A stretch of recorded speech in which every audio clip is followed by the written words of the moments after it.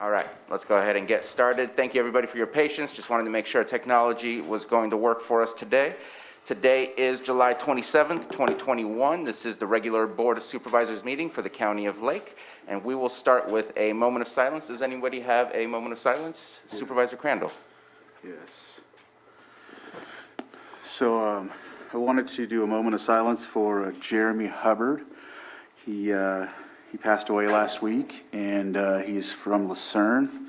He's a talented musician, singer for a band named Fanarin. He's an Upper Lake High School graduate, and he'll be greatly missed. He's a father, and he leaves behind some children. So I'd like to do a moment of silence for Jeremy.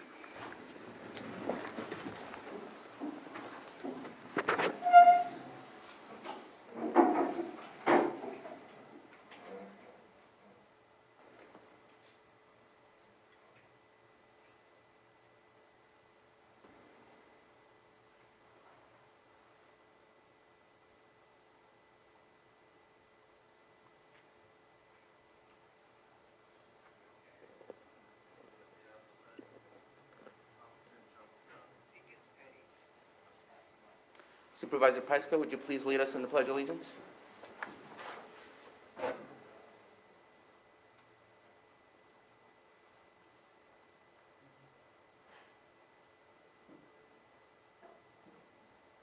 Looks like we might have some technical difficulties, so let's go ahead and, does anybody on Zoom hear me? Nobody on Zoom hears me. Can we fix the Zoom not hearing us at this moment in time? And since we are all here in the public, we're going to continue with the Pledge of Allegiance. Supervisor Simon, would you please lead us? Take me off. Pledge allegiance to the flag of the United States of America and to the republic for which it stands, one nation, under God, indivisible, with liberty and justice for all.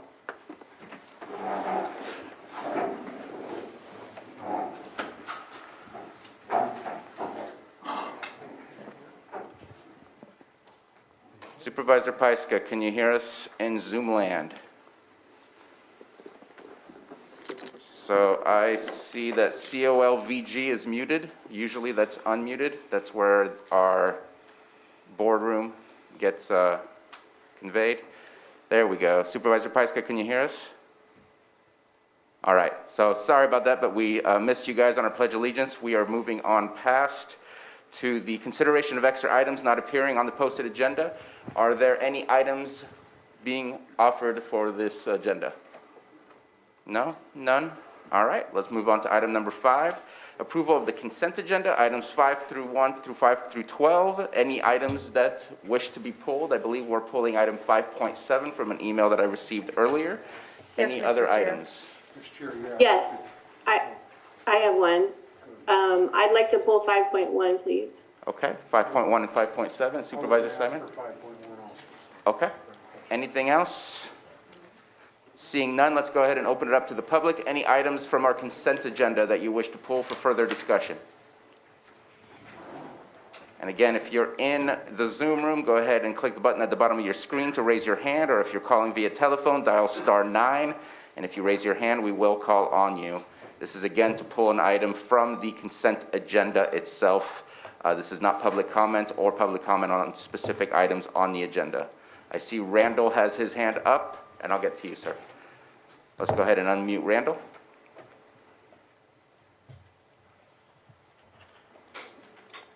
Which item would you like us to pull for further discussion? Can you guys hear me? We can hear you. Which item from the consent agenda would you like to pull?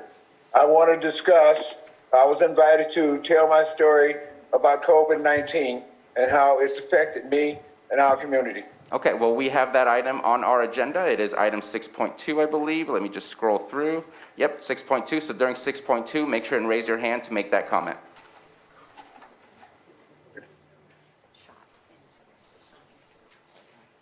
Okay. So at Bruno, this, we're unable to see the boardroom. yes, and we are working on that at this moment in time. Let's go ahead and continue with the consent agenda at this moment in time. And again, in the boardroom, there was one gentleman who wanted to pull an item from the consent agenda, or do you have a comment on an item that is already on the agenda? Well, I'm trying to find out if, in fact, I'm on the agenda. My name's Larry Christensen, and I talked to you a couple times that we're going to be on the agenda today, and I did not see that. So I believe your conversation is regarding trucking of water? No, it's regarding the ramp closures and the impact on the county. Oh, no, those are not on this at this time, and we can go ahead, if you don't mind, we'll take a 5-minute break as soon as we're done with the consent agenda, if we don't solve the video, and I'll go ahead and talk to you directly. The video is up now. All right. The video is up. If it's possible for you to hang out and we can talk during the break, or I can reach out to you via telephone. But I'm going to move on with the meeting because we're having a private conversation during the meeting, and I apologize for that. So we are pulling item 5.1 and 5.7. We're bringing it back to the board for action on the rest.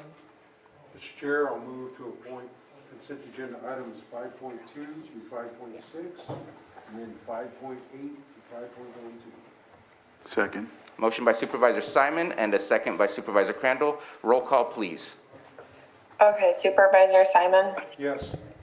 Supervisor Crandall, Yes. Supervisor Scott. Aye. Supervisor Pyska, Yes. and Supervisor Sabatier. Aye. Yeah. Mr. Chair, regarding 5.7, would you be willing to suggest a time so that staff that would be presenting that can be productive and come back later? Let me see. There might be an opportunity between our 9:35 a.m. and 10:30 a.m. items, so maybe around 10 o'clock. Okay, 10 o'clock is the approximate I'll give them. And I apologize, sir, we do have at 10:30 a presentation on the current status of the drought, which is regarding that conversation as well. So I apologize for that misinformation. 5.1, let me just take a quick look. I think that'll take a little bit longer, so let's go ahead and continue with our timed items. 9:05 a.m. item, public input. If anybody has any public input on items that are not on the agenda, if they are on the agenda, let's go ahead and wait for those to come up. If you have any public input for items that are not on the agenda.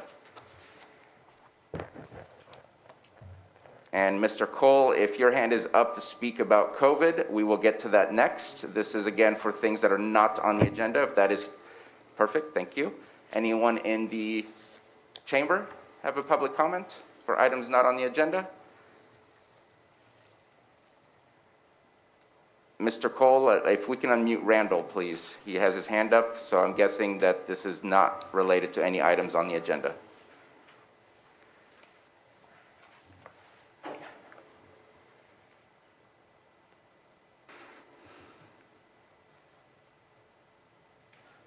Randall's here, can you hear me? Yes, we can. Okay. And you have I want to three- give you a play. And you have I want 3 you to have- minutes. Is it ready for me to speak? No, at this time, we are not on the COVID-19 topic. Again, I stated Okay. if it's not related Just to it. Let me know when. Okay. Then we're going to close down public comment and move on to item 6.2. Just real fast, just wanted to notify, I think it's Donna who put in a e-comment that it's in, we have it on record. Okay. Just so you know how sometimes they send it and they don't know if we got it or not. I just wanted to make sure she knew we got her. Thank you for that. We did get a number of e-comments over the course of the last 24 hours. Moving on to 6.2 or 9:06 a.m. item, consideration of update on COVID-19. And today with us, we have Dr. Charlie Evans. Thank you very much for being here today. And also we have Director Pomeroy with us. The floor is yours. Good morning, Board. Thank you so much for the opportunity to present again on COVID-19 and our current response. I'm going to turn it over to Dr. Evans for a quick note, and then to Sarah, our epidemiologist, for the epi update. And then I'll be coming back on to provide new information on testing sites and vaccination sites. So thank you, your Board. It's all yours, Dr. Evans. And you're still muted, Dr. Evans. Hear me now? Perfect. Great. Thanks for inviting me to come speak to you today. This is my first role in acting as your interim health officer. And to begin, I would really like to have Sarah give her epi update, because the information on the update really focuses and frames what I want to talk about. So if we could have Sarah present her epi update first. Perfect. Good morning, everyone. Thank you, Dr. Evans.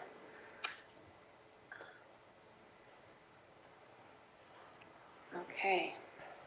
So things are changing rapidly in the state and in Lake County. On the left, we're looking at the daily test rate per 100,000. Lake County is this darker black line. You can see in the recent weeks, there's been an increase in testing in Lake County. At the same time, you see this dramatic increase in testing positivity from mid-June, down from a low of about 1% to the most recent testing positivity is 17%. This is higher than the county has experienced throughout the pandemic. You can see during the same time period, really from about mid-June, the state has had a dramatic increase, though not near that of Lake County, from about 1% to nearing 6%, the most recent time period reported here. So we're going to look at the daily case rate and the dramatic increase in new cases in a couple of ways, because I think it's really important to understand what's happening in the last couple of weeks. So on the left, first, we're looking at the daily case rate per 100,000. Lake County is in this black line here. Again, you can see from your low in mid-June, about 1 per 100,000, to the most recent 7-day average is 31 cases per 100,000. Lake County has had the highest daily case rate in the state, pretty much for the month of July. You can see the state is increasing as well, and I'm going to share some of their numbers, but obviously you can see the slope of this line is increasing rapidly in Lake County. We did, unfortunately, there was a 65th COVID death within the last week, and so we are now reporting 65 total COVID deaths in Lake County, and you can see that represented here.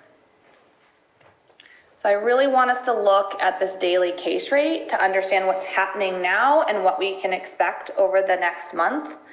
So here we're looking at the daily case rate of Lake County here in orange. You can see at the peak in the surge, the peak for the state and the peak for the county in the winter. For Lake County, it was just under 70 per 100,000.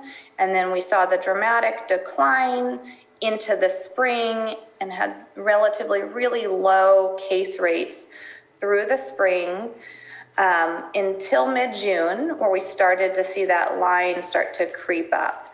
And so what's different between this slide and the slide I just showed is this previous slide was a 7-day lag. Here I'm removing that 7-day lag because I want you to see that while I just reported 31 per 100,000 for Lake County, when I remove that lag, we're looking at 50 per 100,000 daily case rate in Lake County.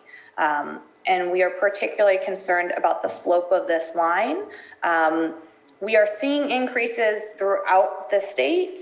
And I've highlighted some of your neighboring counties, Sonoma and Mendocino in the red and the orange, and you can see that they're experiencing increases as well, but nowhere near to the extent that Lake County is. One last way of looking at it, because I think it's helpful to look at it by just raw numbers as well. This is the epi curve that's been presented to the board and community previously. Taking you back to looking at the peak for Lake County in the beginning of beginning of the year, about 300 cases per week. Well, for the week that just ended this weekend, the week of July 18th, we have identified 250 cases. I expect we'll continue to see this number change and likely increase as more lab results are received. So again, this is just showing you again, mid-June to present. I expect we will continue to see the number of cases grow over the next couple of weeks and the next month, given the trajectory that we're on. I would not be surprised if next week we're reporting near 300 cases for this current week. So just wanted to give you some more information about recent cases. So this is cases that we opened at the health department from July 1 to July 26th. I ran this last night. That's 551 cases are people with lab confirmed COVID. 1 in 3 of these recent cases live in Lakeport, 1 in 5 live in Kelseyville, and 89 or 16% live in Clear Lake. You can see the rest of the communities listed here. Continues as it is statewide, continues to be in younger people ages 20 to 44. Half of the cases are among 20 to 44-year-olds. This has been pretty steady for us throughout the pandemic. They make up 26% of the population, but 51% of the cases. Children and adolescents are less likely to be infected, about 12% of the recent cases, and still doing a good job of protecting people 65 and older, 8% of the recent cases compared to 22% of the population. So I wanted to share the latest data on post-vaccination COVID infection. So I'm going to slowly walk through this table on the right to be really clear about what these data represent. So here we're looking as of 2 days ago, July 25th, the number of fully vaccinated Lake County residents was over 28,000 people who were fully vaccinated. At the same time, we had identified 68 cases among fully vaccinated individuals. So this is someone has been fully vaccinated, they've had their J&J or they've had their 2 doses of the other vaccines, and they've tested positive for COVID after that, they're fully vaccinated. So 68 people. So that is 0.238% of people who are fully vaccinated in Lake County have had a post-vaccination COVID infection. So said another way, on the left, 99.76% of individuals who are fully vaccinated have not tested positive for COVID in Lake County. Quickly, just want to highlight, as we've been here before, as we've seen the increase in the daily case rate, we're going to lag by a couple weeks. We're going to see an increase in hospitalizations. So here we're looking at 2 days ago, there were 10 COVID hospitalized patients in Lake County. You can see at the peak in the winter, it was a high of 12, that 14-day moving average. You can see the lag behind our daily case rate, increasing number of hospitalizations, as it has been throughout the pandemic, noting that this does not include Lake County residents who are transferred out of county. At the height of the surge, we were better able to track that, and we saw that about 50% of patients at this time were being transferred out of county. I cannot speak to the percent of people that are being transferred out right now, but know that it only includes people hospitalized in Lake County. And then you can see on the left, again, 2 days ago, the last report, 3 COVID ICU patients, and this line increasing and how it compares to the 14-day average during the winter surge. So before I go into the latest data on vaccination coverage, I wanted to highlight some things statewide. Daily case rates are going up statewide, so about 2 per 100,000 in mid-June, up to about 14 per 100,000 last week. Again, Lake County is well ahead of that with the 7-day lag, about 31 per 100,000, but looking at just the most recent time period, I'm seeing about 50 per 100,000, which is significantly higher than any other county in the state.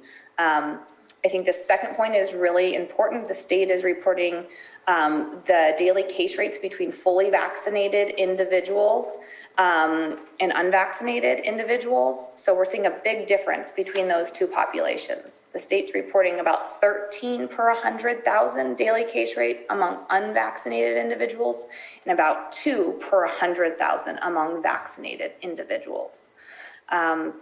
I was looking at our data and seeing that there's about 7 times, there's people who are unvaccinated are about 7 times more likely to be infected with COVID than people who are fully vaccinated in Lake County.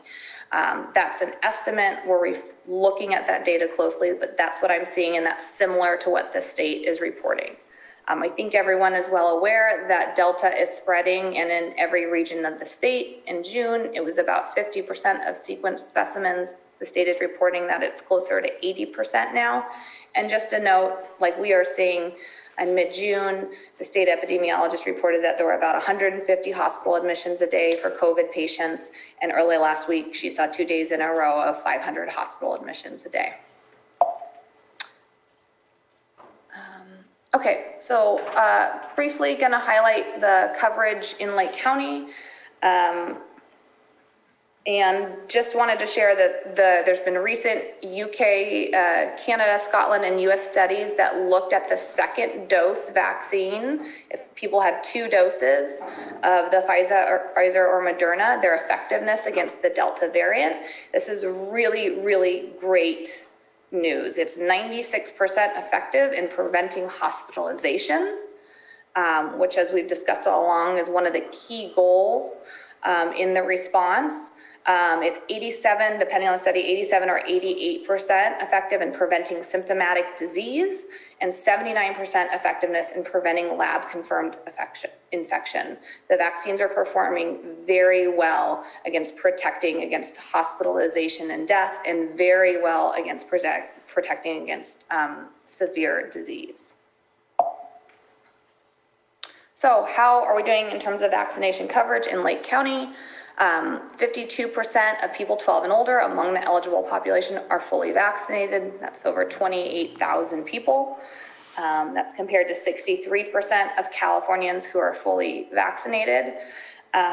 One thing that I just want to note here on this slide, if we think about the surge, the increase that's happening in Lake County right now, is there's still 41% of the eligible population that's unvaccinated. And that doesn't even include, people under the age of 12 who are not yet eligible.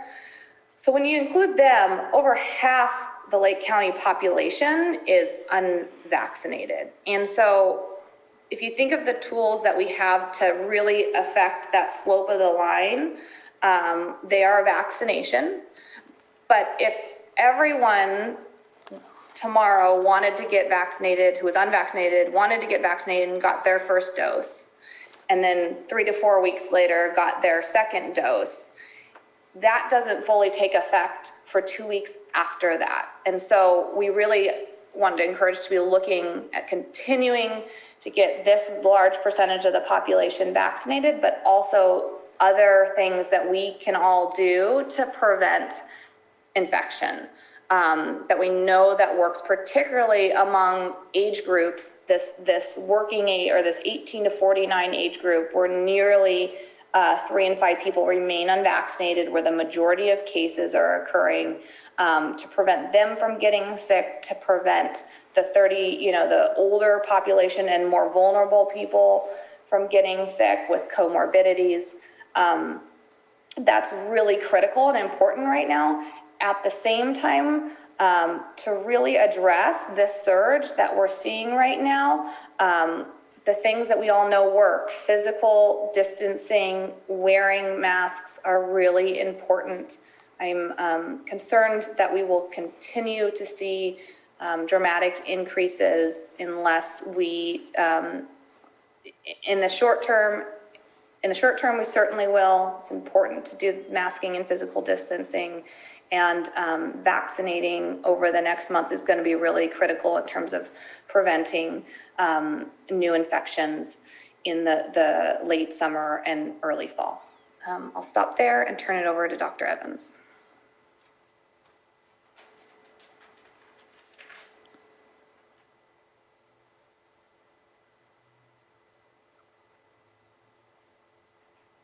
Can you hear me okay? Yes. Yeah, so thank you, sir. That was a great report. And I know we would all like to believe that we were through the COVID-19 pandemic and that it's all behind us, but unfortunately it isn't. And as Sarah pointed out with her presentation very clearly, we really have a house on fire, and it's time that we all huddle together and put that fire out. Unlike a year ago, we now have the tools to do that. We are lucky enough to live in this country where we have an abundance of vaccine that is available to all who are eligible. Next week, I'm going over to Kenya, where I started a clinic years ago, and do some work over there. Only 2% of their population is vaccinated, and it's just wreaking havoc in the countryside there. But we don't have that situation here. We have an abundance of vaccine that we can get out to people, and we have an abundance of PPE to protect ourselves when we're forced into close contact with others. And we just need to get down to it and use those tools. So I asked myself the question, why is Lake County leading the state in reinfection? And I believe it's multifactorial. It's not just one thing. Some of those factors we can control, and some of them we can't. First, I think as Sarah pointed out in her discussion, the surge really started right at the middle of June. So what happened in the middle of June? In the middle of June, we released the mandate on masking, and unvaccinated individuals were still requested to mask when indoors, but vaccinated people were not requested to continue masking. And I think the result is that most people did not mask. And so if we're 50% vaccinated, then we should see 50% of people masked. And I don't think we're seeing that. So we can't understate the value of masking when in crowded places or when indoors. Second, I think we're seeing a bigger increase because we're lesser vaccinated. So I think the numbers Sarah presented were 52% of our population is vaccinated, and of the risk group from 18 to 49, it's only 35%. So that's a little more than 1 in 3 in that group. And those are the people who are out and who are active, and those are the people who are getting infected. So thirdly, and that's contrasted to the state average of 63%. So, you're going to see a higher rate if you're less vaccinated. Thirdly, and we can't know yet how big a factor this plays, but it's the new variant in the mix, and we don't know for sure how many of our infections are the Delta variant. With time we will, but I can only guess that we're seeing a significant number of infections from the Delta variant. And I want to speak a little bit about variants because I think it's really important for everybody to understand how the variants come about, and I'm sure many of us want to know when they're going to stop.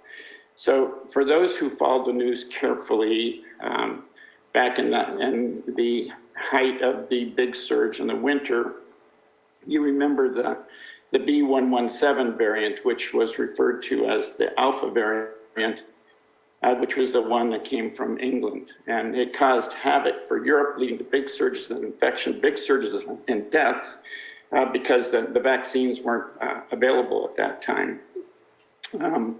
This virus also caused a large rate of infection, a big surge in Michigan and Minnesota in this country. But oddly, we didn't see a big surge in the rest of the surrounding states. It did surge up in Canada. We don't know why it surged there and not in the rest of the states. But we didn't see the big spike in B117 that we thought we would. Again, we don't understand everything, but we do understand a lot more about this Delta variant, which is much more aggressive than the B117 variant. The B117 variant was 40 to 65% more aggressive than the mother virus. The Delta variant has 1,000 times the viral load that the mother virus has. So what that means is when you cough out a nice big cough and you spread virus particles out, there's going to be 1,000 times more virus particles with the Delta variant than with the mother virus. So another way of thinking of this is that we know this virus is airborne. So if you're indoors and say you're at the opposite end of a building where someone is smoking, but the airflow is toward you, you can smell that smoke. Now, if instead of that person smoking, that person was coughing Delta virus out, you would be also breathing in that virus. So that's the way this virus is spreading. And that's why it's so important to mask indoors. So when are the virus variants going to stop? Well, the answer to that is not until the whole world is vaccinated. And, you know, the world is the petri dish for this virus. It's not just the United States. It's not just Lake County. Less than 10% of the world is currently vaccinated, leaving probably 8 billion people more to go. It's going to be a long time before all those people are vaccinated. And as long as there are unvaccinated people for the virus to find, it will continue to mutate. And, you know, what the virus needs is a host that is able to accept it, and that's a host that isn't vaccinated. So I hope this makes it abundantly clear that this virus will find you if you're not vaccinated. Although you can't do much about vaccinating people in the rest of the world, China, Africa, and South America, we can do a lot about that here locally. And I think it's important for us to act locally and do all we can to decrease the mortality that this virus is going to wreak on our home communities. I want to say something about schools. I think we fully expect the schools to reopen in the fall. And if your child is of the age that they are eligible for a vaccine, I strongly encourage you to get them vaccinated. Although children rarely become critically ill with COVID-19, some do. And so it's important to do all you can to protect them. And when in school, they should wear masks until such time we have a high enough vaccination rate that the infections of COVID are curbed. So one of the areas of good news, if there is good news that we can report, is that although we're seeing another surge, the mortality in this surge is not as high as it was back in the winter. And that is because we've vaccinated a lot of the people who are most vulnerable to COVID-19 and to death from COVID-19. Those would include those over 65, and if you remember Sarah's graph there, those over 65 had a much higher vaccination rate. It includes the immunocompromised, those with diabetes, those who are overweight. So if you or your loved ones are in these categories and are not vaccinated, you are our first priority because you are the ones that are most susceptible to bad outcomes or death from COVID-19. So what can we all do about this? I know we're all fed up with masking and sheltering at home and isolating. But in Lake County, we're facing one of the biggest surges we've yet seen. If we do nothing, this situation will devolve and we will see additional unnecessary death. Last weekend, the hospitals were all at capacity. The ICU beds were full, the med-surg beds were full, all of them, both hospitals. So we're already at that point of critical overload. We know how to stop this virus, and we should practice it. Businesses should keep up their shields to protect their workers and have hand sanitizer readily available. They should have little stickers on the floor that keep people 6 feet apart. These things really make a difference. Employees and patrons of these shops should continue to mask until our infection rates drop significantly. Again, masking makes a huge difference. What we risk if we don't is further overwhelming our healthcare system, and that's going to put the mortality rates above the 0.5% and could go above the 2% because we won't have the capacity to treat them. Fortunately, right now, we do have the capacity in that we are leaning on hospitals to neighboring counties, and we transfer these sick people out. But if we keep on surging, those options will also become overwhelmed. And so it's really important that we take this very, very seriously. There is a clear path out of this pandemic, and you all know what the answer is. It's vaccination. We all need to participate in it, and if those of you who are not vaccinated, you have to rethink it, because it's vital for the long-term outcome for so many people in this community. I want to talk a little bit about some of the myths around vaccination. So the Rural Association of Northern California Health Officers came up with a vaccine myths statement, and it's been circulated on social media and also in papers, but it was well done, and I thought it was worth repeating the 6 myths that they discussed there. So the first myth was, I had the virus, so I won't get it again. To the contrary, reinfection is well documented, and the COVID-19 vaccines result in much higher protection than immunity from infection itself. So even if you had COVID-19 or think you had COVID-19, you're much more likely to be protected if you get the vaccine. The second myth is getting the vaccine is worse than getting COVID-19. Plus, I'm young and healthy. Well, I've worked in the hospital since the beginning of the pandemic, and getting COVID-19 and getting sick is a bad, bad disease. People suffer, they drowned in water in their lungs, and it's a terrible, terrible thing to watch. So getting the vaccine might give you a sore arm. Occasionally there's a complication of it, but it's very, very rare. And the vaccine has a much more predictable outcome than the infection, regardless of your age. Myth number 3 is the vaccine is experimental. It was rushed into use. Well, actually, the technology used for this vaccine is decades old. It's not experimental, and we now have hundreds of millions of people who have experienced the vaccine with good outcomes. It's highly effective. We've not had vaccines that are this effective. This vaccine is more effective than polio and many of the other great vaccines that people have long trusted. And it's remarkable that we have a vaccine as effective as we do. And in this country, we have the Pfizer and Moderna, which are really the model vaccines across the world. And we're so fortunate to have access to them. Myth number 4 is the vaccine will make me sterile. Actually, they've done sperm counts on people. Those haven't been effective in the phase 3 trial of the Moderna and the Pfizer vaccines. They had 36 pregnant women that were randomized to controls and vaccine groups, and there was no difference in outcomes.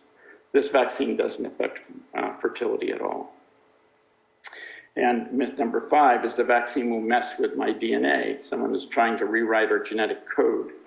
Well, actually, COVID-19 vaccines can't change your DNA. All they really do is give you lasting immunity to the COVID-19 infection. And myth number 6 is we don't know the long-term consequences of these vaccines. And in fact, we do. You know, most of the side effects of the vaccines occur in the first 6 weeks. After that, there's very few.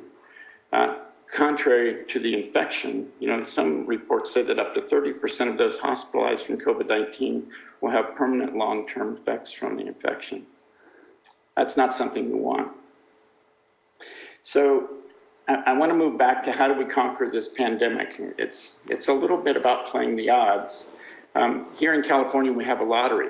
You know, if you play lotto, you have less than 1 in a million chance of winning. Yet many of us buy the tickets because we think that and we might draw the lucky ticket and we could live more comfortably. Well, living without COVID is living comfortably. And that's where the COVID-19 data really gives us a great deal of information. We know now that if you get vaccinated, there is a 95% chance you will not get the virus. That was very clearly shown by Sarah's slide.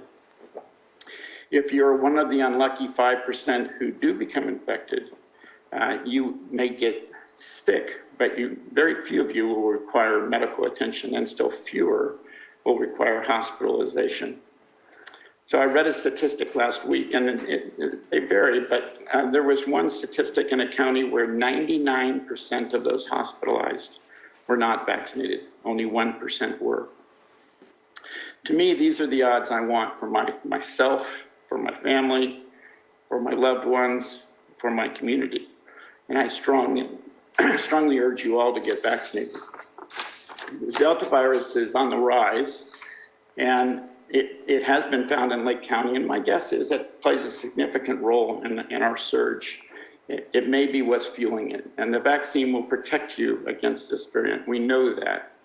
By becoming vaccinated, you do not only help yourself, but you also are protecting your children who are too young to get vaccinated, and you're protecting those who are immunocompromised. Because immunocompromised people, even if they are vaccinated, can get quite ill. All the data and all the science of these vaccines show that they're safe and they're effective, and they protect us from the severe consequence of COVID-19. And those graphs that we just saw show there's no time to waste. If we all get vaccinated tomorrow, we're still going to see a big surge next week. COVID-19 is looking for hosts who are not yet vaccinated. And I'm sure if you're not vaccinated, it will find you. So I strongly encourage you all to act promptly. And with that, I'm going to give it back to you, Mr. Chairman. Thank you very much, Dr. Evans. Appreciate all the data and information provided as well. Any comments or questions from board members? I have a couple comments and questions. Go for it. Thank you, Dr. Evans. I really appreciate this presentation today and really putting all the data into context with what we're dealing with locally in our county. I just want to point out that I've heard the Facebook feed for this section of the meeting is not live. And if we could just clip this COVID update and get it up for people to watch later, I think that's necessary for everybody to see, as well as the Sarah's slides. So we can just get this information out to as many people as we can. I'm wondering, so it looks like the vaccination rate for the 12 to 17-year-olds is 19%. Is that correct? Sir, I'm going to defer to you on that. Yeah, let me take a closer look. I think it's about 20%. Yeah, so 81% of people 12 to 17 are unvaccinated. And we have school starting in roughly 3 weeks. So it's really important for families to consider right away getting their children that are eligible for vaccines, to get that done right now. Before school starts, they're still going to be not fully vaccinated after school begins, but it is time to make that push right now. Have we seen an increase in vaccination rates in the past week? We're seeing it's very slow. For the last 2 months, month and a half, we see about a 1%. Last week I reported 51%. This week I'm reporting 52%. It's very slow. Okay, so hopefully next week we'll see a bigger jump, hopefully. And one other issue that's kind of coming up is we have some large events that are planned. And people are looking for guidance on whether or not to continue with these events.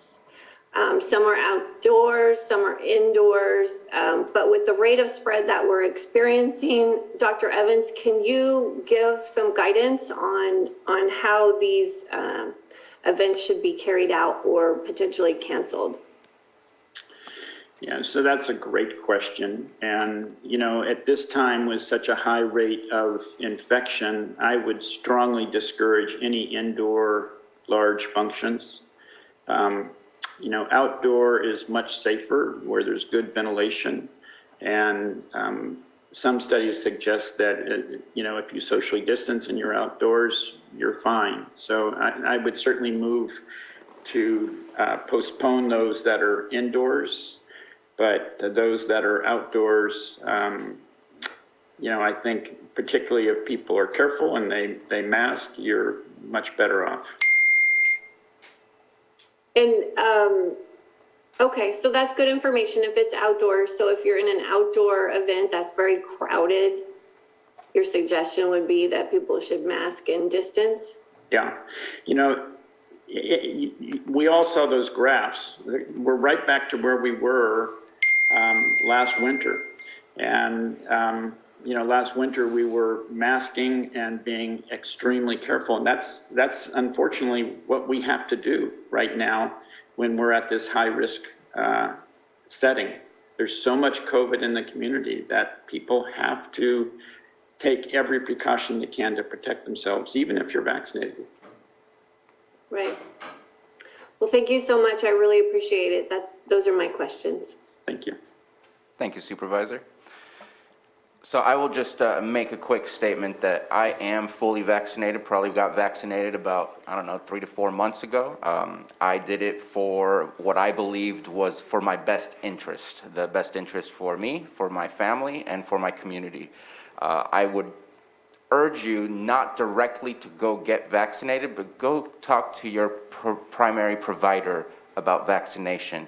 I'm not going to know what your background or your medical history is. Your medical provider will. Have those conversations. Don't just decide what Google or anyone else. Have those private conversations with your medical provider. They will know and understand what your needs are and understand what is happening in our community as well and be able to provide the best guidance. So I would say please make sure and have those conversations with your medical provider so you can make those decisions with better information or the best information. If there's nothing further from supervisors, Supervisor Simon. Yeah, just want to thank you for the presentation today, both Sarah, Dr. Evans, and obviously Denise, and continuing this thing. You know, as far as our updates that we're giving here at the board, at this point, you're either on one side or the other of the vaccination conversation. And so what we're doing is continuing our information so we can educate and try and get the information out there, just as Supervisor Sabatier said, Chair Sabatier, so you can make your decisions, how to protect yourself, your family, and make those decisions. I myself too, and I said it last week, was vaccinated with the Moderna vaccine, and will continue to encourage that with my loved ones, my family members, and folks surrounding myself, and also our employees that we're responsible for. There is an opportunity there, but it is your own decision. And so we'll continue on that path. The ultimate goal that we all know is to continue to have our businesses open and to function in the best way that we can so we can work through this pandemic. And we'll continue doing that. There are, like I said, passionate folks on both sides of this. You make your own decisions for your families, but we're going to continue to provide the information and to be educated as we move through this process. So I myself, I said it last week too, I am not a doctor. We'll look to gather the information and to make those decisions. But as folks said, well, what are you doing? Well, I made the decision and I felt like taking the vaccine was the right thing to do, and I've done that. So as we say, you know, and I said it last week, you'll see as we move through this process how it affects folks. So not only asking folks to do what they need to do, but also did it. So I would not ask someone to do something that I would not be willing to do or put myself or my family in that place. And so we'll continue with this messaging. So I want to thank everybody from the Public Health Department, all of our hospitals, as we've heard. You know, there were quite a few folks that were in the hospital. You know, I wish everybody good luck and, you know, good health to get out of the hospitals. And not only do I employ all of our employees here at the county we're talking about protecting, but also have business and a tribe that we're protecting on my behalf. And we'll continue to give that message of please take an opportunity to get that vaccine. The worst thing we want to hear is losing a family member just over some information that may or may not have been correct, but please have those conversations, as Chair said again, with your health provider and hopefully move in the right direction. But other than that, if you're not going to, please wear a mask. It is inconvenient, but it could save your life, other lives, and that's all that we're asking. So thank you. Thank you for those words. Any further comments? I do have Director Pomeroy. I missed that her hand was up, and so before we open it up for the public, Director Pomeroy, the floor is yours. Thank you, Chair Sabatier, and thank you, Dr. Evans, for your update, and Sarah for all of your work on your epidemiology.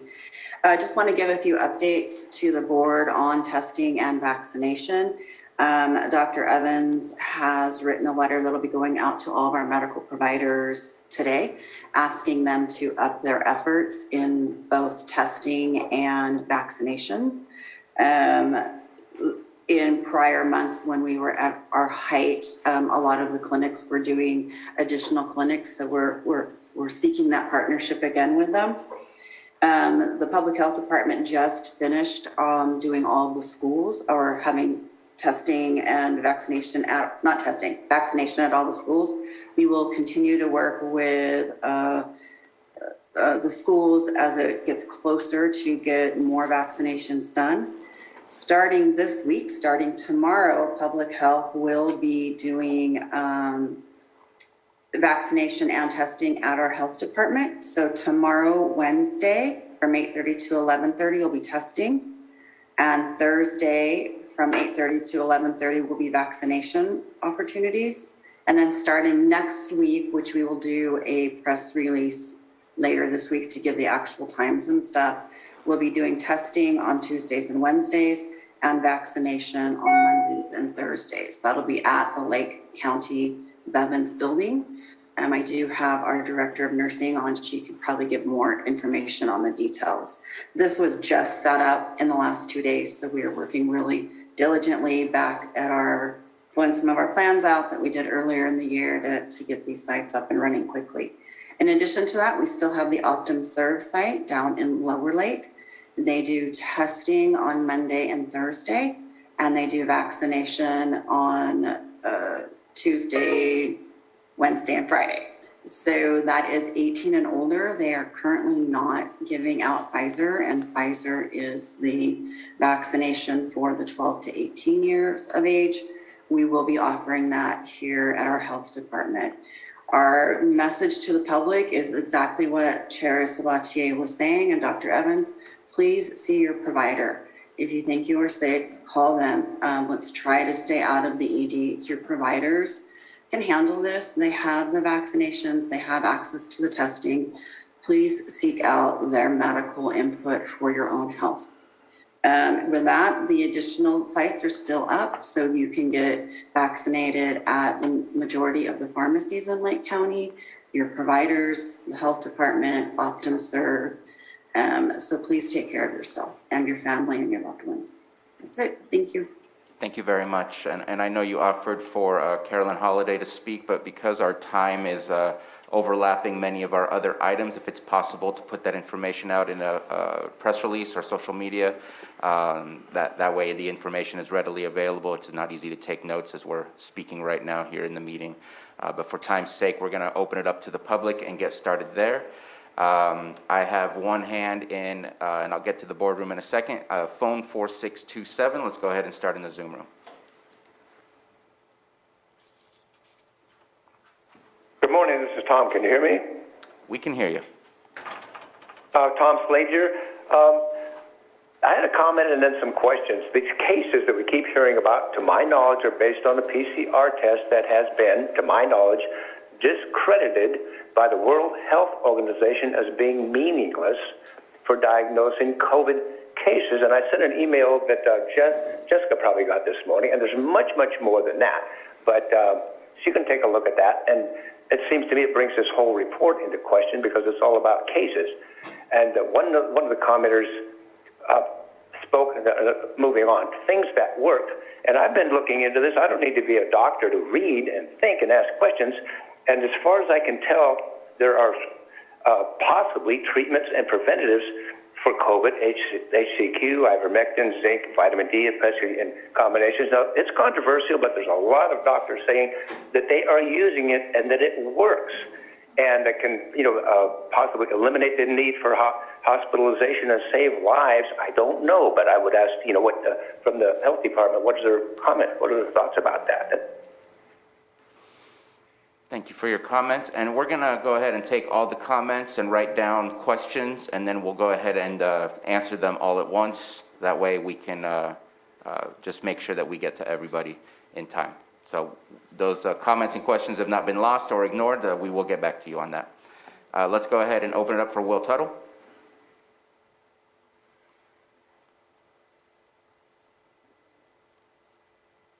Yes, okay, yeah, this is Dr. Will Tuttle. I'm, again, publicly questioning the official narrative about COVID as it's being rolled out here in Lake County, because it's a direct attack on our constitutional rights and freedoms as well as on our health on every level. I'm also speaking on behalf of thousands of people here in Lake County who feel the same way I do about this, but don't speak up at these board meetings because they believe, perhaps rightly, that it's futile to do so. I was born and raised in Concord, Massachusetts, the birthplace of the American Revolution against British tyranny, and I was raised to honor the memory of the townspeople who in 1775 gave their lives in the first battle of the Revolutionary War at the Old North Bridge in Concord. And with their blood and their courageous example, they helped to lay the foundation for our Constitution, guaranteeing our rights and freedoms, and that the government is only by the consent of the governed. And yet in less than a year, we have seen these precious freedoms and rights seriously eroded by the fraudulent narrative of a medical emergency, forcing people to shut down their businesses, wear masks, distance from each other, and leading to sharp increases in suicide, alcoholism, drug addiction, and spousal and child abuse.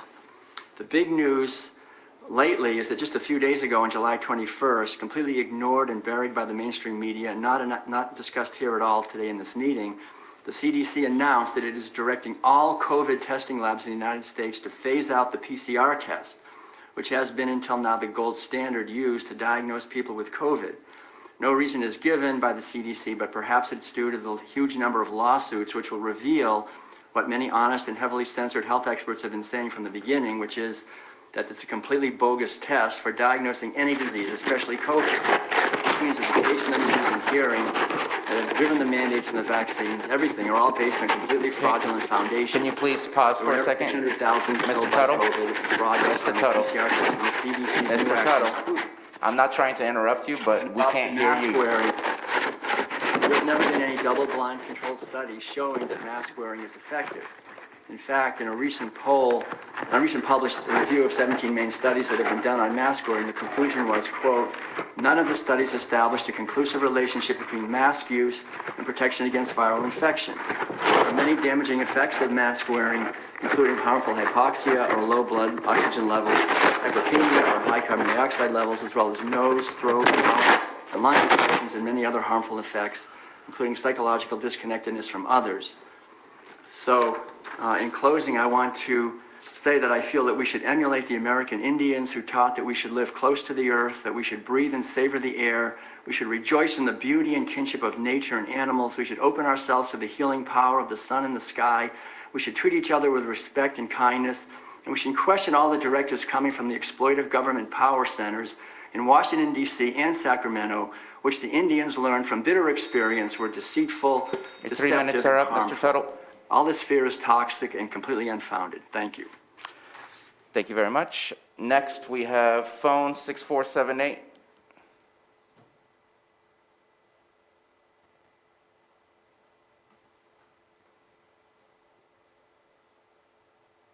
Hello. Can you hear me? Yes, we can. Yeah, my name is Madeline, and I think it was very good what somebody said in your crowd, that we have to look at it and not to be right away vaccinated, because we should see both sides. And I think it's missing. We hear your side, I mean the side of precious vaccination and mask wearing, distancing and all that for a whole long time. But there is nobody there who talks from the other side why not to be vaccinated, why the masks don't work, and all these things. So how can we make a wise decision? I like to ask you this question and be answered, and have somebody there who also speaks about the other side at length, and not just 3 minutes. That's not long enough. Some people of us are very, very knowledgeable, and they know a lot about why not to vaccinate, why masks don't work, and they don't have enough time and you have so much time to explain why to be vaccinated and kind of with a little power in behind to push it on us. So I ask you this question. We like to have somebody represented there who can talk at length about why all these things don't work and why it's untruth what we hear. Thank you. Thank you. I see no further hands up on the attendees. I am going to call on Randall, who tried to make a comment multiple times. This is your item that you wanted to speak on. If you don't raise your hand, I'm going to move on to the boardroom.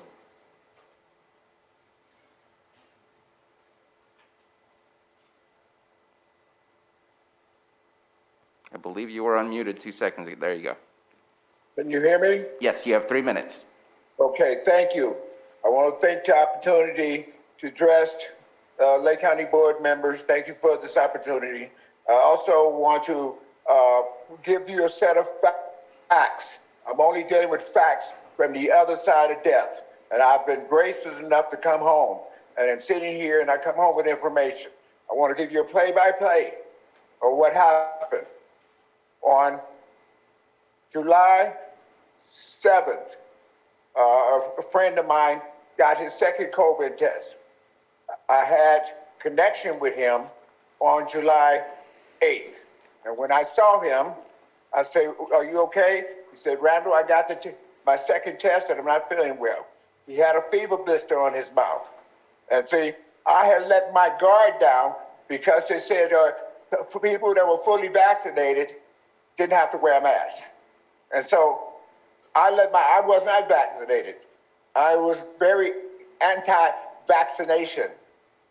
And so with that said, when I saw him on the 7th, on the 9th, 24 hours later, I was hit with COVID-19.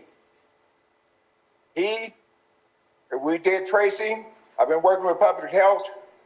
We traced it down. That was the only guy I had contact with.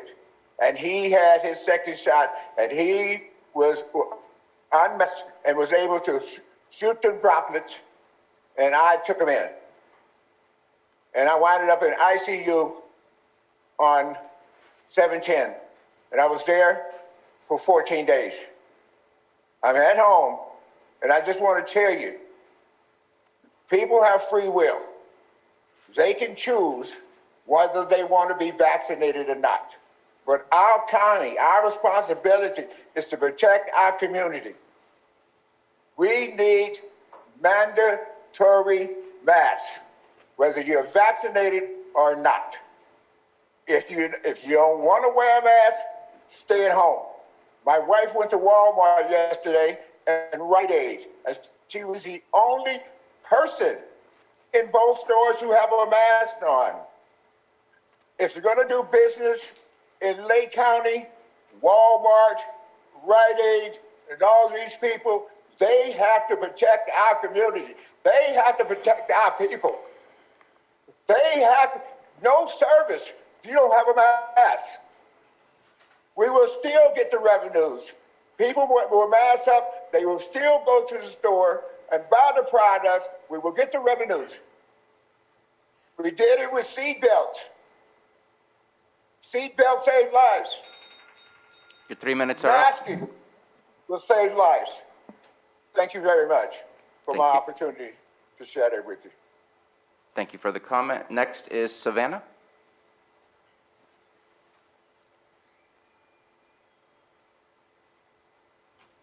I just wanted to say a big thank you to the Board of Supervisors and to Public Health. Just thank you so much for the transparency. I know everybody's working really hard. I know this is a difficult situation. I myself am in education, and it's been a really difficult road managing COVID and managing how to keep our students safe and how to keep our staff safe. So we just really want to say a big thank you to you guys for all the hard work you're doing and all of the effort that you're putting into to keep the community safe. Thank you for your comment. Next is Leonardo Rodriguez.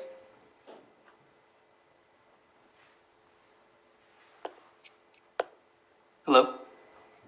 We Okay, awesome. Hello, my name is Leonardo David Rodriguez. I'm the student trustee at Mendocino Community College, and I just wanted to comment on education and what COVID has really done to education. It has completely thrown off so many students, and we thought vaccination would help us with that. But in a county that's only 50% vaccinated and a Delta surge, it doesn't look like schools should start reopening again. Especially when this variant looks like it affects younger people even more.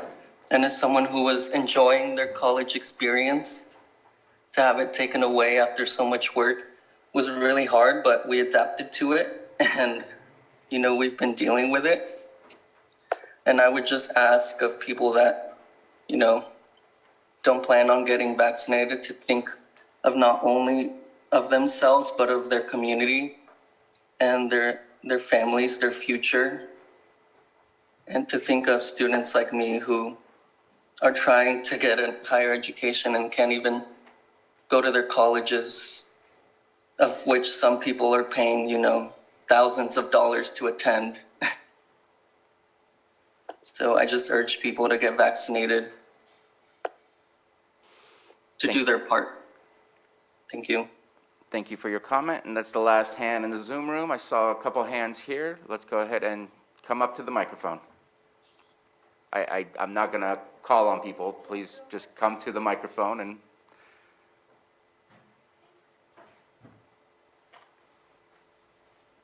the only reason I call people in the Zoom room is because their names are actually printed right in front of my face. I don't want to get your names wrong. Thank you for your consideration. It's very much appreciated, all your remarks. And to the scientists, Dr. Evans and Sarah, I have been familiarized with a lot of that information, and a lot of it is bought by the industries, Pfizer, Moderna, and manipulated data. To that effect, I would like to say that 12 American healthcare professionals, among a growing many more, have had their careers and lives threatened, social media platforms censored and deleted, and been labeled by the CEO of the United States Incorporated as disinformation dozen, all after sharing the truth and evidences that they've come across in their work that have conflicted with and exposed the media-driven fear pandemic organized by the companies whose science you say you trust. The CDC is a vaccine company whose guidelines have been blindly trusted as sound science, destroying livelihoods and cognitive and social development and basic rights and freedoms around the world until now. This was all based on inflated case counts as a result of the RT-PCR test designed using gene sequences of the 2003 SARS coronavirus, because to this date there is still no SARS-CoV-2 viral material available, only synthetic nucleic designs thereof. The WHO tacitly admitted this January that all tests conducted at or above 35 cycle thresholds are invalid. Why would I come across the county with this information I've gleaned with data, science, studies, and statistics up to my eyeballs that I've pored over for the last 16 months when I don't have children or feel any pressure to partake in any gene modification experiment or cover my airways for anyone, and don't ask that of anyone I know or anyone I don't know? 30 years I have loved and lived science. Today, I love and live in truth.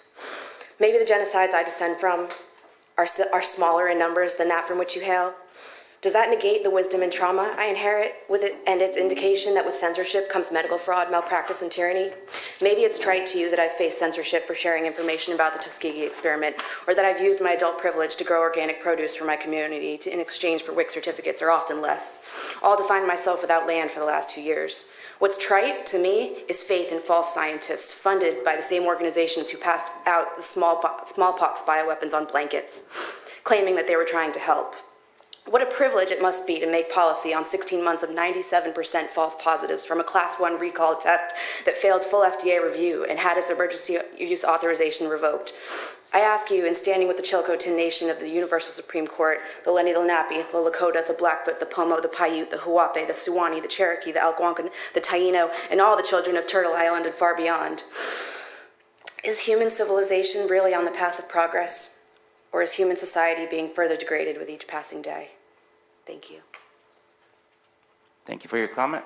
Next hand. I'm sorry to interrupt, but can I get people's names? Oh, we didn't get your name. If we can please get your name. Thank you for reminding me, Joanna. Thank you. Ahava Rose from Middletown. Thank you. Next. Go for it. Go for it. She's just taking a stroll.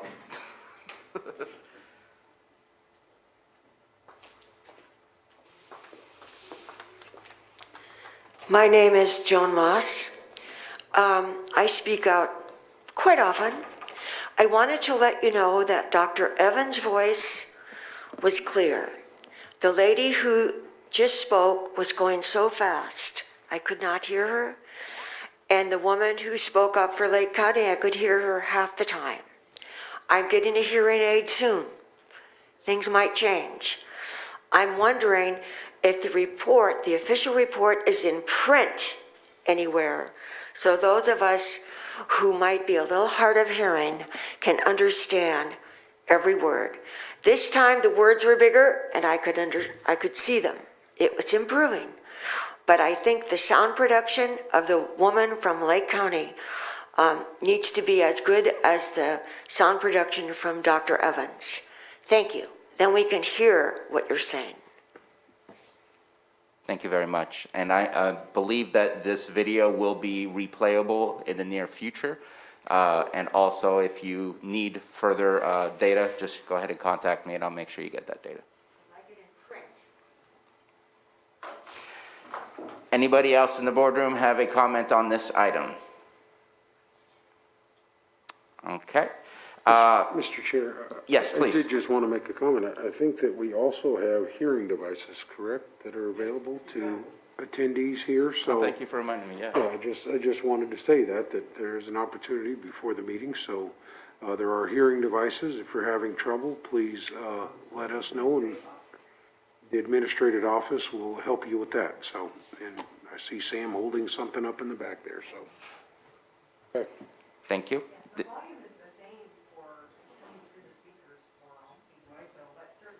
Your microphone is not on. Well, I was going to say the volume is the same when it's projected in the room, but people's pitches vary. Yeah. So. And unfortunately with Zoom, different equipment does different things. One of our speakers, there was a lot of rubbing on the microphone or some kind of other noises in front, so we can't control everything that happens with so much equipment being used. But we seem to be done with public comment, so I am going to bring it back to the board. Before I ask Dr. Evans to make any response to some of the medical stuff that was stated, I do want to make some corrections. I did look up some of our death reports from last year. Suicides are down in Lake County, not up. Do they still happen? Yes, and if they're personal, they are absolutely debilitating to friends, families, and anyone connected. But there is not an increase in suicide, nor at one point, we heard from our sheriff that there was not an increase in domestic violence either. I'm not sure what that overall number looks like for the full year in comparison, but we were getting information. So what you read in the national news does not always equate to this is what's happening in our local communities. And so we need to make sure to not use the Simpson paradox of looking at the aggregate and thinking that it's happening exactly the same here in our own little county where we have different numbers and different reactions and different ways of living in a unique culture as well. And I'll just stop there. I will not make any slight comments so as to not distract from the real conversation.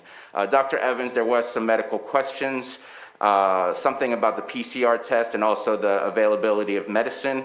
I'd rather you take a look at that and respond versus my response to that. Thank you. Can you hear me? Yes, we can hear you. So first, Tom mentioned that the PCR test had been discredited. So, I have to differ with you, Tom, on that. I'm an ER physician and have been for 37 years. We use PCR tests in many different modalities, and it's an extremely sensitive test. It tests the DNA of the virus. And the only time it falters is when the test is not administered correctly. But it has been a life-saving test that has allowed us to detect the COVID-19 virus on numerous individuals and know whether to hospitalize them, know whether to treat them as outpatients. It's been a life-saving test. And you were correct that there are other treatments that people can do to prevent getting COVID-19. And you mentioned vitamin D, zinc, vitamin C. And all these have been looked on favorably. There have been studies done on them. I am one that's not a big proponent of promoting drug companies and vaccine companies for the business, but for the science. And taking vitamin D, taking zinc, taking vitamin C is certainly not harmful and may be helpful.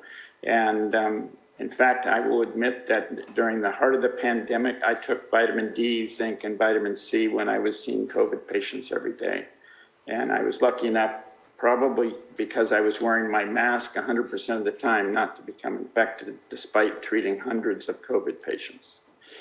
So with regard to Mr. Tuttle's comment about the mask wearing is not protective.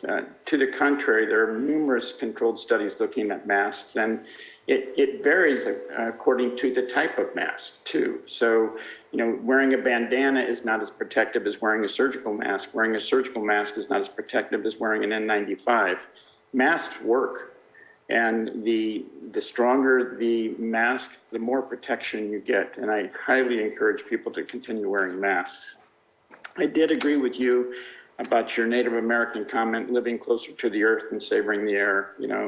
Every time we can do that, good for us, because that's what life is living. To Randall, I'm really sorry that you became infected. I have seen your story so many times, and I really applaud you for speaking up for the mask. And I think that if more people were to wear masks, you're right, we would not see the surges in infection that we're seeing. To Madeline, you said, let's not rush into this with regard to vaccinating. We're over a year into this pandemic, and we've had vaccines for about 9 months.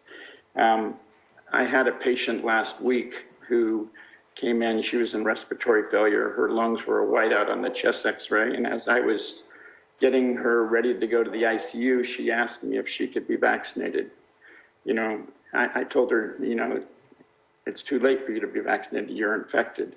And I think it's really important that we're not rushing into anything here with the vaccines. We have nearly 1 billion people vaccinated. This isn't about making the vaccine companies wealthy. This is about protecting you. If you go to any ICU in this state, you're going to see COVID patients on ventilators. Many of you have experienced death in your family, and the numbers are huge, but when it's somebody in your family, it's horrible. It's just horrible. I lost a family member to COVID. Leonardo, I really sympathize with you and what you're going through with trying to educate yourself, and I completely agree that wearing masks is the way out of this. And I certainly hope that we can get people vaccinated and get schools to be safe. That is our goal. And those are the notes that I took. The woman who spoke fast, and I didn't get her name, she was talking about vaccine companies doing things that were more in the interest of their company. Vaccine companies makes vaccines, and they're for-profit companies. But I can't tell you how fortunate we are in this country to have this kind of technology widely available to us. As I mentioned, I'm going over to Kenya next week to work in a clinic that I helped start 30 years ago.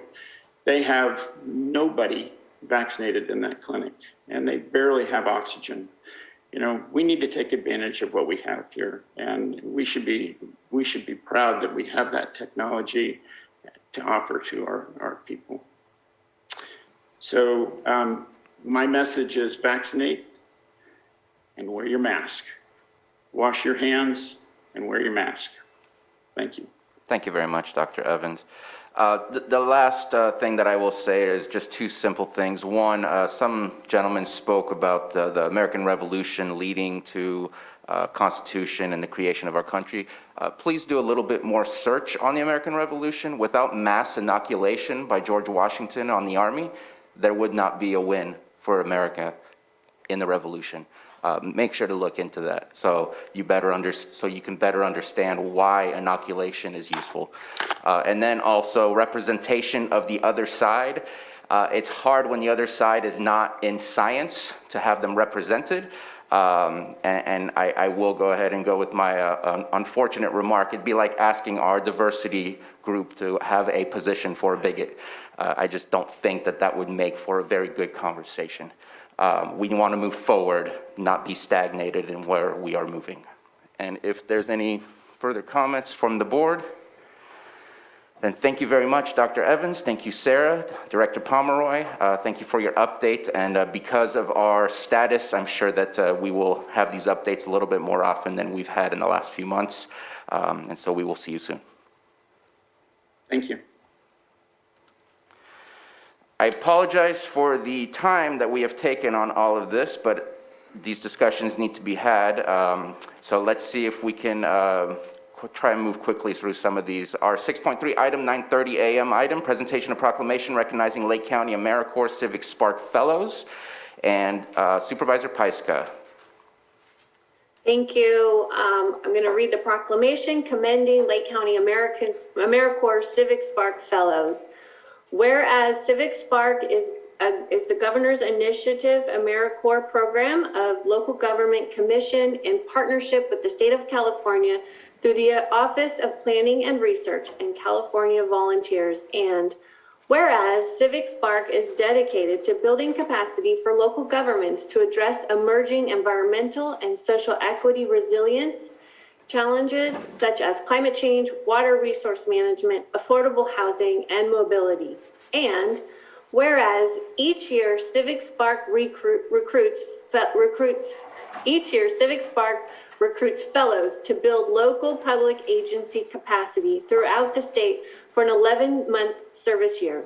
And whereas during their service, Civic Spark fellows implement a needed sustainability and resilience project while building long-term capacity to ensure the work is sustained after their service year is completed. And whereas Civic Spark has had a presence in Lake County community since 2017, with a total of 13 Civic Spark fellows who have served the Lake County community, dedicating over 170,000 hours of service and the community. And whereas Lake County Civic Spark Fellows have implemented many projects in the community, including automatic metering implementation, Storm Flow 2017, Conservation and Hazard Mitigation Plan, and water conservation through AMI and GIS in Hidden Valley Lake, storm flow assessment, locating and identifying utility assets and GIS mapping, and storm flow analysis and capacity assessment in the city of Lakeport, GIS-based fire resiliency prioritization plan for Lake County through the Clear Lake Environmental Research Center, and the ARC GIS-based asset management system development, and the Clear Lake shoreline assessment and inventory with the County of Lake. And whereas Civic Spark Fellows are also tasked with planning and implementing volunteer engagement projects in their community, and Lake County Civic Spark Fellows have dedicated over 1,300 additional hours developing and implementing volunteer engagement events throughout the Lake County community. Now, therefore, be it proclaimed, the Lake County AmeriCorps Civic Spark Fellows are hereby commended for their dedicated service to the people of Lake County, and we extend to our previous, current, and future fellows happiness and great success in the years ahead. Issued on this 27th day of July 2021. So I just want to really show my appreciation for the Civic Spark Fellows that we have, that have come before this year and have worked through this year. And I'm hoping that we have Deputy Director Delijanis on here to read the names of our 2020 and 2021 fellows.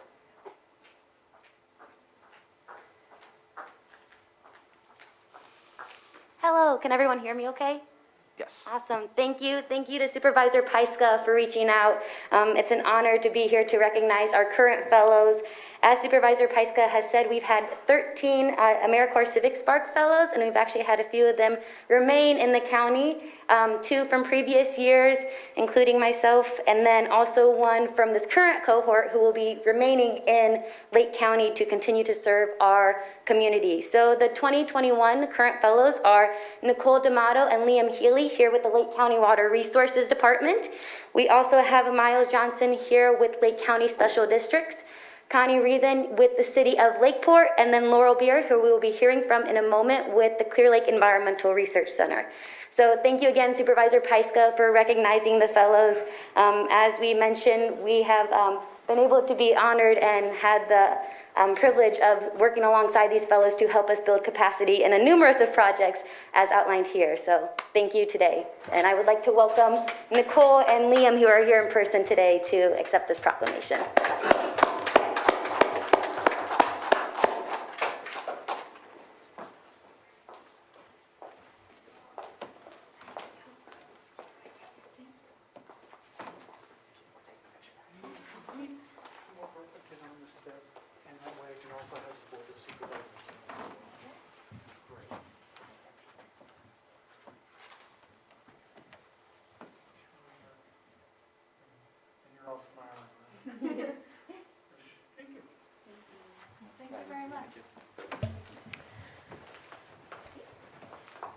Mr. Chair, should we revise our time estimate for taking up item 5.7? There's a member of the public and also staff. And You and I were on the same page, absolutely. We are so far behind right now on our current agenda that I was trying to figure out where it is that we would be able to fit it in.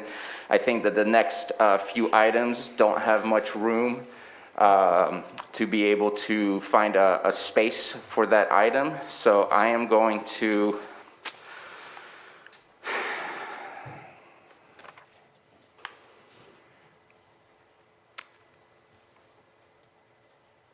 I think I'm going to have to kick it to 2 p.m.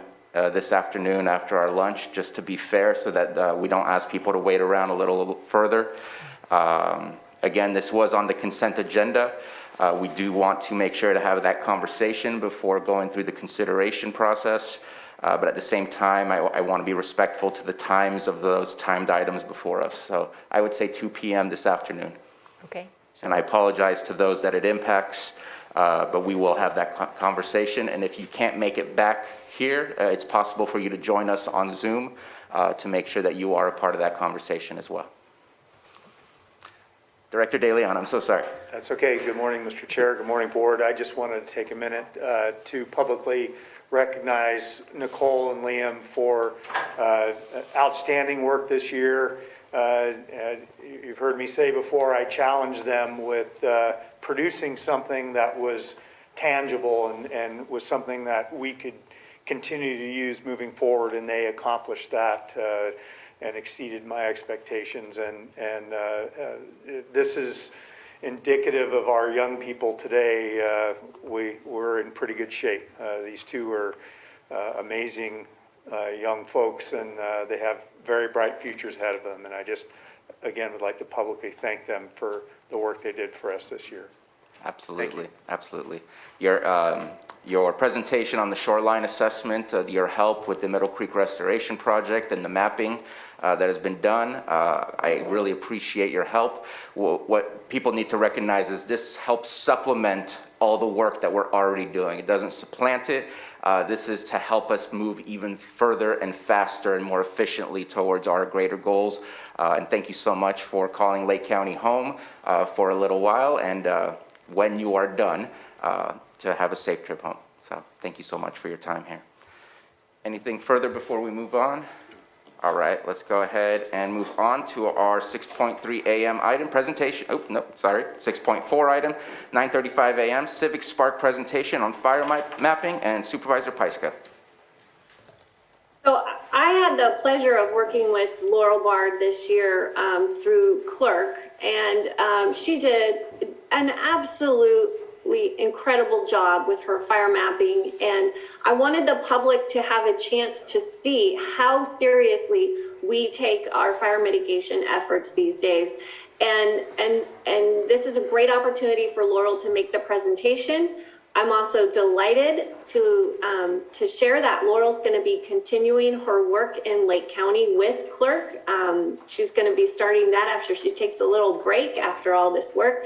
So I want to pass it over to Laurel, and I think you're going to be pretty impressed with the amount of work that she's done and really moving us forward into the next place that we need to be with fire mitigation and hazardous vegetation management. Thanks, Jessica. I'm really excited to present, and it's been great working here in Lake County for the past year, and I'm excited to continue with Clear Lake Environmental Research Center in the future. My presentation should only take about 15 minutes, so even though there's an hour blocked out, hopefully some of that time can go to getting us back on track time-wise. So I'm going to share my screen. Let me see. Here we go. Can you all see? Great. All right, so this is a presentation that showcases the work that I've done over this past year, organizing the community and sharing data and organizing data about fire management so we can tackle wildfire risk in the future.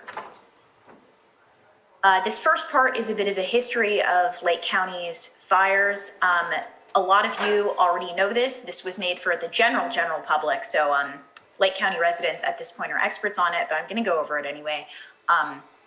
So in the 100 years before 2010, there were 211 recorded wildfires in total in Lake County. Despite this, the wildfires were not as intense and not as all-consuming a concern for Lake County residents. However, this changed between 2010 and 2020. So again, in the 100 years prior to 2009, Lake County experienced consistent small to medium-sized fires. On average, 24 fires occurred per decade, and average fire size was about 3,000 acres. And here you can see the old fire footprints over the past 100 years before 2009 in Lake County in gray. Now we're starting to see fire footprints that start in 2010. They look pretty similar to the ones in the past 100 years, but that's going to change. So the 2010s were the hottest decade in recorded world history and one of the driest in California's history. 2011 to 2014 were California's driest years on record. Here you can see the footprint of the Valley Fire, which happened in 2015. And you all know the Valley Fire very well. It had a big impact on day-to-day life for Lake County residents. And this scrolls ahead to 2018 to show the Mendocino Complex Fire, which became the largest wildfire ever recorded in California, burning a large swath of the Mendocino National Forest. And now we're caught up to 2020. This fire history is current to 2020. Sadly, I'm sure this is going to change this year. But in total, 63 wildfires occurred between 2010 and 2019. Average fire size was about 25,000 acres, which was more than 8 times the average for the 100 years that had come before. In addition, the previous decadal average for the past century was 24 wildfires per decade. Obviously, 63 is about 2.5 times more wildfires than on average occurred in the decades from 1900 to 2009. And in 2020, the August complex here surpassed the Mendocino complex as the largest wildfire ever recorded in California. Over 65% of Lake County's land area has burned in the last 10 years. And as you all know, wildfire is a very serious problem for Lake County. So in 2009, the Lake County government, along with the Lake County Resource Conservation District, which is affiliated with both the county and the state, took steps to create a community wildfire protection plan in 2009. But because of some issues with the document and obviously because of the immediate emergency severity of the wildfire situation, the document remained largely unused for the next 10 years. In 2020, it was obviously necessary to update the protection plan because the county and many community groups felt that it was a necessary document to organize and forward fire management in Lake County. So there were a lot of projects in the Community Wildfire Protection Plan. And that was a strength because it identifies a lot of places where we need to work, but it was also a weakness because there were so many high priority projects that it was hard to know where to start. The 2009 CWPP prioritized projects on a scale from 1 to 3, and over half of the listed projects were listed as highest priority.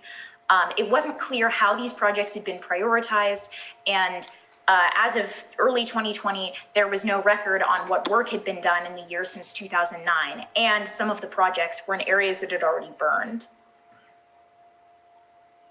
So in my project, I was tasked with organizing the GIS data and creating new GIS data for the Community Wildfire Protection Plan so that we can all see the highest priority areas in the county and create an action plan that actually goes step by step to address these problem areas. The CWPP, over the time of my service, was transformed into a living document. Action items were visualized, new items were added through community input. I'm not sure if any of you attend municipal advisory council meetings, but I attended a few of those to talk to the community, to explain what I was doing, and to hear their feedback, because community members are some of the experts in this county about high priority areas for fire risk. So information like fire and management history was updated for each item in the CWPP, and items were prioritized based on a number of relevant factors. So here's an example of the 2018 Pawnee Fire, which burned at high intensity through the Wolf Creek watershed. In 2009, the area was designated as the highest priority in the CWPP.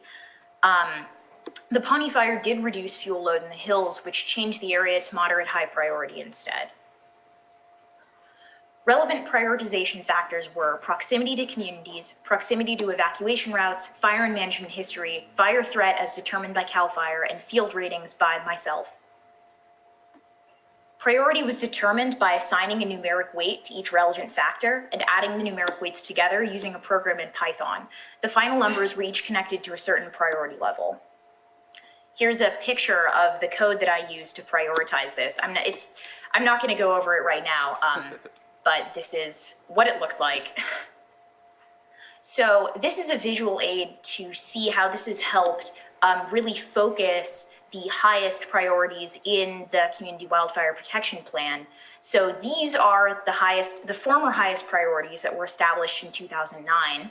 And if I scroll over here, you can see the current highest priorities based on my prioritization plan. As you can see, this is concentrated projects around the most populous areas in Lake County, and also areas that haven't burned in a long time, for example, in the Canocti interface. So just to clarify, this doesn't mean that the rest of these projects have been determined not important or taken out of the CWPP. We've just decided that these certain areas are the ones to focus on first. The prioritization scale goes in 8 levels, from highest priority to lowest priority. So many of these priorities are now considered high or moderate high, just not the absolute highest. This is a process to address management areas and steps.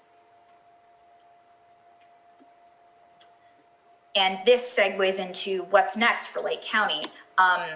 So one good thing to come out of the wildfire emergencies is that community members have come together to address this problem because it affects everyone. They have formed FireWise communities, 2 fire safe councils, and municipal advisory councils across the county that are intended to address general risk as well as communities' wildfire protection needs. These community groups and nonprofits like Clear Lake Environmental Research Center are working with state and federal agencies to obtain grant funding and get projects done. With a shortened list of high priority projects and accurate maps of group and agency jurisdictions, which I also worked on, collaboration becomes easier. So for example, here you can see two mapped Firewise communities in the Rivieras, and you can see their proximity to the highest priority areas along Mount Canocti. So an example of a project that's being done that addresses this is Riviera West and Riviera Heights have been awarded money from Clerk from a CAL FIRE fire protection grant that was granted a couple years ago to remove hazard trees and treat existing fuel breaks. They initially planned to treat the fuel breaks with hand crews, but in order to prioritize removing hazard trees along the highest priority evacuation routes, which are along Soda Bay Road and which lead to Soda Bay Road, they invested in a hoof crew instead, a bunch of goats, which some of you may have seen, and goats are cheaper than a hand crew, and they're also much cuter, no offense to anyone who works on a trail crew out there. But this is just an example of a successful community, nonprofit, and state partnership that we could do more of now that we have a more organized system for addressing these projects. So adapting to wildfire is going to require strong interagency relationships and creative solutions. Good data management, visualization, and sharing is essential to that process. The Clerk website has more information, but for now, that's all from me. Thank you very much for that presentation. Anything further, Supervisor Pyska? Yeah, as you can see, Laurel, working with Clerk, was able to accomplish a tremendous amount of work this year. I just want to talk about the collaborative that we're building with the Risk Reduction Authority, that Supervisor Simon and I are really expanding that collaboration right now and building it so that we can support this type of work. As Laurel talked about, just breaking down those silos, increasing the cooperation, engaging the community. This is all the energy and the momentum that we need to continue with the Risk Reduction Authority and all of the other groups that are participating. So this is just one example of the work that we kind of, Laurel and Clerk did most of the work, but through the Risk Reduction Authority and with that input from the people that attend those groups and the Firewise groups and the municipal advisory councils, and now building the Fire Safe Council. So I just want to applaud this work. I wanted to show you actually something tangible that's come out of this year. And I'm not sure if Supervisor Simon has anything else to add, but I'm very, very proud of the direction that we're moving in Lake County. And I'm super proud of Laurel, and I'm so excited that she is going to stay here. And she's also going to help mentor the new Spark that's going to start in September. So very, very excited and proud. Thank you. Yeah, I think just to follow up on that, Jessica, as you talked about the Risk Reduction Authority, bringing folks to the table to break down those silos and communicate with each other. I know working directly with Laurel, we did the Broom Buster program down in Middletown, which is a lot of hard work, but it worked out well. It was nice to get out and have a community event. But engaging with the community advisory committees, the Middletown Area Town Hall, I know she with Cobb Area Council, she attended everything to gather that information. And what I also appreciate about Laurel was the engagement on the tribal nations throughout the county, and also looking at all of the fire lines and other things we've cut in the last decade here to get those GIS mapped, to understand exactly where the fire breaks are, so we can really get those things down and look at a maintenance program, not just cutting the brakes when the fires are happening and then going back to them when they're going. So maintaining those things and protecting our communities, which I think at this point, most of our communities are surrounded by these fire breaks, how important they are, that we really look at maintaining and, removing vegetation within them, but giving ourselves, a fighting chance with these firestorms that have been happening over the past decade. So I'm excited about the update of the Community Wildfire Protection Plan, so we can have those projects laid out and funding really focused on to make the most impact in those areas. And I completely agree with the assessment of the Rivieras being a focus that we need to really concentrate on. And I know that's in your district, Supervisor Pyska, and part of yours, Supervisor Scott, that we just continue to protect our community and our individuals as much as possible. So thank you for all the hard work. And I know you're going to continue doing that through Clerk. Thank you very much for those comments. Supervisor Crandall? Yes, Laurel, I'm glad you're staying with Lake County. Appreciate all the meetings that you attended with the MACs. I know that you attended 2 times, probably each MAC, because at certain times we didn't have enough people during we started the MAC meetings on Zoom, and so we didn't have enough people. She came both times and gave all the information. And so, yeah, and thank you. I didn't know that she was working with the tribes. That's a good thing. It seems to be a popular topic today, so it's a good thing. Absolutely. Any further comments from the board?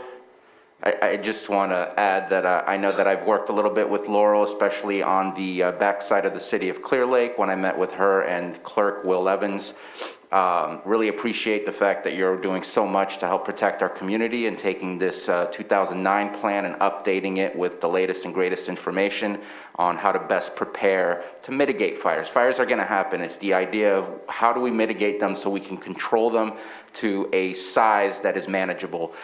When we see these 50,000 acre or even the gigafires, the million acres like in Mendocino National Forest, it's just not manageable. At that point, you are trying to save lives. You're not taking the fire out. It's just an impossibility. So I hope that we can get this finalized and put to action as quickly as possible.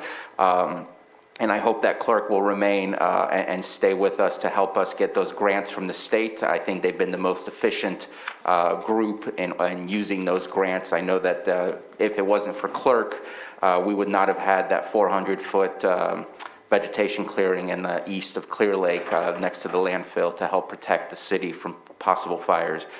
So I appreciate your efficiency. I appreciate the work you're doing. This is absolutely, it's not a topic that dies during the month of December or January. We're thinking about fires all the time, and this is really important. I'd like to think that I did help Laurel a little bit. I did send her my GIS mapping. I think I taught her what not to do. So at least she made sure to do it the correct way. Your mapping looks impressive. Thank you so much for the work that you've done. All right, let's go ahead and open it up to the public. Anybody wish to speak on this item? Seeing none in the Zoom room and none in the chamber. Again, thank you so much for your presentation. Mr. Chair, can I recommend a break? Yes, you read my mind. We will be taking a 10-minute break. We will reconvene at 11 a.m.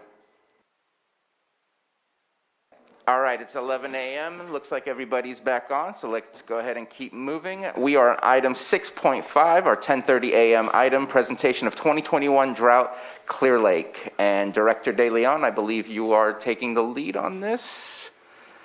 I don't know if you went online. There you are. Yeah, actually, I'm going to defer, and I think we're going to go ahead and start with perhaps Marina or I think Marina or Dale there in the court, or in the... I believe we're going to start with Dale.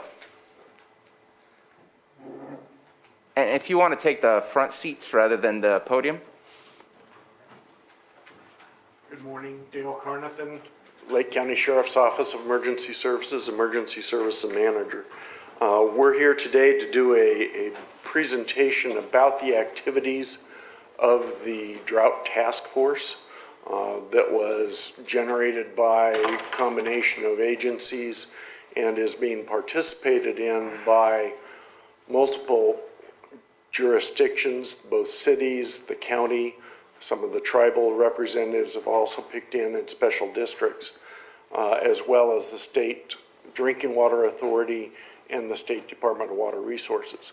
We've also had the assistance of some Civic Spark fellows. Okay.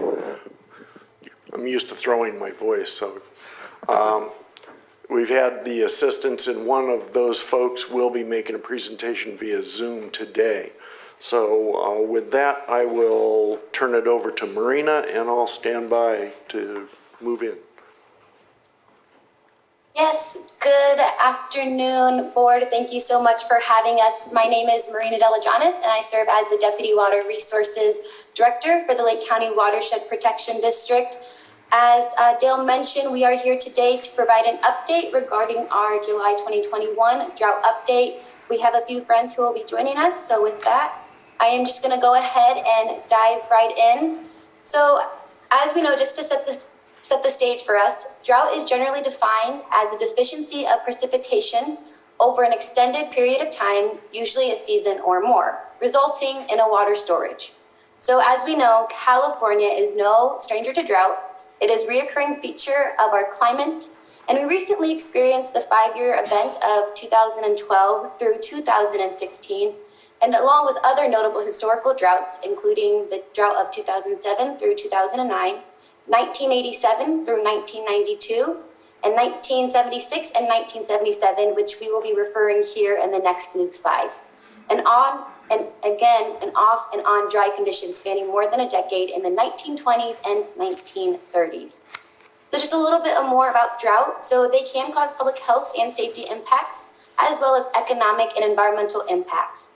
Public health and safety impacts are primarily associated with catastrophic wildfire risks and drinking water shortage risks for small water systems, which we'll be hearing about in the next few slides. Examples of other impacts from drought relates to cost to homeowners due to loss of residential landscaping, degradation of urban environments due to the loss of landscaping as well, and agricultural land fallowing and associated job loss. Degradation of fishery habitat and tree mortality with damage to forest ecosystems as well. And here on the slide, you can see a few graphics of the drought as it relates to long-term drought in the West impacts to water supplies, and as it relates to increase of wildfire risk, which we previously heard from Laurel with Clerk on potential impacts. And then here on the left, we have a graphic from the New York Times as it compares to the drought conditions of June 2021 as it relates to the following previous years. So now I'm going to pass it over to Dale to do just to cover very specifically about our declared drought that we recently declared from Sheriff Martin. Yes, the sheriff declared a local proclamation of emergency on May 6th, which was ratified by your board. Subsequently, that was forwarded to the governor. The governor has added County of Lake to his declaration, and the U.S. Department of Agriculture has also proclaimed that the county is eligible for drought assistance for agriculture purposes. Unfortunately, the state's proclamation, while we did ask for California Disaster Assistance Act assistance, the governor has not yet opened up the coffers of the CDAA.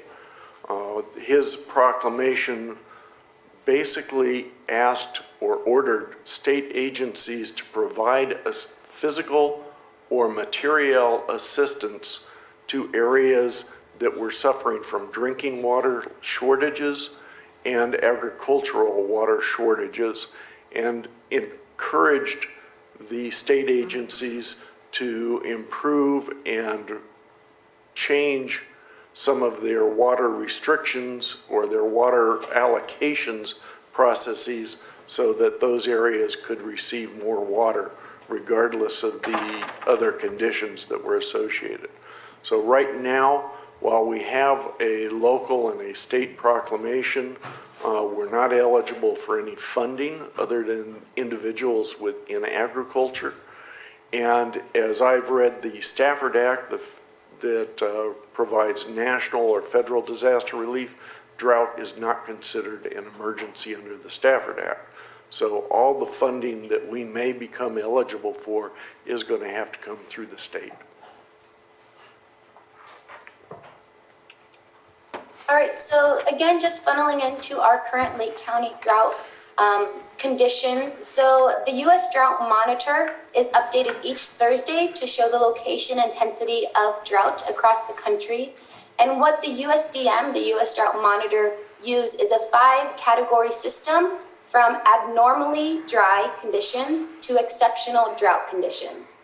So the USDM is a joint effort of the National Drought Mitigation Center, USDA, and the NOAA. And I will have a link at the very end of this presentation for folks to check out the drought.gov, which has a wealth of knowledge regarding drought, and then of course the specifics as it relates to Lake County. So as you can see in this graphic, and I apologize if it's difficult for folks to see, the majority of the county is identified as exceptional drought, and then the northern part of the county is extreme drought. So from when this presentation was created last week, we have jumped up a little bit. So 100% of Lake County is identified as extreme drought. And again, this is the slider blue up top. And then 74.03% of Lake County is rated as exceptional drought. And then just again, looking into the specifics of this, again, this is from the drought.gov. They do update their data every Thursday, so I highly recommend folks to continue to check that out. Not only can you see how drought is affecting us here in Lake County, but the Western United States as a whole. So just funneling into some of the specifics. So over 64,000 folks in Lake County are affected by the drought, which, as we know, that is, if not all of our community. 100% again of Lake County is affected by the drought. And then the 47th driest June was in 2021 over the past 127 years. And then we are at the 14th driest year to date in 127 years occurred in 2021. Looking at some of the precipitation, so this slide was presented when we did declare the drought in May. Again, I would just like to highlight our current precipitation at 12.28 inches of precipitation here in 2021.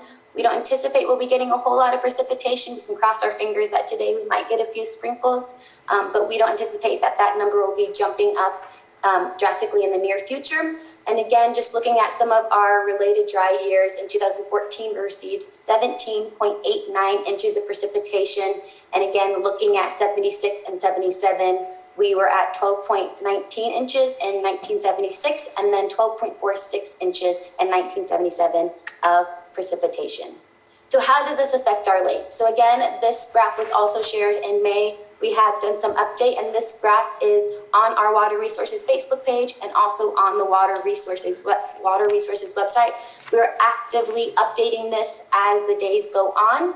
So we can see here the legend in the red triangles right here. That is the predicted 2021 adjusted to the 1977 trend. The blue triangles is the predicted 2021 adjusted to the 2014 trend. And then these black triangles that we're looking at, this is the predicted 2021 calculated predictions. So I would just like to outline this disclaimer that these are predictions. So these prediction values were derived from the simplified Penman formula for evaporation rate.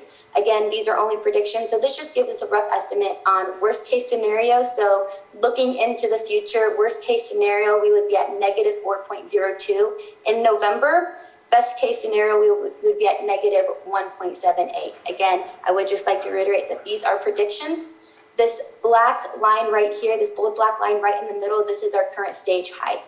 And it is anticipated that on the 1st, we would be at negative 1 Rumsey, so landing between this blue triangle and this black triangle right here. And I'm covering this section regarding our public boat ramps. Unfortunately, Director Lars dealing with public services was not able to be present today, but I did receive an update from him. So here is the status of our county maintained ramps and their status. So we only have 2 county maintained ramps closed. That is Lucerne Harbor and Keeling Park. Crystal Lakeway Extension and North Lakeport, also referred to as the Hamilton Boat Launch. And they are not closed, but we are in close communications with our Marine Patrol as well. We also have our Quagga ramp monitors who are out on the boat actively speaking with fishermen, etc. So we're in close communications with public services, with the cities, and with Marine Patrol in terms of the closure of the ramps. So if any of these public boat ramps were to be closed, we would be making that notification on Facebook. If you have any questions regarding county maintained boat ramps, please feel free to reach out to our Lake County Public Services Department. And then we also have some information on our city boat ramps as well. So the city of Clear Lake and the city of Lakeport, both of their ramps are still open to the public. Again, we're keeping a close eye on them. And both the cities and the county are in very early conversations and possible ramp extensions. Again, that will take some time, so please stay tuned from the county on that if we have any headway on that. And now I will be passing it over to Scott Hornick with Special Districts to go over our water use in Lake County from our water purveyors. All right, good morning. I am Scott Horning. I'm the Deputy Administrator for Special Districts. These are just showing some comparisons of water production from last year compared to this year. We have basically 3 systems that are using right about what they used last year at this time. We have one system, Spring Valley, which is using about 10% less than we were last year at this time. And then we have Kelseyville, which is using about 9% more than we were last year at this time. We have identified a leak in Kelseyville that we're working to get a contractor on board so we can make that repair and do away with that leak and hopefully tighten those numbers up a little bit better. But we still have room for conservation and water saving. There are some other ones, some other comparisons there from California Water Service as well as Golden State. Fairly similar trends to ours. They're using maybe slightly a little bit more than they were last year. So again, there's conservation and water savings that can still be done out there. Currently, Special Districts is in our stage 1 of our drought plan, which is a voluntary 20% reduction that we're looking for from the customers. We have conservation tips and information are located on our website and our Facebook page. We have a link to the saveyourwater.com, which has a lot of good information and tips on saving water and conserving. We're also pursuing funding to extend our 2 lake intakes, as well as get backup wells for those 2 systems, as well as pursuing a possible backup well for Spring Valley to give us some redundancy. We are working to get a contractor on board to lower the intake at North Lakeport. Currently, it's right at about minus 3.25 Rumsey. We're hopeful that we can drop it maybe 2 to 3 feet to get us down under that minus 5 and hopefully be safe for this summer. The other water systems are all increasing advertising to get people to conserve more. They've got some rebates for high efficiency fixtures and things. And we're just trying to do our best to get people to save water and conserve it. Thank you, Scott. And now I will be passing it over to Craig Weatherby, Director of Lake County Environmental Health. Good morning. Thank you for letting me take a look at this slide. We took a look at all the wells that have been permitted for this year, and we wanted to see how that compared to previous years. As you can see, 2021 is shaping up to be the largest number of private wells being sunk in Lake County. We're looking at 133 as of July 22nd. We anticipate that number will close close to 200 by the end of the year. We are seeing a lot of wells being put in. There was a huge push in wells between May and June, which we believe was fueled by speculation of wells, the idea that wells were going to be stopped. So a lot of the drillers were putting those wells in. On the right side, you'll see a picture of Lake County. Wanted to demonstrate that we have actually received reports of wells going dry, although they are at a regional level, not per address. So really it looks like the south end of Lake County is really the primary focus for wells drying up. So far, this is not in their drinking water. This is in their agricultural wells for livestock watering and so forth. But this is kind of the tip of the iceberg. We are going to see more failures, and it is likely going to continue in the South County and will eventually work up into the North County as well. Thank you, Craig. And now we will hand it over to another AmeriCorps Civic Spark Fellow, Marlis Jean, who will be going over the Lake County Drought Task Force. Thanks, Marina. Hello, everyone. My name is Marlis. I'm here to just briefly talk to you today about the Drought Task Force, which is just a part of the project that I was helping pilot in Lake County. So I'm essentially piloting some pending legislation that would require the development of water shortage contingency plans in a situation in which water may run out. If it's a dry year, a drought year. This is not a requirement yet, but there's a suite of recommendations that includes the formation of something like a drought task force in regions where they might be susceptible to drought. So that's what I came in to do. I essentially gathered folks who work in the region in water resources, and together we've been meeting for the past about 12 weeks or so. And it's right here is our mission statement. It's really designed just for us to have conversations around the table to reach some goals for the protection of safe drinking water, for public safety, for the economic vitality of your region. We know how important Clear Lake is to Lake County as well as fire protection, also extremely important, agriculture, for many reasons. There's a lot of reasons why it's important to preserve your water resources, and so that's the ultimate goal of this group. If you shift to the next slide, Marina. So it's essentially, like I just mentioned, it's a group of we're all volunteering our time to meet on a weekly basis, to work collaboratively and identify potential solutions for where there might be high vulnerabilities. And so some of the conversations are really just around like, how are your customers doing? How are folks on their own private wells doing?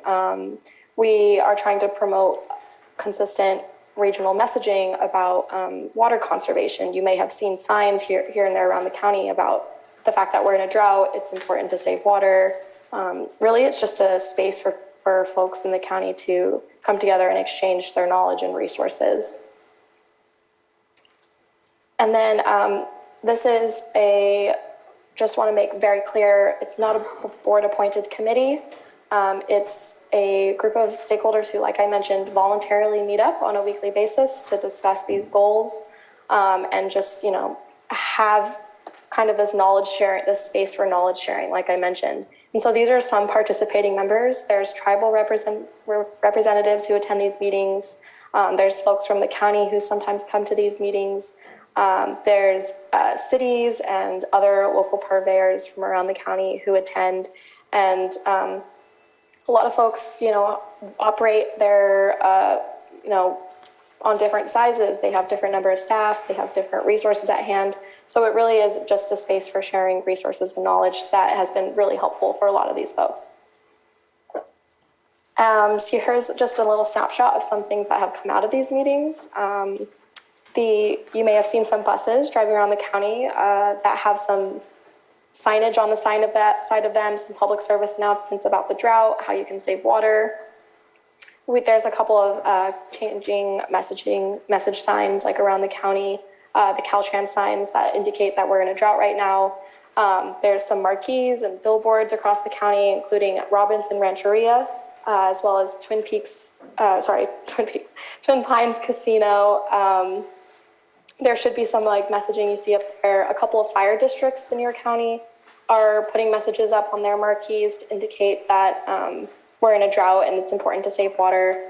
There's also a Lake County Drought Task Force Facebook page if you care to look that up online.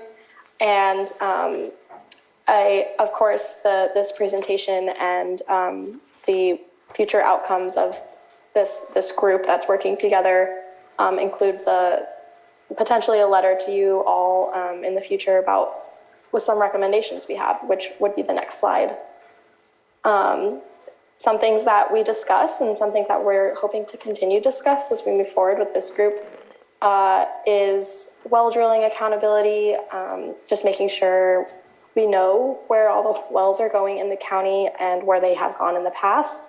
Just literally having data on where wells are is a great way to manage your water resources and understand where vulnerabilities lie, as well as strengthen and criteria for environmental review of permit applications, particularly when water usage is a huge component of that. If it's an agricultural operation, it's best to understand how much water would be used for a project like that. So understanding how it might impact the aquifer or other water resources around it. And ultimately, public outreach and education, like I mentioned before, just spreading the word. We're in a drought, it's important to save water. How can we consistently message across the lake, across the region, across the county? And at the end of it all, we're just hoping that you, the Board of Supervisors, support the work that we're doing as a working group and can help give us guidance on how to move forward so we can continue to make sure that Lake County has a viable water source moving forward in these dry years we're probably going to encounter.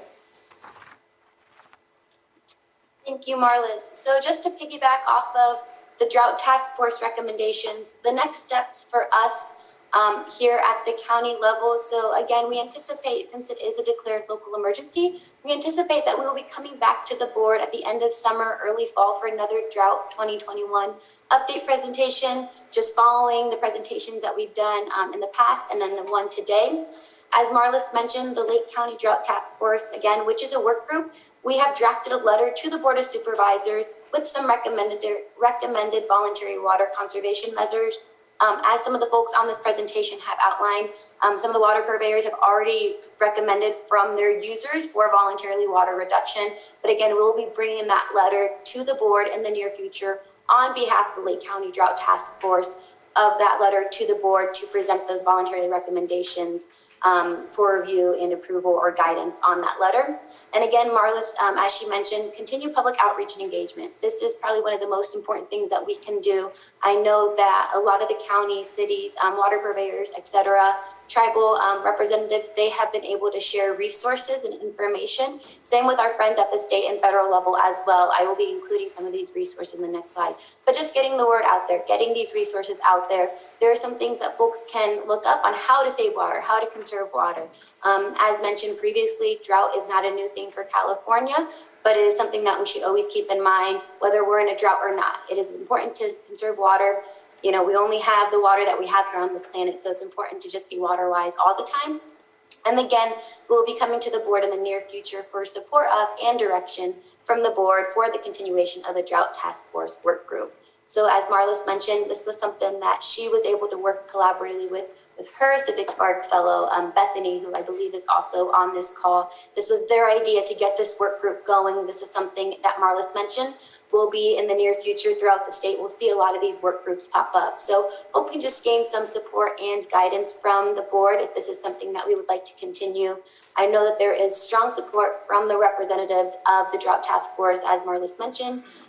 We've been meeting for the last 12 weeks or so, and there's a lot of support from the current Drought Task Force volunteers to continue on with these conversations. How that looks like, that's what we're still looking at, and been hoping to provide some guidance and support from that. So moving forward, here are some of the resources that we have that we've been able to get information from this presentation. And just as we've been able to have these conversations and collaboration and whatnot regarding our drought, how it's looking currently, what we can anticipate in the future. We are also here at Water Resources are working on one drought hub that we can link pages to environmental health. If you want to report a drought, you know, your well going dry, or special districts, or the water purveyors. So once we get that up and going, we'll be sure to share that with the community via Facebook, and of course have it on our Water Resources page. So folks can just go to one landing page and have resources to, you know, whether it be the California Department of Water Resources. They also have some very helpful information, and I know that they have been a strong support of this Drought Task Force work group. They have information where you, as a community member, can report if your household, your private well has gone dry. Of course, to save our water, they have all sorts of tips and tricks to just be water wise all the time. And then again, a lot of the information that we shared today regarding the statistics were from drought.gov. With that, we also have our information here with the county. If you have any other questions, please feel free to reach out to us. We're more than happy to answer any questions or help point you in the right direction when it comes to being water-wise and just our current drought conditions. So with that being said, I am going to stop sharing my screen and I will open it up to any other folks who are on this, who helped with this presentation, do any final parting words before I pass it back over to the board. Are there any other members from the Drought Task Force that wish to speak before we open it up for the public? That would be you. Not part of the task force, but I'll give the CAL FIRE update. Please.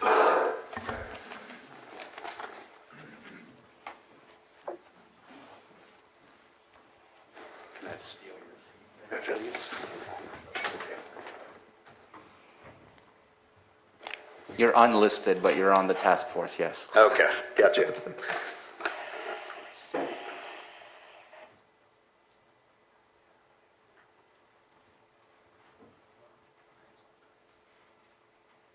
Okay, good morning. My name is Jay Cannon. I've met probably most of the board here, most of the folks attending. So I'm with CAL FIRE. I'm a battalion chief in Lake County, and I've been asked to give a quick CAL FIRE update. So first and foremost, I think where the drought's affecting us is the fuels condition. I apologize in advance for this graph. You're not going to be able to read this, but it details out over the last year and a half the fuel content or the moisture content of our fuels. So the two of note for us are we pull our fuel samples from Canocti and Walker Ridge. Hold on 1 second. If you Okay. can share the screen, because it's not popping up on Zoom. Oh, okay, got it. We all see it here. Little technicality.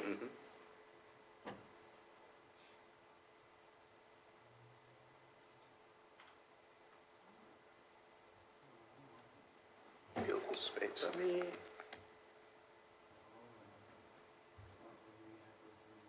It's because it's up on the corner. You got it. It's open in the corner on the right. Up, up, up.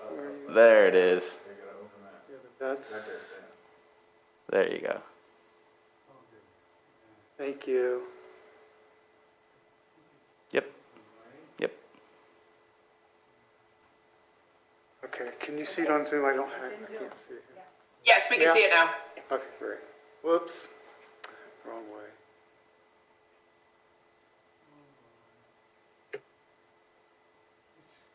Hit present. I'm on 3 screens, actually. If you just click present at the bottom of that PowerPoint presentation.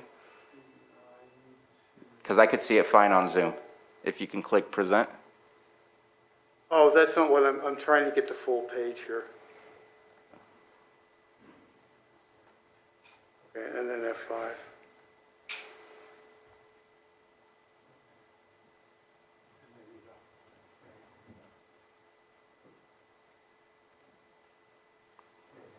Perfect. Everybody got it? Yes. Okay, so the big items of note here, the Canocti fuel moisture numbers and the Walker Ridge fuel moisture numbers. So over here on the right is the current numbers that we have. Walker Ridge is sitting at 65% for the brush samples, and then Canocti is sitting at 72%. So a little bit of background on that, 60% is considered critical fuel moisture, where the live fuels will burn the same as a dead fuel. So we're getting pretty close to that. It's not unusual, it happens every year, but the thing that's different from this year, from previous years, is that we're reaching that point about a month to a month and a half ahead of schedule. So that will affect us.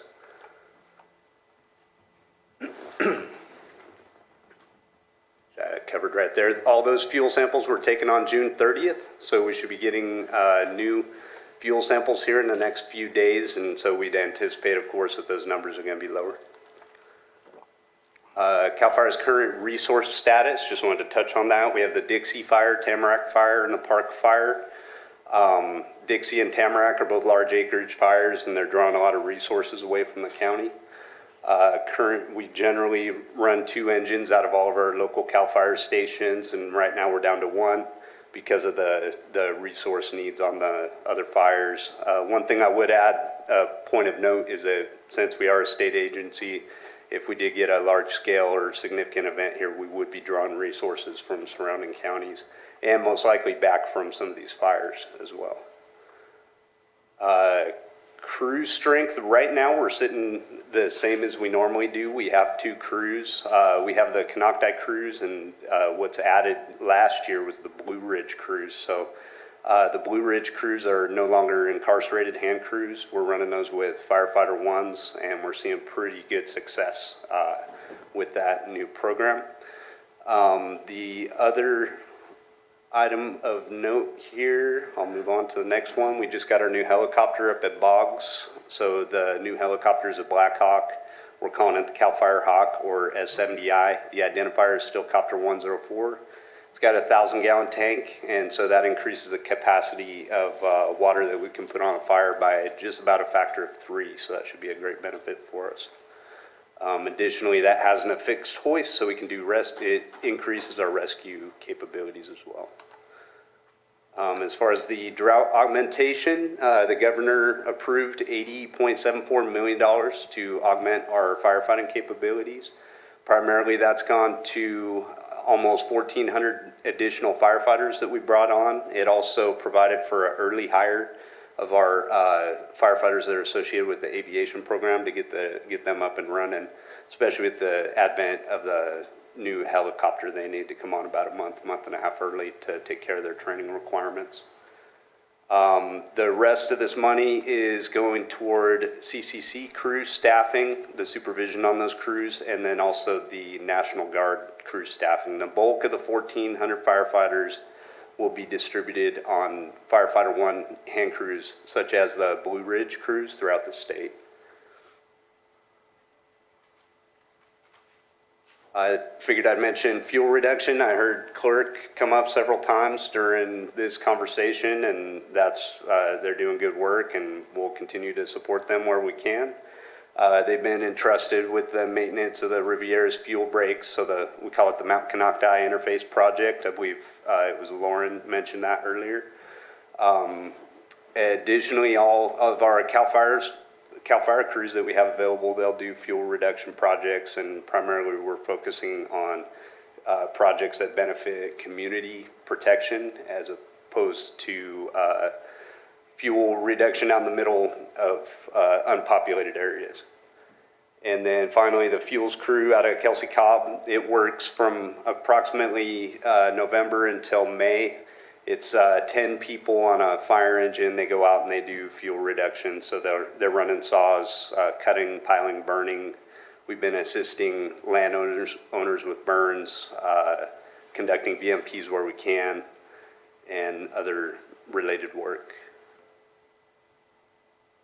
And figured I'd touch on fire activity. So 2020, we all know that was a busy fire year. To date, in 2020, or up to July 24th, we had 4,854 fires for 118,000 acres approximately. 2021, we have had about 1,000 additional starts, so 5,500 starts for 456,000 acres. So we're already surpassing those numbers from 2020.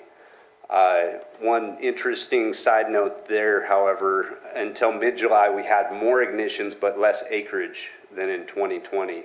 So some of the discussions on that are effects of weather or our augmented initial attack capabilities were making a difference. And then the Dixie fire started, and then now our acreages are much beyond what we had in 2020. Fire activity locally, no major fires to date, and I see one of the supervisors knocking on wood, and I agree. Majority of the fire activity has been up in Siskiyou, Modoc, Lassen counties, and Plumas, and that was due to numerous lightning starts in early July. And I would add those are a mix of federal responsibility area fires and state responsibility area, which they're still working on a couple of those. And that is all I have for you. I'll open to questions. Thank you very much for your presentation. Any further members from the task force have any comments or presentations? All right, hearing and seeing none. If we can go ahead and end your sharing of the screen, if that's possible. Okay. At the very bottom, you should be able to get that. Good. Perfect, we are good. Let's go ahead and bring it back to the board. Any comments or questions from the board on this item? Yep, I do. Supervisor Pyska, please begin. Well, I'm just curious if you think the new helicopter is helping with the keeping those small fires small, Jake. So far, we've had pretty good success on the smaller fires. So I think the largest that they've responded to in the new helicopter is probably on the order of 50 acres or so. And ground crews have noticed a difference in the volume of water coming down to assist them. So yes. Right, that's excellent news. So I just wanted to respond to some of the to the recommendations of the drought task force. I am in full support of those recommendations, and you know, it's really important for us to look long term at the sustainability of our communities and our agriculture. And so taking a look at cumulative use is really important. And I was happy to see the Facebook page. I didn't know that existed. I got on there and I liked it, so now I'm following it, and I hope more people do as well. One of the comments that I continue to get is people will call me and tell me that their wells have run dry. And I encourage them to report it immediately. A lot of people don't know what to do or where to do that. So I'm just wondering if you could just put it out there one more time. Really simple steps. What do you do if you're experiencing well reduction or if your well's gone completely dry?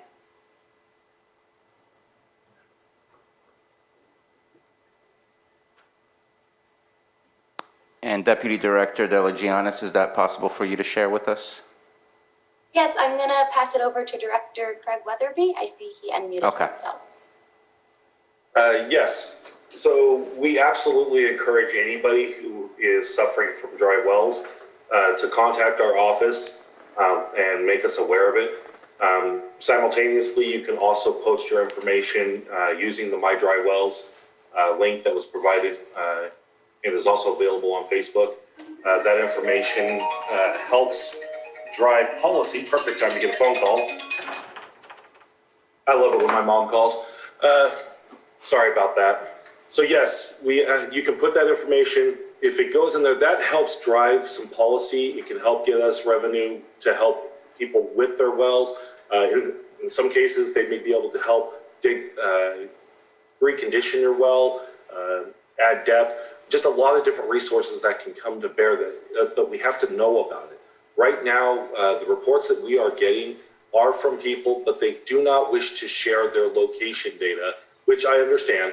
However, all we have is just their general area that they're operating in, as opposed to their actual location, and it makes it a little bit more challenging to use that data to get the resources that we need to be able to help out. But if you are suffering from a dry well, either let us know or go onto that Facebook page, click on the links for My Dry Well to help report it, and see if we can get some resources to help you. Okay, thank you. In the past, I know it was recommended to contact the Ag Department, but it's better to contact Environmental Health. It goes in both directions, either the Ag Department or us. Either one, they're going to be able to present you with resources and help you out. The Ag Department, their focus is a little bit more on the agricultural products. So if your water shortage is related to your crops or something along those lines, absolutely critical that the Ag Department knows about that. If it's to your drinking water sources, we are probably your better resource in that regard, as we have our partnerships with the state water resources boards, things like that. So we have a little bit more of our goals are towards that end. Great, I appreciate that. And just for simplicity, they could contact Environmental Health and you can walk them through the process of registering that with the state. Absolutely, yes. Great, thank you. Thank you, Supervisor. Any other comment? Supervisor Scott. I have a question more out of curiosity of why wouldn't somebody want to give their address that their well went dry to be able to get the resources and help that might be needed or coming? Traditionally, people have been very private about their wells. They don't wish to share the exact location of their well, the condition of their well, how much water is in their well, what its recharge rate is. This is information that is proprietary to the landowner, and they're not always willing to share that information. That can be as a result of just, good business practice maybe, or there's always the threat that landowners always feel like the state is looking to control their water, monitor their water, put meters on their water and charge them for it. I've heard a lot of different things. The goal of this group is not related to that. We're looking to ensure people have resources when those wells dry up, so that they're not left standing there trying to decide if they're going to have water for themselves or water for their livestock. We want to be able to make sure people have what they need in a safe way too, not just pulling water out of a creek and trying to sterilize it. So. Thank you. And I'm with Supervisor Pyska. I fully support the task force coming to us with any measures that we could do to conserve water and, to educate our public. I think there's still many people out there that, need to be educated on how we can conserve water and best practices. So thank you. Thank you, Supervisor. Any comment from others? So I have a few questions. can't really take action today, but I think we can provide a little bit of direction. And one of the things that concerns me is the well construction numbers.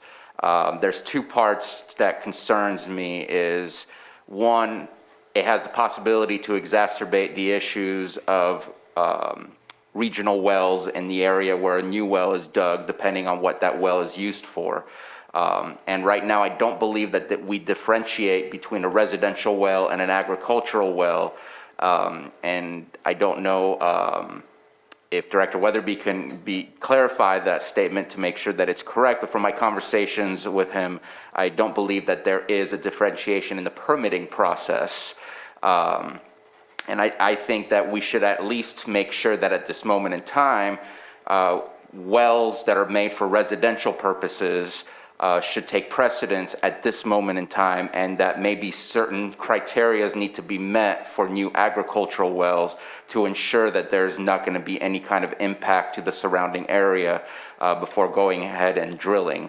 And then my second part is, in my conversations with Yolo County Flood Control and with Director Weatherby, we do not have an ordinance that has a setback from creeks and other types of waterways for digging wells, which at this point, those waterways would almost be impacted directly by having those wells dug within a certain distance from it, and we don't have any setbacks from those things. And I'd like to see if maybe that's something we can come back to the board and discuss further. But Mr. Weatherby, if you could please clarify any of my statements that I made, or add to it, please. Absolutely. So at this time, the mandate for Lake County Environmental Health is when we pull a permit, we do not take into account the use of the water, only the construction standard of the well. There are three types of wells that are provided a permit for. It can be either a domestic use, an agricultural well, or a public well. And again, the standard is only towards the construction of it, whereas a domestic well will differ from an ag well in the casing size, and a public well will differ from the other two in the amount of a sanitary seal being required at 50 feet as opposed to 20 feet.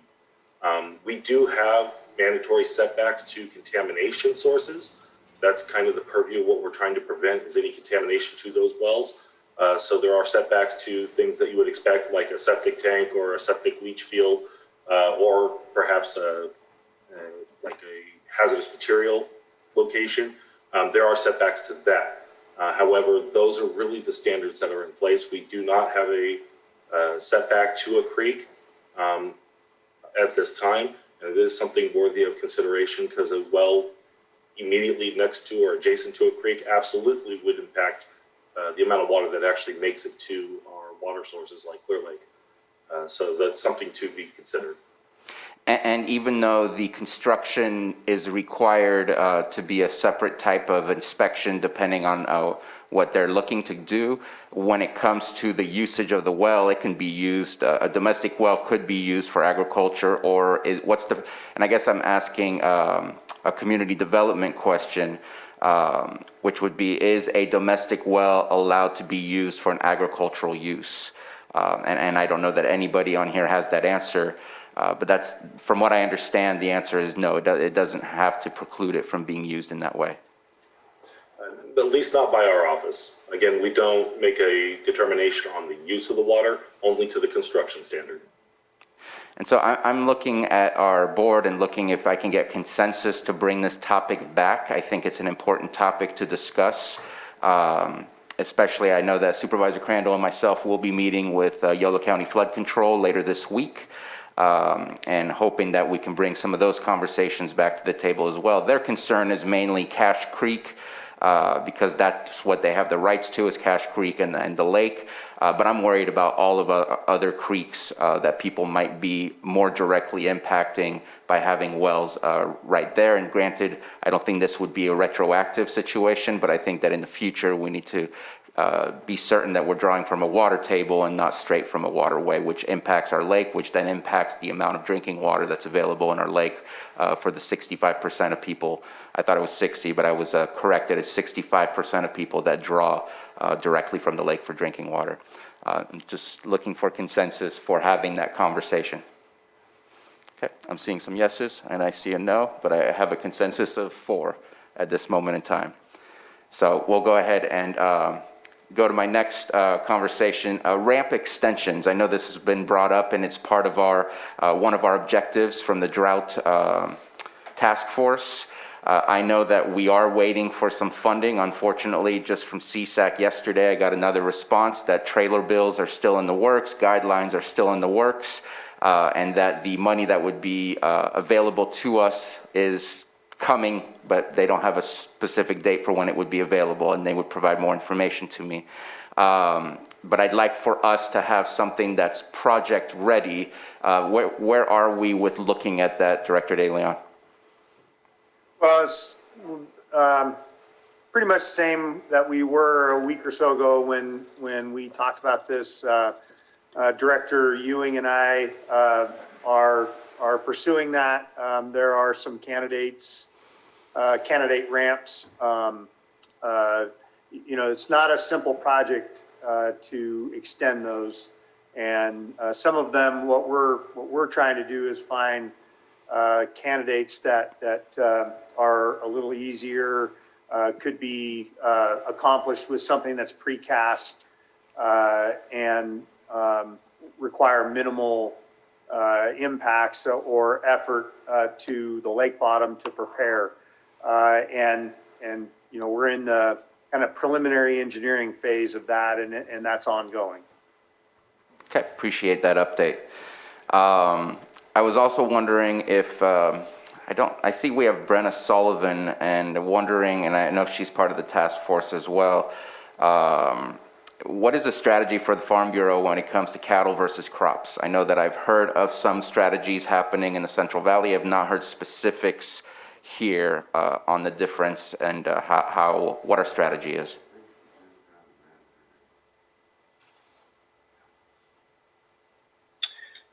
Supervisor Sabatier, I'm sorry, can you repeat that question? My feed cut out right when you were asking it. The strategy from the Farm Bureau on helping our agricultural folks when it comes the strategy difference between cattle and crops. I would defer that question to the Lake County Ag Department if they're on. They have been attending those drought task force meetings on behalf of agriculture. I don't know if they're on. If you would like, I can get some more specific information on that for the next meeting. Yeah, and I don't see them on, and I apologize for directing the question to the wrong person. I'll go ahead and reach out to them and make sure that when we come back to the public that I can provide that answer. And that's it for all of my comments. Any further comments from the board before we open it up for the public? And seeing none, let's go ahead and open up to the public. I know we had a person here with their hands up for a long time, and I can't see their name. Elliot Hurwitz, if we can unmute them, please.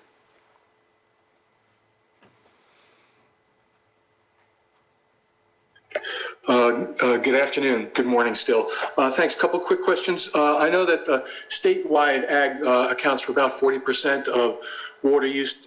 Question is, do we know, or do we have an understanding of just what the percentage of ag water use is in Lake County, and how that might relate to new permitting?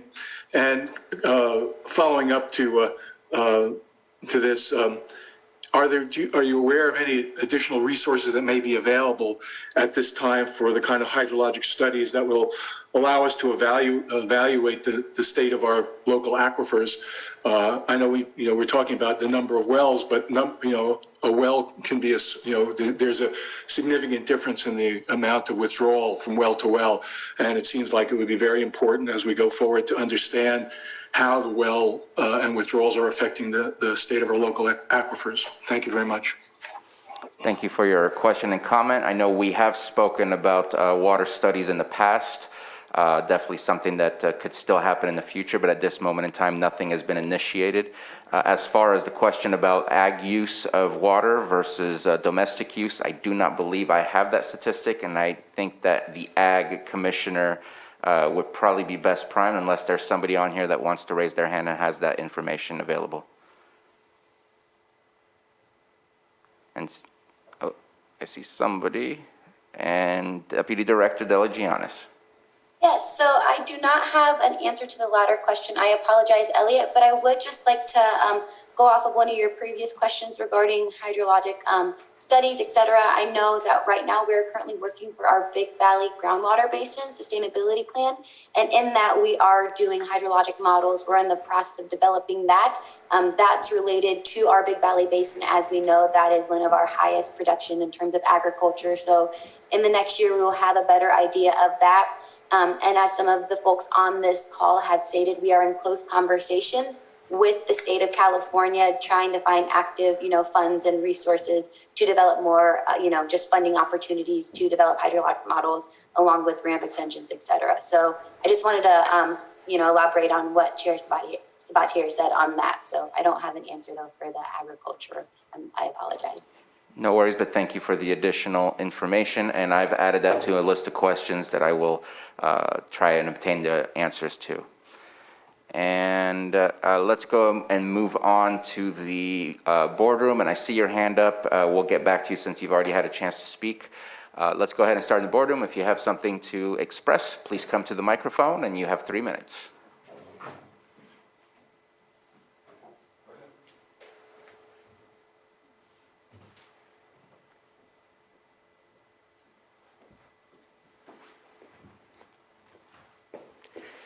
Joan Moss, I was just wondering if the Department of Fish and Game is involved in this.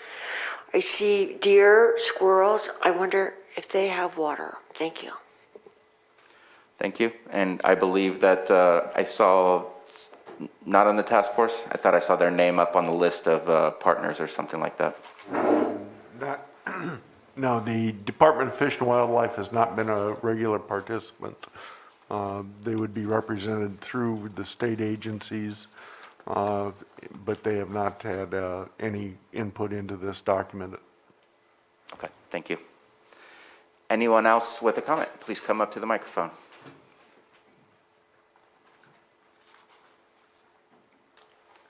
My name's Larry Christensen, and I just want to say that a lot of the items that I had down here have been, covered very well. A lot of the planning and a lot of the drought task force, et cetera. But the one thing I'm not hearing is anything about, the effect on closing the ramps to tourism, which includes recreational, professional, and impacts hotels, restaurants, service stations, tackle shops, guide services. With closures come unemployment, come loss of tax revenues. So how are we going to address that? That's my question. Thank you very much. And I know that Director De Leon touched on it a little bit. There is progress being made. Unfortunately, being in the state of California, and I'm not sure how other states operate, but I know California requires some environmental impacts to be done and construction design. I wish it was as simple as just laying something down to allow boats and trailers to go down, but we have to go through quite the process, and I'll let Director De Leon elaborate on that if he has more. Well, yes, I mean, you kind of hit the nail on the head. It's, it's a number of issues, funding being one, and so let's set that aside and presume for a minute that we can find the funding. The environmental review is typically going to be very, very challenging, depending on the type of project that you're going to do. To extend the ramps, and Marina put up a slide in her presentation. The majority of the ramps that are still open around Clear Lake right now, the ends of those ramps is around -3 to -3.5 Rumsey. So some of these ramps are getting close to the point where boats that are larger, that require a few feet of water to float the boat off of the trailer. Some of these ramps are approaching the point where they're not going to be usable. 5th Street in Lakeport is our deepest ramp at -5.3. It would be ideal if we could get the remaining public ramps down to -5, but that it requires dewatering. In some cases, we're going to we would have to do excavation to extend or lower the bottom elevation in order to get that. And so with that comes quite a bit of environmental review. I can tell you that Director Ewing and I, if there's an opportunity to extend a ramp and get that done while the lake is at its current state, we're certainly going to do everything we can to make that happen, because we are very mindful of all the things that the speaker just questioned.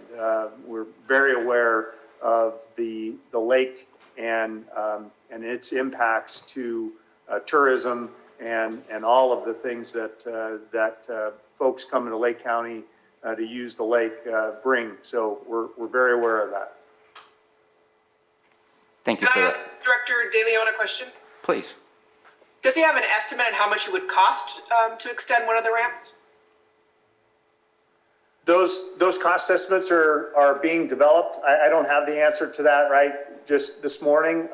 Again, it depends. If it's a dewater cast in place, that's going to be a much more expensive project than perhaps dragging a precast assembly and just extending the ramp through a precast product. And there are a number of those that we're looking at, and so the price varies pretty significantly, actually, from perhaps $100,000 or maybe a little less than that, to hundreds of thousands of dollars for something that's going to be precast and formed and poured, and something that's cast in place is going to be hundreds of thousands of dollars with all of the dewatering and different things that would need to go into that. I hope that gives you a sense of the scope. Simple project being 75 to 100,000, and a complex project being in the hundreds of thousands. Thank you for the question, Supervisor. Any other comments or questions? Supervisor Simon? And just to follow up on the ramp conversation is, I think to respond to your question, yes, we're in the drought right now, but taking advantage of this as an opportunity to look at that long term. Hopefully what we can do is continue along this process of extending the ramps, so the next time the drought comes around that we're prepared for it and we won't be closing ramps. That's the long-term goal. So I know when I mentioned this in the beginning, I appreciate all the hard work of the departments that were doing it, but what I would like to see, like we said, the long-term goal, taking advantage of this opportunity right now with the drought, get these things extended, and so in the future, there won't be closures. We'll just be able to extend them out, and have that opportunity, because as we all know, you said it greatly, the best asset we have here with the natural resources is our lake, and making sure that's accessible to everybody who wants to come enjoy it, even during a drought time, is the most important thing we should be thinking about for the long-term success of Lake County and all of our businesses that benefit from that beautiful lake. So that's my thoughts on the long-term vision. Your time was up. 3 minutes is up. Okay. And I do appreciate that Supervisor Simon did bring this up when we first talked about the drought. This was maybe about a month ago. I appreciate that staff from Water Resources as well as Public Services has followed up on this and is looking into it. One of my goals is that we have something prepared so that when our state unleashes the funds that they promised us back on May 12th, which unfortunately takes longer than we all would like, that we have a project ready to pull off the shelf and say, here's what I need your money for. And I think that's going to be the easiest and fastest way we're going to get it done. And so I appreciate what staff is doing, but I understand from the public perspective as well from my perspective that it is so difficult to be patient with these types of processes. Had we dealt with this back in 2014 in the previous drought to have a project ready situation for extending the ramps, then we would be able to pull that off the shelf, and we need to be better prepared. And more forward-thinking than we were back then, and then having these types of projects ready. So here we are doing the right thing. It's just a matter of timing. And I will... One more last comment, sure, too. Another opportunity, especially with the CSAC representative, RCRC representatives at the state level is, just as CAL FIRE does when we have a fire emergency, obviously you get the work done. Whether you're cutting the fire lines, other things like that, there are some other things to do during an emergency situation. So maybe some of the larger hurdles that we've been talking about with the environmental review and other things, you can push that conversation. This is a current emergency. So why can't there be some releasing of those requirements for those environmental studies and other stuff? So I just encourage you to have that conversation at the state level, that we should look at it the same way as an emergency, that we do during the fires. You battle it. CAL FIRE, our local fire departments do that in the emergency situation and get some things done that usually take a long time to get done. So maybe this opportunity with the drought will open those doors also with the environmental review. So please have those conversations. Absolutely. And I'm hoping that this is also an opportunity for the Middle Creek restoration. It's meant to be a storage project as well as a flood control project and a water quality project. And so to extend the water storage so that CAL FIRE has access to more water to be able to fight fires, we need to work on those things all simultaneously. So there's a lot of opportunities that unfortunately do come because of the crises that we deal with here in Lake County, and hopefully we'll take advantage of as many of them as they come down. Any further comments from the public here in the boardroom before I go back to the Zoom room? You really don't want us to talk longer than we... Sure we get the Any further public comment from the public? All right, seeing none, let's go back to the Zoom room, and I see a new speaker, Betsy Kahn. Let's go ahead and start with you.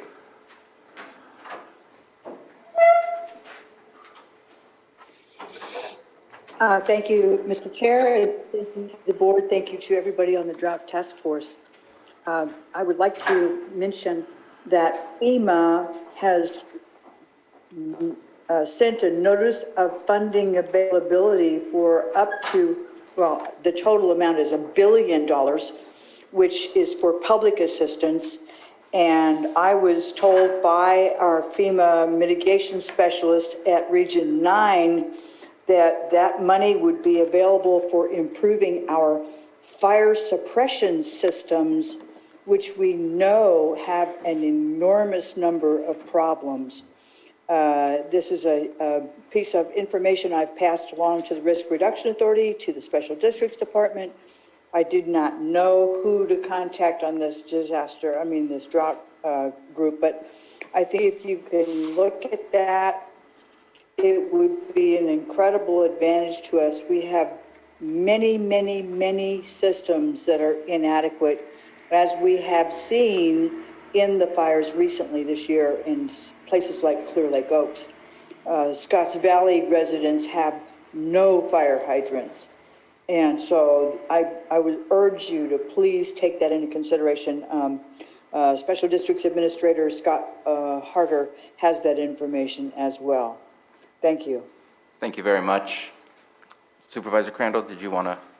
Yes, actually, I was going to, sorry I didn't bring this up earlier, Director De Leon. I was just going to state that the Lucerne Harbor project is underway. I know there's still some other licenses that need to be applied for, and I'm not sure how it looks if we wanted to add extending that ramp to the project. I know it probably would slow it down, and so I just, maybe we can talk offline about how that looks or something like that, and if not, we just push it down the line. But I would rather, if we can make it happen, it'd be nice, at least with one of them. So just thinking about that. Yeah, I can't speak for Director Ewing, but certainly now would be the time if that was something that you wanted to entertain, and be happy to discuss that offline with you. Okay. All right, thank you for that. And Elliot Hurwitz. Thank you for taking my comments again. Again, echoing the sentiments that Supervisors Simon and Sabatier have said, I think you're right about taking advantage of the opportunity of the current drought, recognizing that these are conditions that are we're not going back to kind of, previous normal conditions, but given the kind of climate trajectory altogether, this is something that we're going to have to deal with significantly over the coming years. And so my question is, how are drought conditions and proposed water use affecting our consideration of new development permits altogether? It seems like this is something that should be of significant, a significant dimension as we kind of consider any new development. Thank you. And I will point you in the direction of our agenda where item number 6.6, which is our next item, is regarding that very sentiment that you just expressed. And so I would say hold on to that sentiment and come back to that item. Thank you. And then our last hand up that I have is Brenna Sullivan. Sorry for not seeing you. You are one of our panelists, so I appreciate that. Thanks, Supervisor. I just wanted to quickly circle back to the livestock question. I can't speak to any specific county efforts through the Drought Task Force, but just in case there are livestock producers that are listening, there are drought assistant programs for them through USDA's Farm Service Agency programs. There's specific drought disaster assistance for livestock. And our local office is in Ukiah. The number is 707-468-9223. Thank you. Thank you so much for that information. And seeing no further comment in the boardroom and no further comment in the Zoom room, let's go ahead and bring it back to the board. I know that there were 2 supervisors that agreed with the recommendations. I'm just looking, is there a consensus to agree with the recommendations that were proposed to us during the presentation? Yes.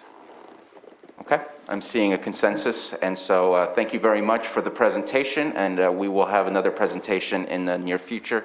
Appreciate all your time and efforts.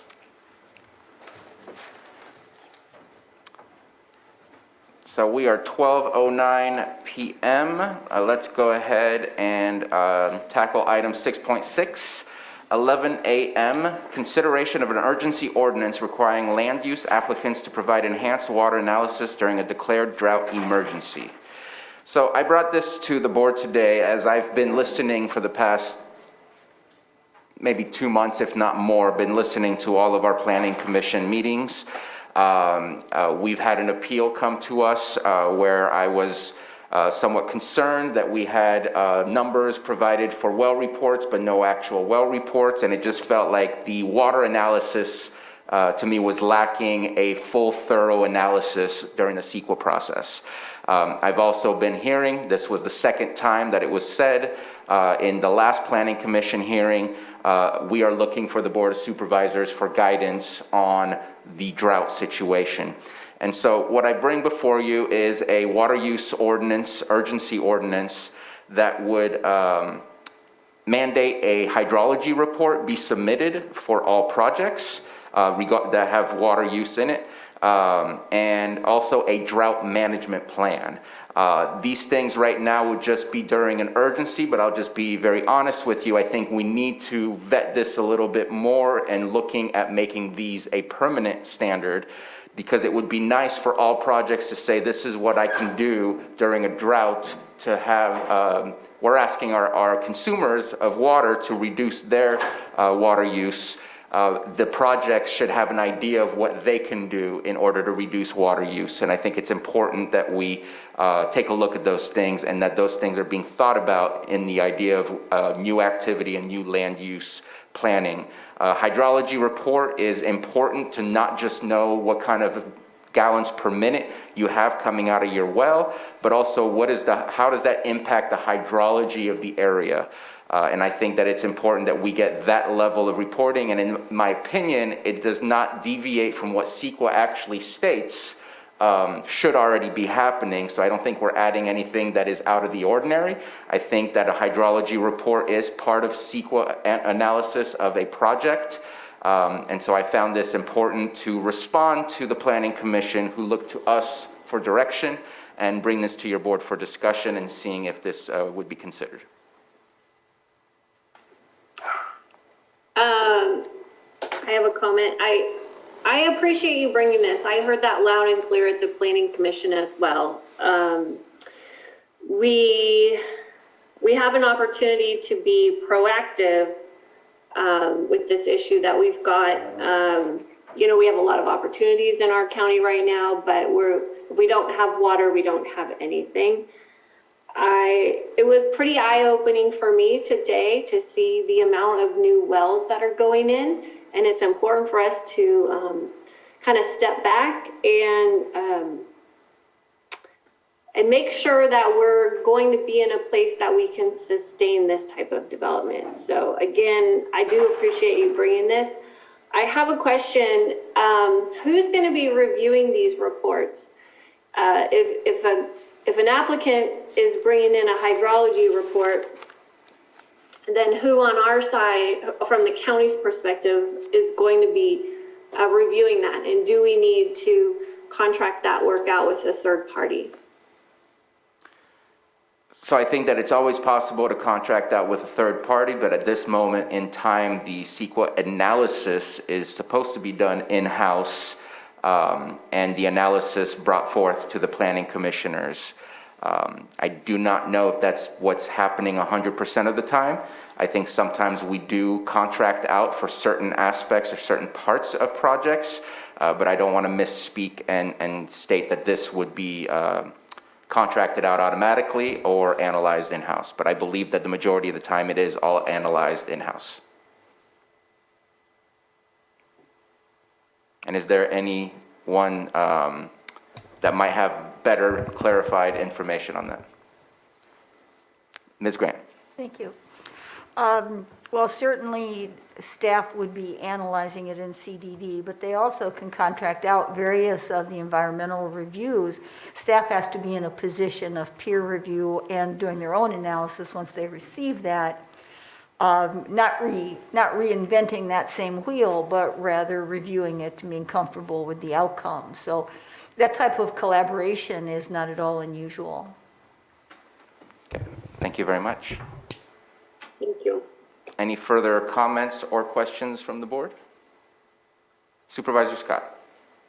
I definitely agree with you, Supervisor Sabatier, that we need to be moving forward with this urgency ordinance today because we are in a drought. But I also would like to see this normally when projects come forward. So I agree with you. This is not the last drought we're going to see. As we've seen through our history, it continues. So we need to be making sure that we are doing the best for our community when it comes to water.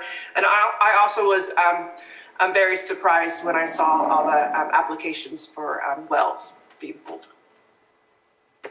Yeah, from what I understand, many well drillers are backed up till the end of the year almost with plans to drill more wells. So it's very concerning. Any further comment? Supervisor Simon. No, I think, I think moving forward with this ordinance today is a positive thing. I know that we need to have more discussions though, because obviously it's twofold. When we're talking about all projects, having the extra water analysis and the water management plan now on some of our developers, or even folks that are just attempting to survive during the drought with the conditions, with having to maybe drill a new well or other things. I want to take those all into consideration when we're having the discussions. And earlier you asked about bringing it back about folks that live on the creeks. We have a lot of folks that live on the creeks in this county, and they moved here or they've resided, their families here for generations, and that's where they live. And it may not be this generation, it may be the next generation where they have enough property where their son or their daughter can build a home on those spots. And we want to just take that all into consideration because ultimately we have discussions always about COVID-19, other things with government, and obviously with this opportunity, when you purchase property, you want to be able to utilize it as you feel fit to take care of your family needs. And so I'm in support of it, but more conversation needs to be had because like yourself or others, I know we already have some folks that were reaching out today in some of our conversations that were already confused. We're restricting their opportunity to bring water to their well because they don't have any now. So we just need to have good communication and really get that out to the public on what we're discussing because fears are running rampant right now on what we're doing with water use. And I know we have many different industries that are using it in different ways, but you did speak to the fact that, you know, if it's residential use and that's what you're using for, we got to just get that lined out to make sure we're protecting those opportunities for folks. So, in support, but more conversation needs to come back. I appreciate the comment, and I agree that words have power, and if we misstate things, it does create fear because water is that important. It's important not just to our livelihoods as far as health, but it's also important to our livelihoods as far as economics. So it's important that we have those deep dive conversations, which is why today I didn't want to provide direction to Craig other than to bring it back, because I think it is important that we dive deep into the discussion because it's not that simple at all. Appreciate the comments. Any further? Supervisor Crandall? Yes, I think this is, I'm glad you brought this forward, Supervisor Sabatier, and I heard them loud and clear in the Planning Commission meeting as well. And so I'm following some of those, and so to hear it a couple times is like, okay, we got to do something. So appreciate it, and I think I'm on board with it. All right. Thank you very much. If there's no further comments from the board, let's go ahead and open it up to the public, and we'll start with Betsy Kahn.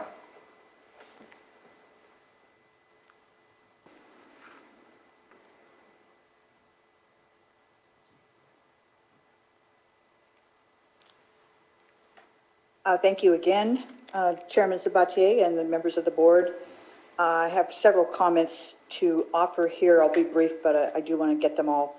First of all, I would recommend that you look at the Lake County Zoning Ordinance, Article 64, which is called the Environmental Protection Ordinance. There is a very, very old and very antiquated process for upon a 1970s and 80s product. It was called the Environmental Protection Guideline. I really seriously think you need to have that completely brought up to date so that you make sure that this happens properly. In the past, the initial studies were for when water resources, water resources engineer, Mr. Smythe, and it was his job to determine whether there would be an adverse impact of the new water use. But the County of Lake has never calculated what the local agency formation commission calls a safe yield of water supplies. However, there are documents available from the County Department of Water Resources people can look at, including the groundwater management plan, and that's another area I would really like to request that you look at the groundwater management ordinance because it is not protective by a long stretch.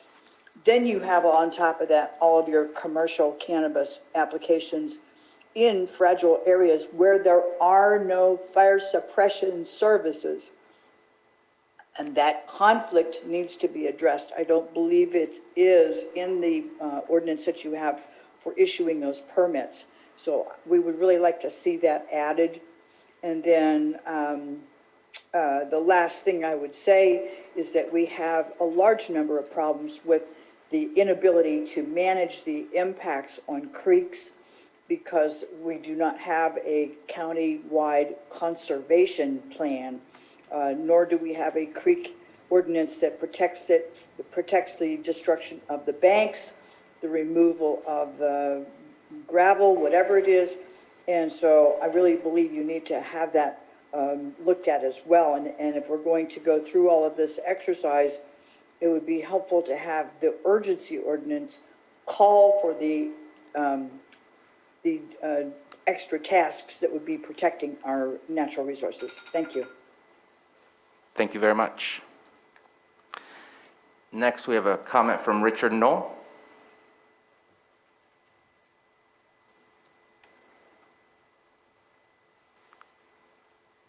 Good morning, or good afternoon, I guess.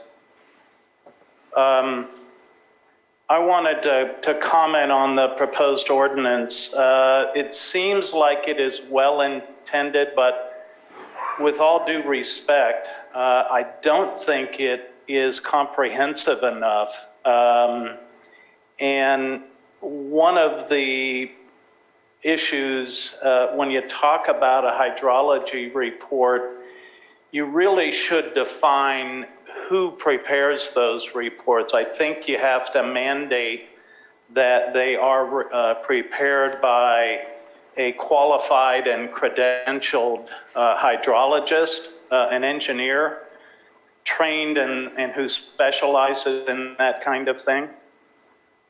With respect to, item A, subsection A, in the urgency ordinance, there are additional sources of water, not just wells, that you need to account for. There is surface water, there is rainwater catchment, so I think you gotta be more comprehensive in that regard.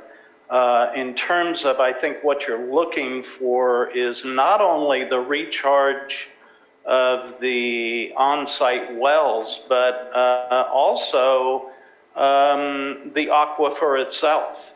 And then item C under that heading, hydrology report, it's not clear to me what the cumulative impact of the surrounding area is really looking for.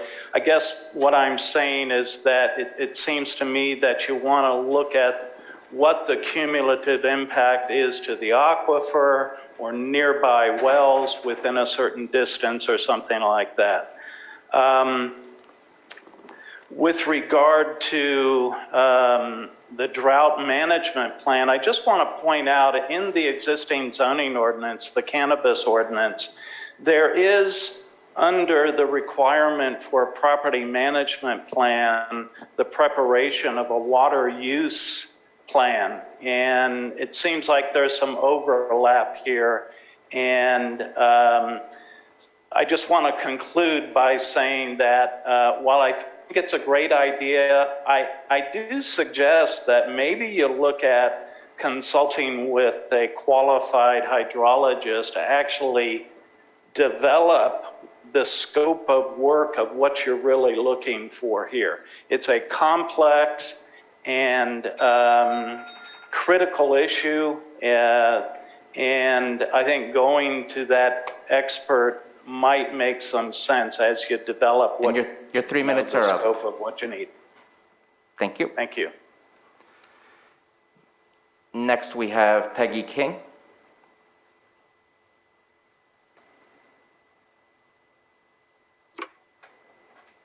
Good morning or afternoon. Can you all hear me? Yes, we can. Thank you. I agree with Richard Knoll's comments, and I, at the last minute this morning, sent over an email. I did not have a chance to review the urgency ordinance. However, I do support such an ordinance. I think that we really need to do this as soon as possible. And I do agree that this needs to be done by a California licensed hydrologist for these projects. And the reason I would recommend a third-party review of the analysis is because hydrology is very technical. And in reviewing some of the use permit applications for cannabis, there's a lot of information in there, and it may not necessarily be based in fact. And a hydrologist would be able to understand that and know where to look to find the factual information.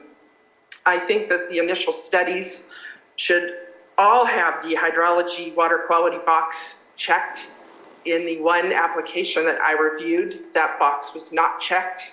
And I believe that High Valley does have very limited water resources, and that box was not checked for a project up there.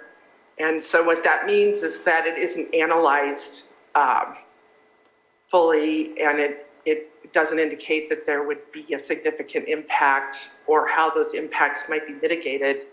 And also, as Richard, I think, mentioned, there are cumulative impacts that are important to review as well, so that everybody has their fair share of the water in the basin.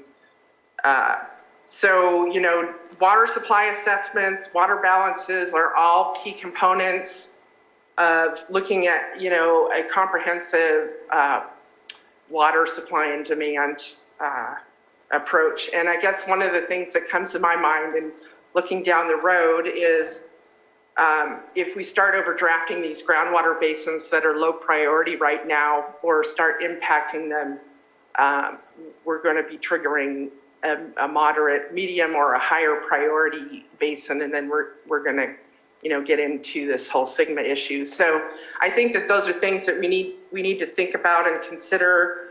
And I appreciate the board taking this up. I think it's really important and very concerning for everybody here in Lake County. Thank you. Thank you. Next is Daniel Terrell.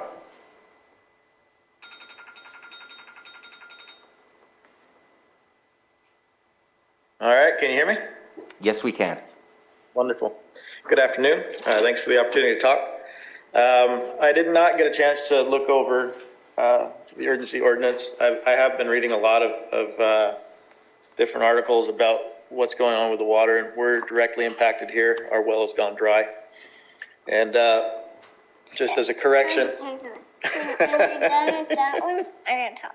Okay, you gotta wait your turn though, okay? My 3-year-old's here and he's in charge. We got, we're on the waiting list for a new well. It's closer to 8 to 12 months if they even call you back. And that's also a problem too. I'm out in Jerusalem Valley. We're surrounded by about 12 different grows, 3 of which are permitted. I'm very pro-responsible commercial cannabis. I think it's an important part of our economy. I'm 2 of the cannabis projects out here that are permitted. They're going outside of their permits because they don't have the water resources anymore. Does this ordinance cover like continued monitoring, yearly monitoring? How does that get incorporated in, or is it at all? So this ordinance is specifically about requesting a hydrology report for all projects and a drought management plan. As far as the original ordinance for cannabis, there is annual water consumption reports that need to be submitted over to community development.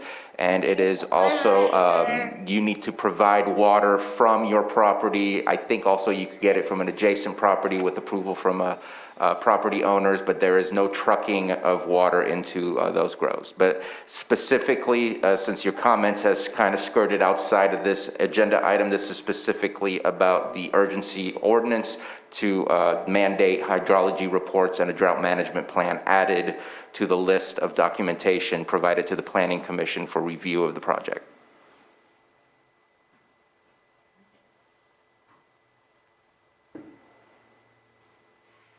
Okay, that is all I see here in the Zoom room. Let's open it up to the chamber. Anybody have a comment on this item? All right, let's bring it back to the board. I will say that some of the comments that I heard, I think are very valid comments, but at the same time, I would say that entertaining those comments and changing the ordinance to add these changes to it would only postpone the caution we need to take in approving projects without having the full capacity knowledge of what's going to be impacted by these projects, which is why it's offering to have a little bit more data and a little bit more information. I think it should be part of the conversation as we bring it back for more permanent changes and things like that. There was one comment that I think I do want to add, and that is where it says a hydrology report, and maybe putting hydrology report by a California licensed hydrologist. Because I do agree that we don't want to just see something titled hydrology report and submitted to our planning commission. We do want it to come from a professional place and not just somebody who manufactured a report on their own. And just wondering what the rest of the board thinks of that. So I have some comments. You know, I really appreciate the idea behind this. I am concerned after hearing the comments that we don't have enough in this ordinance to make it as strong and effective as we need it to be. And I would just like to ask our county council if she has thoughts on this, because I'm really thinking that we need to work on this one more week and bring it back next week when we've all had a chance to dig into this a little deeper, really look at the comments that were brought up by some subject matter experts, bring in a hydrologist, and really get this as tight as we need it to be. This is a strong ordinance, or this is strong for us, and I'm proud that we're having this discussion, but I'm concerned that we're not doing it the best way that we possibly could. Ms. Grant, do you have a comment on that? I do think that the comment about the addition of the licensed California hydrologist is important. I think that's a correction that you can make on your face. I think it really depends upon what other concerns that the board has by way of clarification, whether it needs the additional time. Bringing in a hydrologist could easily take longer than next week. I don't know that that's particularly necessary for the urgency ordinance. It would be a big help as you're expanding upon it and developing policy and procedure in that regard. Maybe not immediately necessary for these purposes. If you want to expand this beyond the wells that are being discussed here to expand that further, this would be a good time to consider that as well. But it's really up to your board what concerns you have with regard to this that you'd like to expand upon, and then whether the language for those items will take a little bit of additional time to ensure that all the threads are tied together and you don't answer one thing but then create another question. So it really depends upon your board. Okay. Any further comments from board members? Supervisor Simon. So obviously, I am definitely in support of changing it to the California licensed hydrologist to be added to the ordinance. I think, ultimately, we can continue drafting this thing. I think this gives the opportunity for our planning commission to get some more definite information in front of them as they're working through the process. And I do consider this something we should move forward with today. That's how I am feeling about it right now, just being with the situation. And ultimately, yes, you can always make something better. I appreciate, Anita's comments and everyone else's, but I think this puts one more tool in the hands of our planning commissions as we're dealing with these projects as they're coming forward on their agenda. So that's my thoughts on it. Thank you very much. And I just do want to express, this is meant to provide assistance to our planning commission. They requested our help, and to be very honest, yes, there is other sources of water, but currently the issue that is before the planning commission 95% of the time is cannabis, and the typical water source comes from a well. And so at this point in time, unless there's language that our county council would believe is a better language to use, maybe the project's source of water rather than the project's well, then that would be acceptable. But I don't want to, I personally don't want to wait when we've been requested now for the second time to provide some assistance. We know that these things are going to keep moving along. And right now what's happening, and it's on a case-by-case basis, the Planning Commission is requesting a hydrology report, which postpones these projects even further. Rather than just making it up front, this is what's going to be required of you so that we can really get to a yes and no answer at the Planning Commission rather than postponing things. Because I know some people have waited for quite a long time, some longer than others, but the wait is exacerbated when it goes in front of the Planning Commission and the Planning Commission requests something else. And so I'm trying to provide that assistance to get us there. I think we're all in agreement to adding the California licensed hydrologist, looking around just to seeing if there's nods, and looking at Ms. Grant to see if the project source of water would be a change, or is that too substantial of a change to make that Oh, and this is an urgency ordinance. There's no such thing as too substantial a change that you could make on the face of the document today. So you're fine with that. Source of water may be a little bit vague, but it's probably better than limiting it to simply wells, because it would include aquifers and other potential sources of water. So what I suggest is under section 1A, hydrology report created by a California licensed hydrologist, and then sub A, approximate amount of water available that the project water source is connected to. Or approximate amount of water available for the project's water source, approximate recharge rate of the project's water source, and cumulative impact of water use to surrounding areas due to project. I think that would be a fairly clean suggestion in looking at Ms. Grant. You might want to add project's identified water source. Identified water source. So approximate amount of water available in the project's identified water source, approximate recharge rate of the project's identified water source, and cumulative impact of water use to surrounding areas due to the project.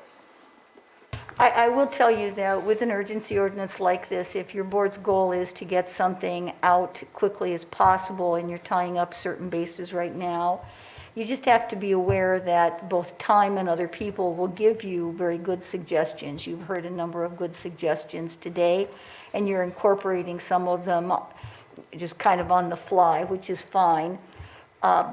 But application will give you a better understanding of the approach and the definitions for this urgency ordinance. And it's not a one and done. You are fully capable of being able to come back and flesh it out. And as your board's indicated, you want a permanent ordinance that's going to address this.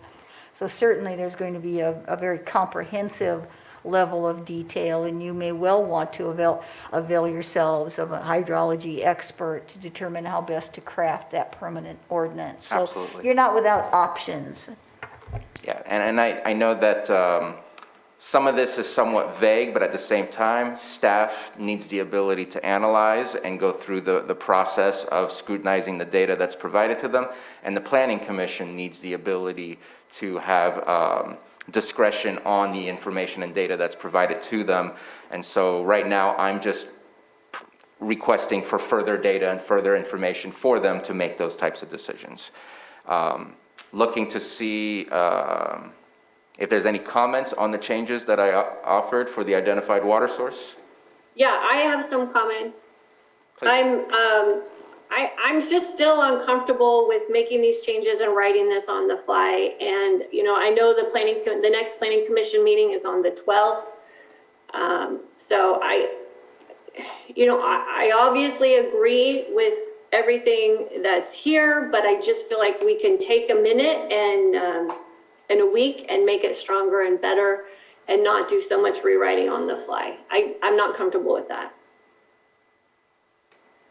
Okay, and just for further comment, yes, it is not until forget the specific date that you just mentioned, the 12th, but at the same time, it takes time for applicants to update their applications if they are planning to be on the August 12th Planning Commission.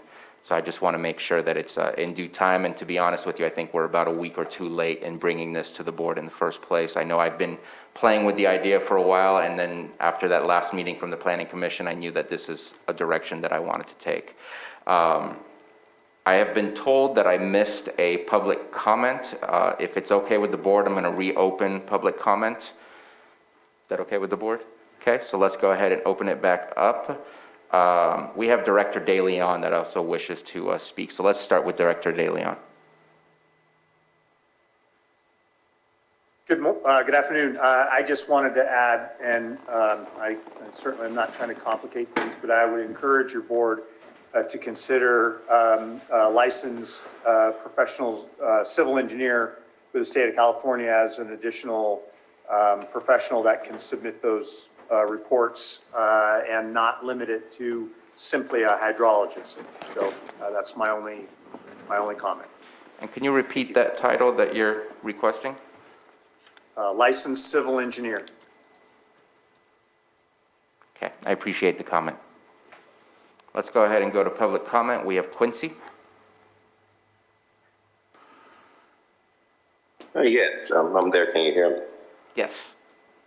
Yes, I just want to go along with what Scott DeLeon just said. I personally called every listed number in the state of California yesterday trying to find someone that meets this qualification, licensed in California, a hydrologist, and it's non-existent. I found 4 of them. None of them are available, but there is 10 civil engineers that can produce this report that are available. Okay. Thank you for your comment. Next is A. Dodd. Hi, this is Angie Dodd. Thank you. I just wanted to concur with what Mr. DeLeon said and the last speaker. There really isn't a licensed hydrologist in California. There are licensed hydrogeologists, but we found up here in Humboldt County that there are very few of those and difficult to hire. So I agree with putting on that a licensed civil engineer experienced in water resources would be a good addition. Thank you. Thank you. And then next is Trey Sherrill.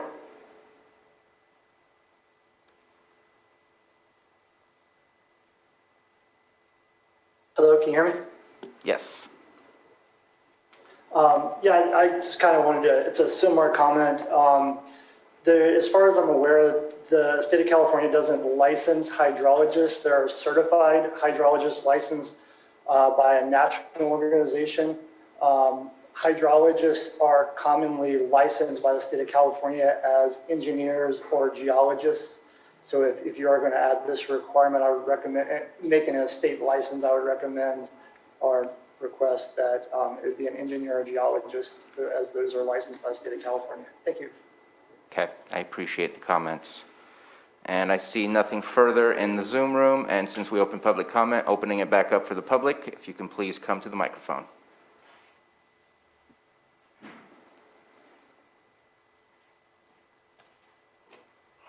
Tony Morris.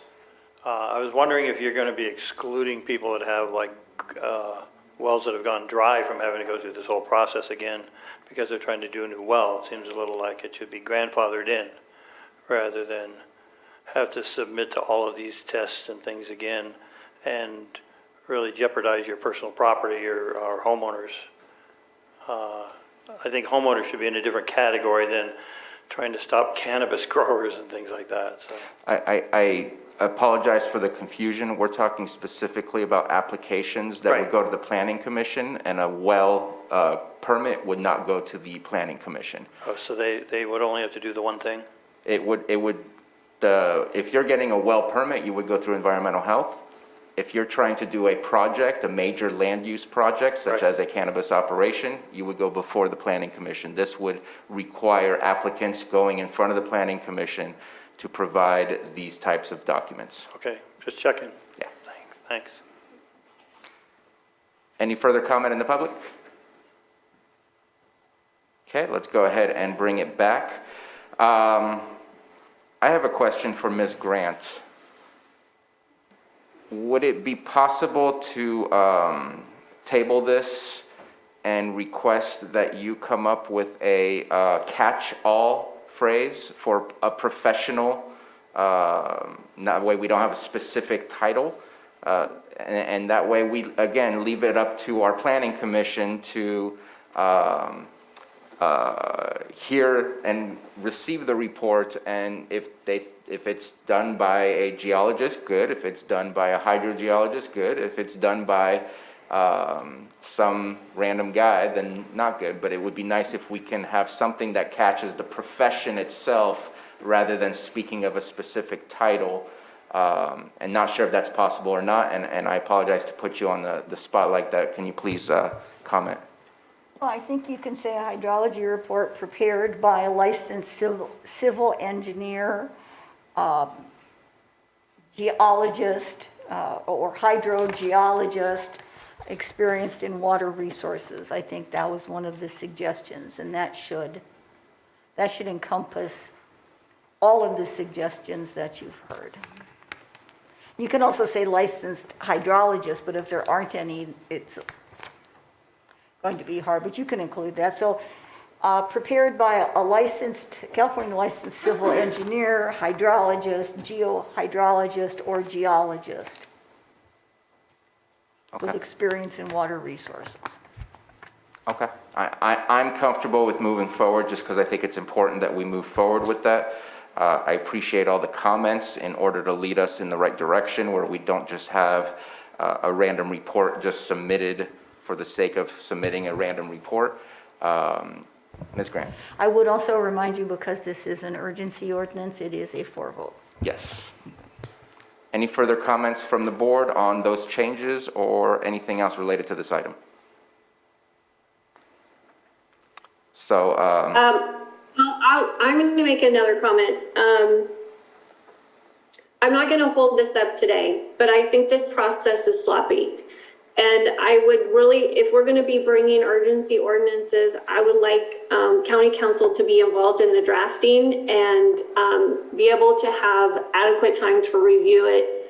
And I'll just leave it at that. I think this is important. I'm going to vote to move forward with it, but I think we can do better. okay. Supervisor Crandall, I'm going to ask you to take the gavel, please. Yes, so. The metaphorical gavel. Metaphor. All right, so I will go ahead and ask if there's any action that needs to be taken. Yes, I will make a motion to, I think it's offering. Oh, I offer the ordinance with the amendments. The ordinance has been offered. Johanna, can you conduct the Yeah. roll call? Okay, so Supervisor Simon, Yes. okay, Supervisor Sabatier, Aye. Supervisor Scott, Aye. Supervisor Pyska, Yes. and Supervisor Crandall. Yes, Thank you. and I will pass the gavel back to you. Thank you very much. It is 12:50 p.m. at this moment in time. Our next item, I think, will require quite the conversation. I'm looking at the board. Do we want to take this item up now, or do we want to take a lunch and come back? What is your preference? I think we need lunch. Yeah, Okay. I'll agree with that. So let's come back, since we do have many items left over, if we can come back at 1:30? Does that work with everyone? Okay, let's come back at 1:30 p.m. Hello, welcome back, everyone. It is 1:31 p.m. We're going to continue our meeting here. And we are on item 6.7, 11:30 a.m., consideration of an interim urgency ordinance imposing a temporary prohibition, moratorium, on the issuance of early activation permits for land use projects within the unincorporated area of the County of Lake. and either Supervisor Simon or Pyska, whoever wants to lead the conversation. Go ahead and let Supervisor Pyska go ahead and start. Sure, I'll start. Supervisor Simon and I have been working really closely over the past many weeks with Carol Hutchinson, Susan Parker, our special advisor, David Bosch, and really getting familiar with the important work that is happening in community development and why it's so critical to our county. And I really want to thank our council for taking the time to draft this urgency ordinance. We really conveyed to her what it is we wanted to accomplish, and I think she's done a really great job doing this and getting this documented for us. We have a lot of opportunities to improve our practices, and this is a really exciting time for us. But streamlining and modernizing our processes in CDD is going to make it easier for people to work with us. It will make the most efficient use of our staff time. It will enable the public we serve to know what they can expect and how long things will take. Improving our use permit process is the priority, especially during a severe drought emergency. Quality environmental review is a must for our board to make good land use decisions. We also need to ensure that the public has appropriate opportunities to weigh in on these projects. We want to be proactive in developing opportunities in our county, but sometimes you have to take a beat and reset. Early activation, for example, that can be the right approach in limited circumstances. But what we're looking to do right now is to find the right tools for each proposed project. Ultimately, streamlining the use permit process is our best opportunity right now, and pausing new early activations is going to help with that. Thank you, Supervisor Pyska. Yeah, today the ordinance we're offering, if adopted, this ordinance would establish a temporary prohibition, also referred to as a moratorium, on the issues of the early activation permits and land use projects within the unincorporated areas of Lake County. It would enable our staff to address a significant backlog of applications for early activation permits and to ensure that permits are not issued without thorough consideration and criteria allowing early activation. And we know how many are out there right now. It will allow CDD time to study and assess and streamline approaches to the land use permitting process. All early activation applications submitted before the effective date of this ordinance and deemed acceptable will be allowed to proceed. There are a number of applications in various stages at this time, so for this purpose, those applications, date stamped prior to the adoption of this ordinance, will be deemed acceptable while still pending determined as complete. On behalf of our board's ad hoc committee, which was put together by the entire board to work on this committee with CDD, we recommend the adoption of this ordinance, and we appreciate the conversations we're going to have today to help us move this forward. I want to thank everybody for that time, and I want to thank Anita for helping us put this together and the entire committee. We've been working very closely to look how we can move forward and how we can do things to not only help this industry as we establish it and other businesses that come into the county, but also to make sure that, as Jessica pointed out, we're working on staff time and giving them the opportunity to really dive into these projects as they're coming forward. So I want to thank you for the time today, and that's our presentation at this point. Thank you very much. Any comments or questions from board members on this topic? So I'm pulling up the ordinance, and I think this is going to be the question from many of the applicants. And I know that there's a paragraph, and the definition of deemed accepted means that an application for an early activation permit is deemed accepted for purposes of Section 3 herein when an application has been submitted to the Community Development Department prior to the effective date of this ordinance that meets all the requirements sections of 21-27.4 and if applicable Section 21-27.13 AT 21C of the Lake County Code. So my question is, in my understanding of the ordinance, it's two separate applications. One is an application for use permit and one is an application for early activation. They have to be connected. They can't be, you can't have an early activation without connecting it to a use permit. It says application twice. Application for an early activation permit has been deemed accepted. Herein, when an application has been submitted, is that the application of the use of the early activation, or is that the application of the use permit? I just wanted to get some clarification on that. If I may, Ms. Grant. both of the sections cited go to early activation permits. The 27.4 has been in the ordinance for some time and allows for early activation permits for a number of things. The 21-27.13 AT2IC relates more specifically to cannabis, but in both circumstances, these are early activation permits. And so I guess my confusion is, if it's been deemed accepted,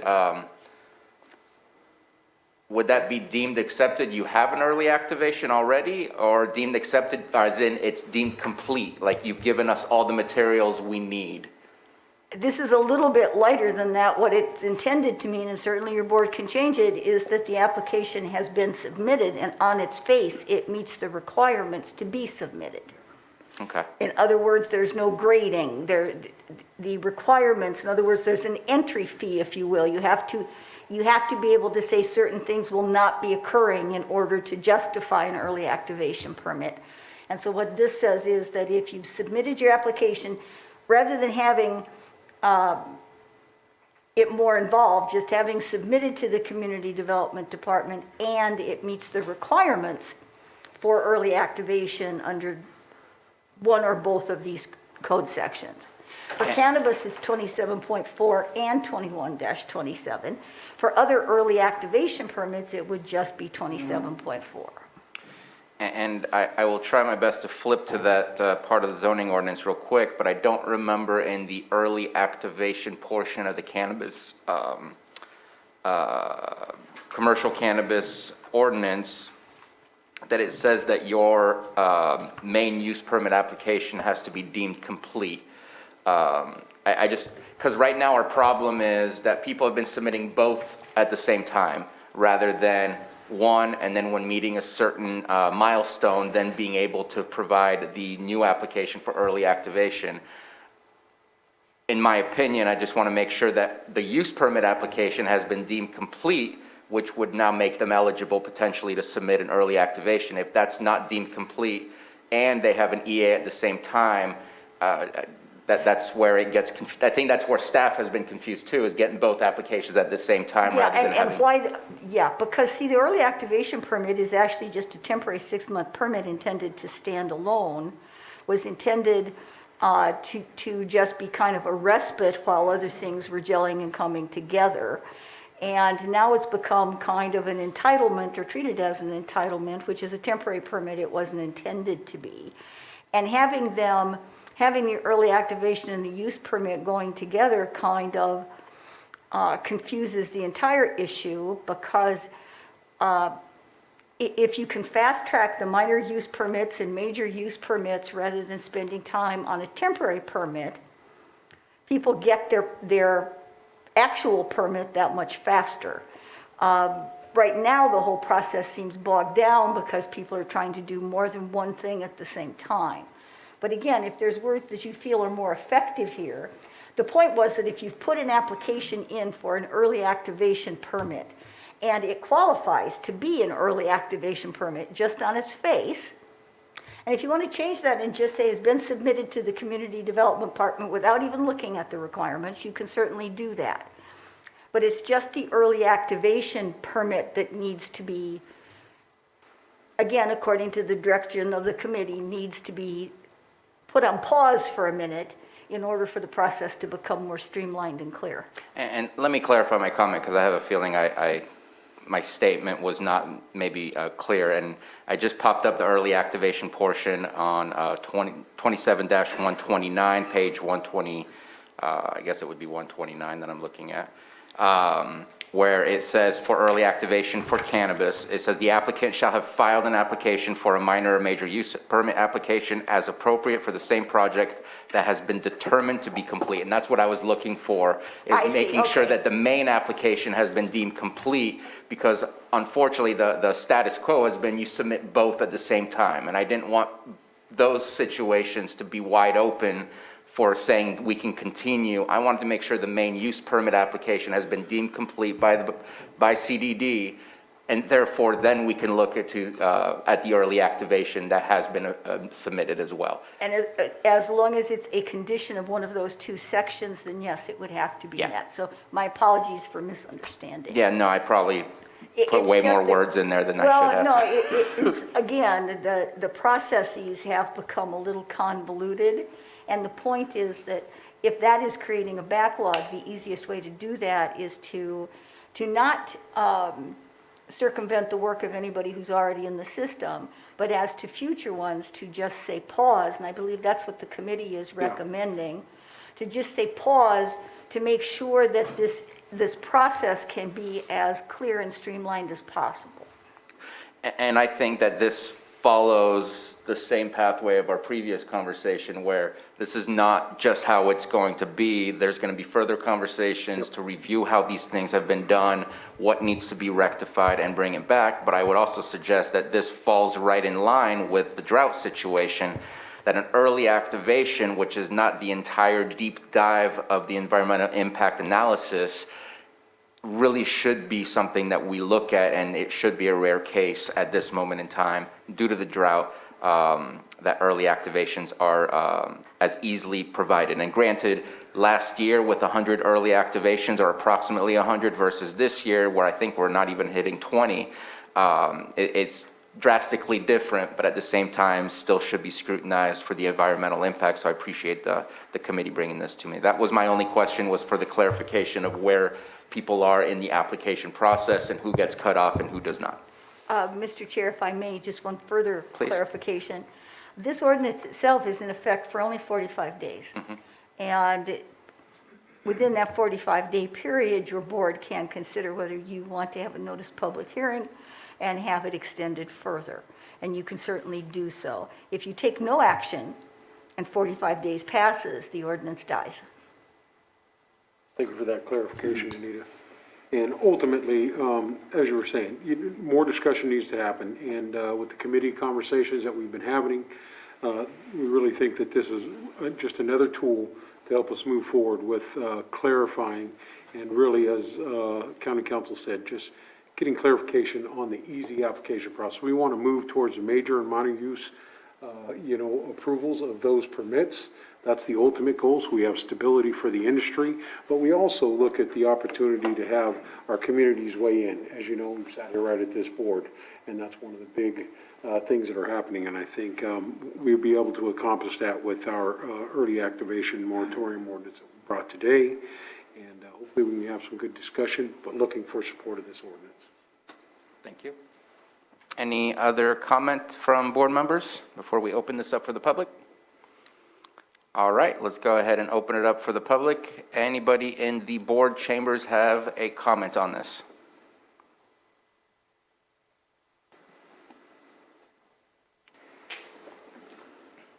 Hi, my name is Mike Mitzel.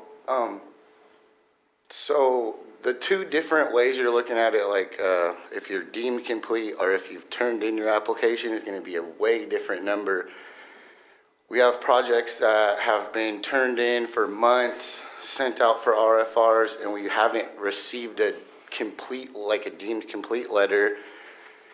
So I'd like to know how many are deemed complete right now, because I don't think it's a lot. And if you were to do it like she was saying originally, where it was, if you had just turned in your permit, that's going to cover so many more people than the deemed complete way. I know we've had projects that have been sent out for RFRs, like all the requirements to be deemed complete have been met, but they're just never sending out the deemed complete letter. And it's part of like meeting their Streamline Act or whatever. They don't want to tell you your project's complete and then take as long as it takes to get through the rest of the process. But it's just gonna affect a lot more people if you do it that way. I think I get what you guys are doing with this. I think it probably should have more public comment and really look at it. It's early activation is like, I get where it has the environmental impact, but it also gives the neighbors and everyone a chance to actually look at the impacts of the grow, and it's not all just speculatory. It's like you can do the grow for one season and see if there really is an impact to the environment or to neighboring wells or to traffic, and without it, all the neighbors are just kind of complaining about what might happen. I mean, I would personally like to see every project go through a year of early activation before they get a 10-year permit. In reality, that's probably a better way to actually judge if the project has an impact on the environment, and then you don't give them the 10-year permit. As right now, if there is no early activation, nobody really knows what the project is going to do. So that's my opinion. Thank you. Thank you. And I think, just talk about, the conversation as we move forward. This ordinance here, obviously, with the early activation and the moratorium, as we said, we've got work to do to look at all of the impacts that would be brought in by these, both the sequel, we talked about the hydrology reports, all of those things that we're going to be talking about as we move forward. It's just streamlining and updating the process so we can make sure that we have a thorough analysis of how these projects are going to fit into the community. So I do hear you a little bit on that, making sure we're trying to, I think when we drafted this, our intention was to capture as many as possible in that conversation of the folks that have the permits in the line right now. And, we tried to really say that in the language we put together. So we'll look to try and move forward cautiously, but I think this is the way to go to help us really get the analysis as we need as we put these projects into our communities. Mr. I would just say too, that CEQA won't allow you to test it out to see if there are impacts to the environment. So that isn't actually an option. No, and I think that testing it during a declared emergency is also, we need to take precaution in what we are saying yes to and not yes to. Let's continue with public comment. Is there anybody else in the board chambers?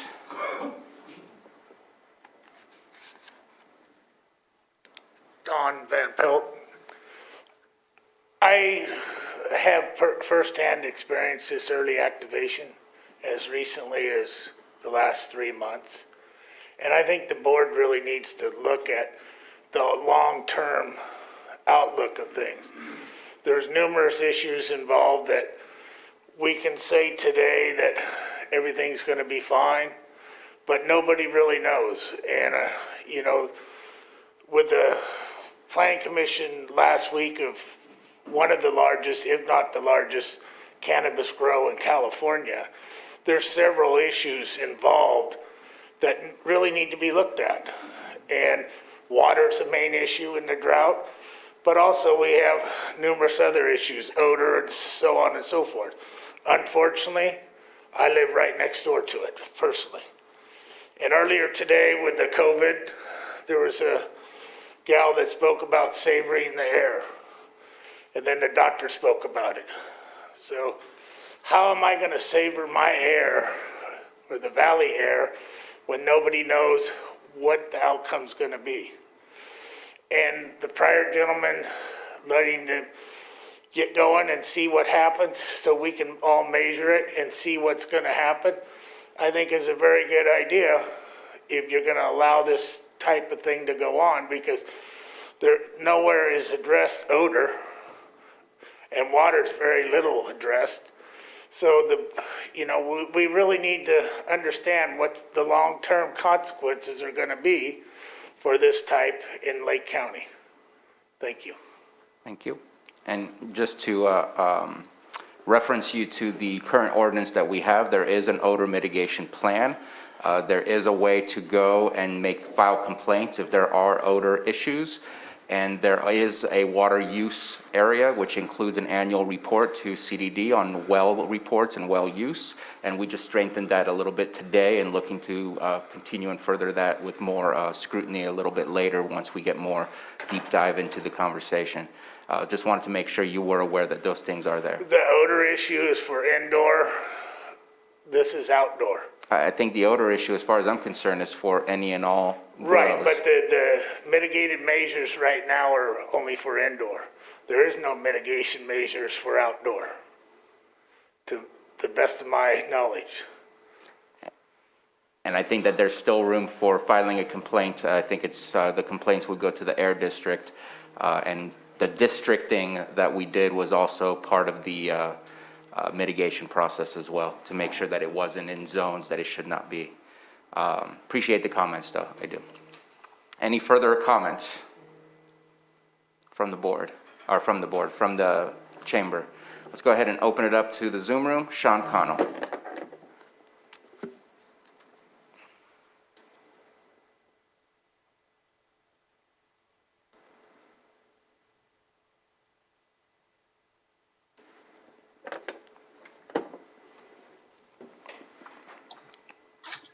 Thank you, Chair and Board.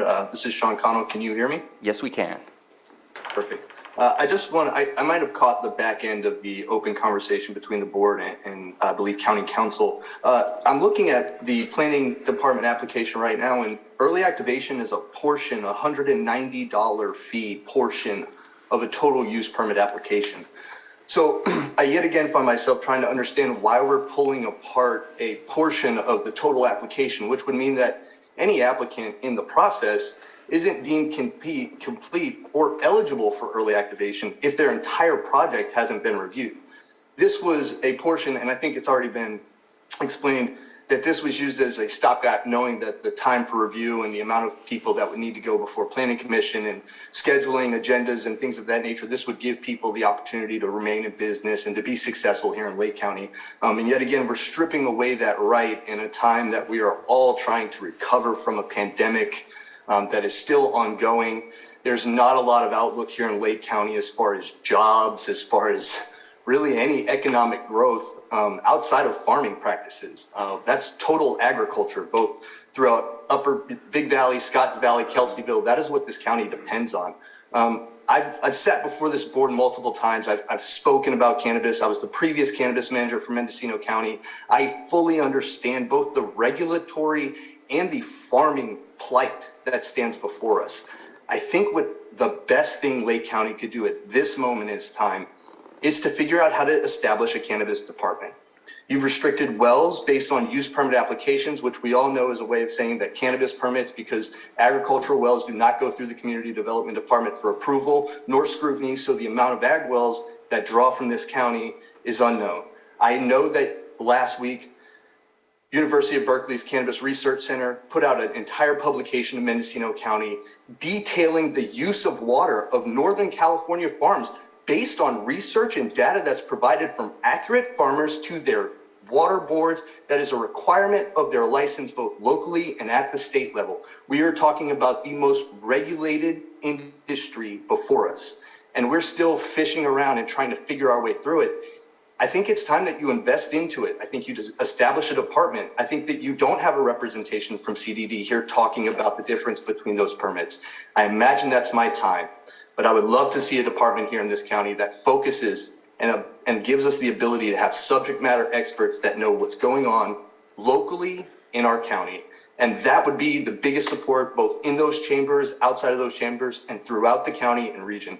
I appreciate your time. I appreciate your efforts, and I look forward to talking to you. Have a great day. Ms. Grant?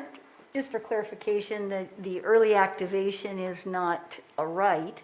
It's also not a portion of something. It's an independent permit. And the requirement is that they shall have filed a major or minor use permit determined to be complete. So it doesn't stop that process. And again, and certainly both Supervisors Simon and Paiska can speak to this since they're integral to the committee. But the point is that the early activation seems to be creating a backlog, seems to be creating confusion. The point of at least this initial 45 days is to give the department and this committee the opportunity to review and determine whether you want to do a separate division, department, bureau, etc. Those things are all up to you. But this is just providing a pause so that you can look at those things with the help of the people in community development. And then if you decide to extend it, as Supervisor Simon said, with a great deal of feedback from the public as you move forward. Thank you for your comments. Any further? Anita said that correctly. You know, what we're looking to do, as we said once again, is pause this at this time and then bring it back. When we do at the end of the 45 days, as Anita said, County Council, you know, if we're going to extend this, there will be a public hearing and we'll be bringing more information and more conversation along that line. So it's been stated, you know, I will just talk about my intentions in this. As a board member, when I voted for early activation, when we were doing it, it would be something temporary, and now it seems to be turning into something that, you know, that's the mode everybody's going into, early activation. So I think at this point, we're learning as we go. I said that for the first 5 years, that's what's going to be happening with this industry. And as we establish it, these things, you know, we're going to have to take these steps. So that's where I'm at right now. Anything to add, Supervisor Pyska? I'll just add that this is only going to affect the new permits. Anybody in the pipeline, you know, it shouldn't affect. And, you know, we are in the summer growing season right now. We are in a drought. And so this is the appropriate time to make this pause. Okay, thank you. Let's go ahead and move on with public comment. I think, do you have another comment? And let's go with Mary Jane Montana.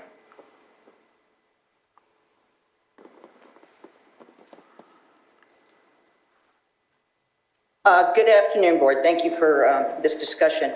As some of you may or may not know, early activation has always been a part of our zoning ordinance for many, many years, not just related to cannabis.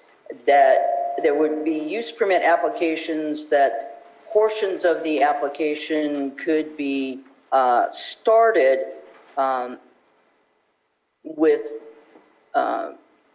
without any building permits, without any grading permits, that sort of thing. For instance, somebody that was going to convert a building and didn't have to do any interior or construction work could go ahead and open up while they were waiting for the use permit process to carry on.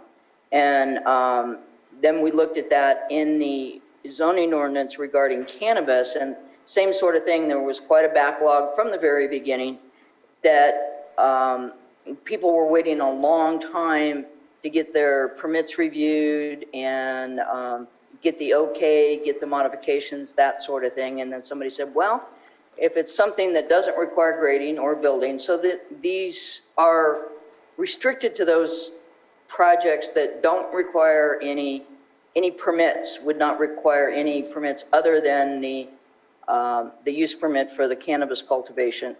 Wouldn't allow grading, so they'd have to cultivate either in pots or raised beds. Wouldn't allow a building, they wouldn't be in greenhouses, that sort of thing. So not everything qualifies for early activation anyway. I would ask that the board and this committee consider during this 45-day period of time to look at things, to continue to allow early activation for a minimal amount, whether it be 1 acre, 2 acres, 5 acres on some of the larger grows, of outdoor only, again with the no permits, to allow people to begin the process to recoup some of their financial outlay.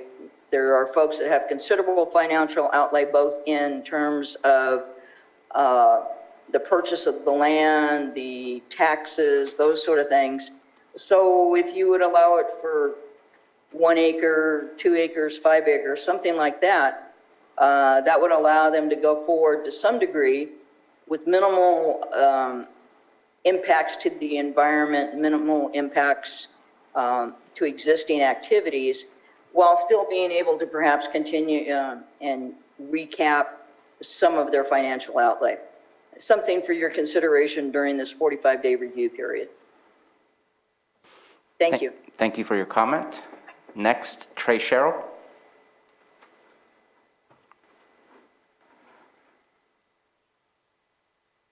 Hello, can you hear me? Yes, we can. Hi, thank you. I just wanted to comment on the deemed accepted definition in this urgency ordinance. I'm not sure how this would affect, in response to COVID, the Community Development Department started requiring that applications were submitted through the cannabis file share or file transfer website. Many applications have been submitted in the last few months. The Community Development Department has acknowledged that they have received those applications. However, they have not assigned those applications a use permit number or an invoice to pay the associated application fee. It's my fear that those applications would not be considered deemed accepted at this point in time, yet they've been received by the Community Development Department for some of them as many as 3 or 4 months now. So that's my comment. Thank you. Thank you. Next, we have Jennifer Smith.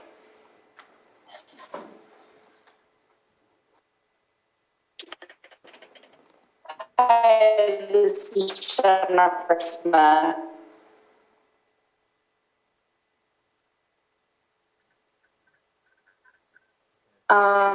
I'm concerned because early activation is unique to cannabis projects, but today's conversation seems pointed solely at cannabis. Our projects that are being held up in CDD are actually cannabis versus other projects, which legal cannabis division. I understand that you're going to take these 45 days to review the process and review CDD, and I do hope that that is one of the outcomes, is that we have a dedicated cannabis team that understands this process to give a consistent process. But I do feel like this is a little bit of selective enforcement through this process. And that's on my ignorance. I don't know that, but I do. The theory behind this, it just feels like with now adding water hydrology, and there's just a lot of stops and starts. And I hope that we take this 45 days because I'm sure this is going to move forward. But let's take this time and get a consistent, streamlined process to this, so an industry and a sustainable industry can be built. And this isn't just cultivation we're talking about. This is, manufacturing and processing, and these are jobs.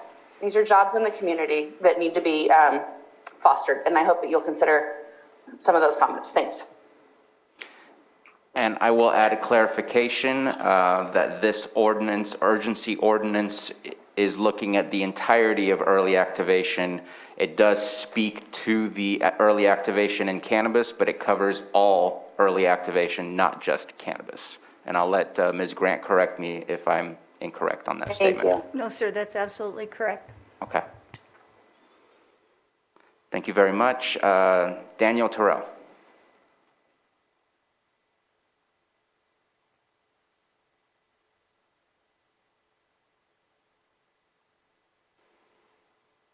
Good afternoon. I think I'd like to piggyback off of Mary Jane Montana's comments. I think that the ordinance, especially like early activation, has a lot to do with small farmers. And I think that's who is directly impacted by this. So I think this will pass. But I think moving forward during those 45 days that small farmers are taken into consideration. Larger corporations that are coming in and whether it's wineries or cannabis or whatever it might be, they can afford to wait. It's part of their bottom line. Small farmers don't have that opportunity. They don't have the resources. And so what this does, at least in cannabis terms, it pushes people back out into the fringes and back out into unregulated markets. And, you won't see the same kind of movement towards permitted and regulated growing. You'll start to see more unpermitted grows on the outskirts of different areas. And that just presents a different problem for a different agency. And I would like for the board to really consider that going forward for the next 45 days. Like I said, I think it'll pass. Thank you. Those are my thoughts. Thank you. I see a hand hear from Brenna Sullivan. Thank you. Brenna Sullivan, Lake County Farm Bureau. As it was pointed out before, early activation is a process that's not specific to cannabis, but it has become the standard on nearly all of the new cannabis projects. And the difference in cannabis is that some of the impacts that the major use permit process was put in place to originally address, those are still being experienced on the landscape and by the neighbors in early activation cannabis permits. And since 2016, there have been a myriad of problems that have arisen from these projects that have already set the precedent on the land. So when you go back in and try to address some of the issues that have come up in fixing some of the processes or tightening up some of the ordinance language, we have this gap in people that have already been early activated, and we have to, then you have to create a Band-Aid to address those projects that are already partially through the process. So we agree that the process does deserve a thorough review. In 2016, it was created as, in my understanding, as a temporary process to bridge the gap between people that were already operating under the previous set of laws and regulations to bring them into compliance with the commercial cannabis ordinance. And, it's been transitioned to be a stopgap with the long waiting process, but it has created a number of other unintentional issues that deserve that thorough review at this time. Thank you. Thank you for your comments. I see no more hands up in the Zoom room. Just gonna go back real quick to make sure we get all public comment. Is there any additional comments from the chamber or the Zoom room? Okay, I see one hand pop up. Damian Ramirez.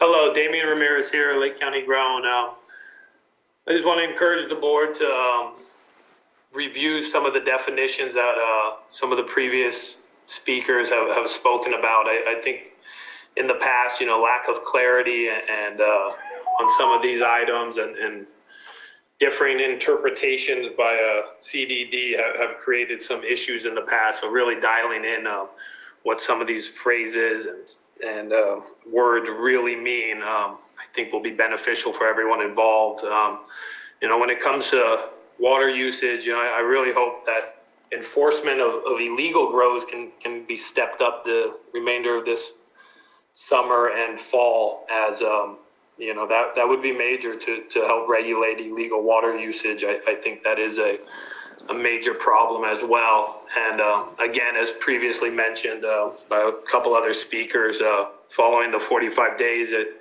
really be amazing to have some sort of a dedicated department to exclusively deal with cannabis, as I know the early activations cover a lot of different projects, but as we all know, it's primarily getting centered towards cannabis and those sort of projects. So thank you very much, as always.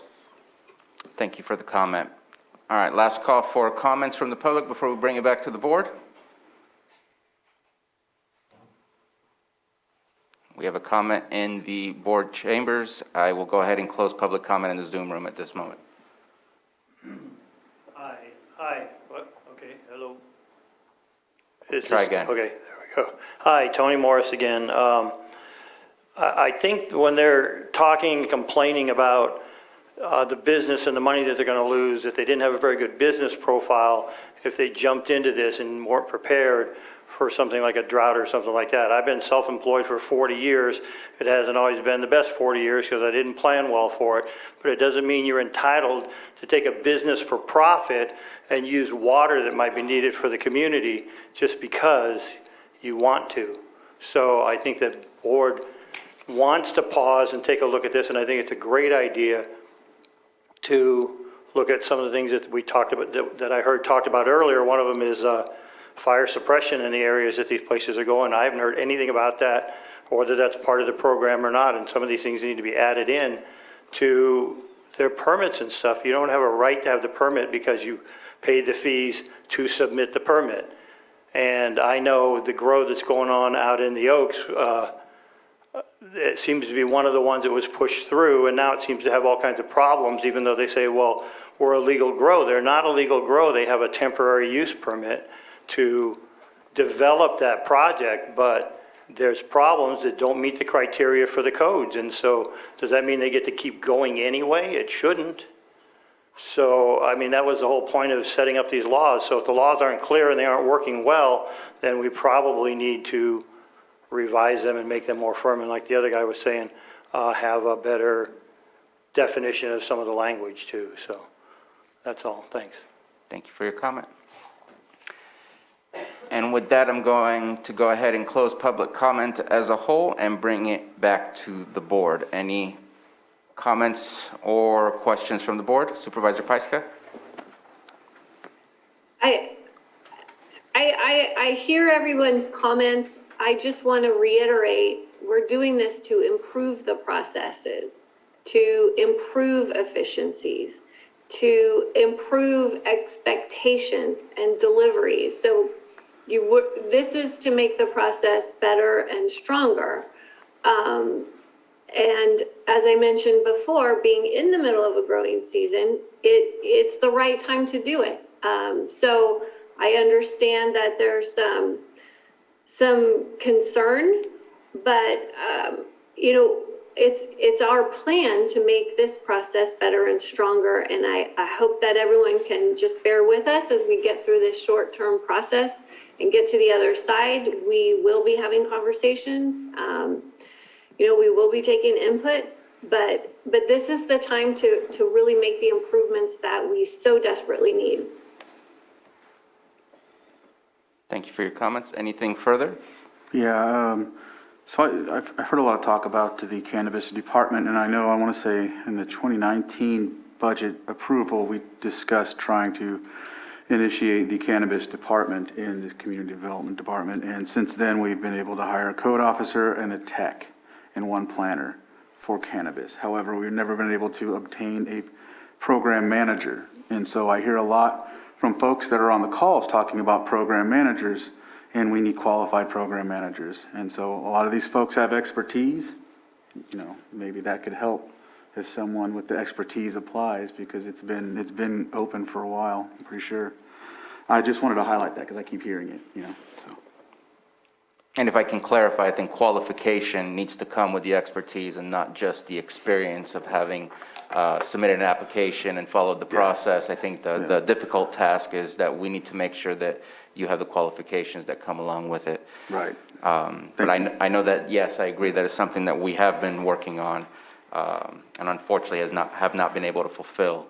Well, I can respond to that that is part of the committee's work, and I can assure you that is something that we are working very diligently on right now. Yeah. Right, but the frustration from the public is real. We've been trying to do this over the course of a year and a half, and we just have not been able to fulfill those items, even though they have been budgeted for and allocated. Yeah, it's always a challenge. So we got more work to do as the board, as always, to help fill those positions. But ultimately, as Jessica said, and the rest of the committee, we're looking at streamlining the process, giving a better opportunity here. And this is just one of the steps that we need to take. And we're looking at all options, whether it's an individual or whether we're contracting out. All those conversations will be happening. And as the committee, we appreciate the opportunity to work on that. And we'll be returning with those with the help of everybody on the committee and community development. So that is the plan. Right. So I do want to bring up a point that was brought up by Mary Jane Montana. So right now we have a line in the sand.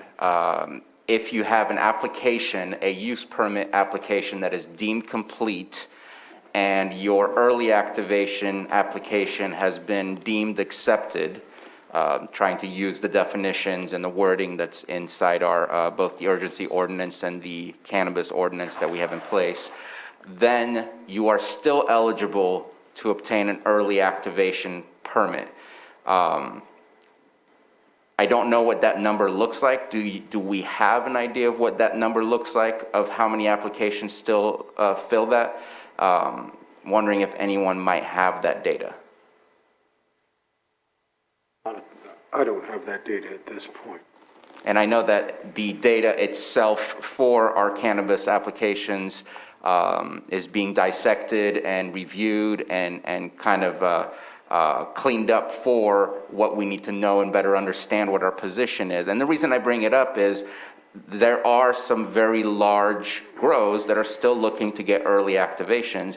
And I personally like the idea of both, not the idea of testing, because I think that's the wrong word to use and the wrong direction, but the idea that a maximum amount of farming for an early activation versus you can do your full use permit, because then at that point, we're basically saying here's a year's for free of the use permit. I know that she mentioned 1 acre, 5 acres, something along those lines, with the idea that, and I know that the main purpose behind this is for the cleaning up of our processes and our efficiency issues that we've had in community development. We need to stop overwhelming our staff with so much, and we want to make things easier, not just on the applicant side, but on the staff side as well.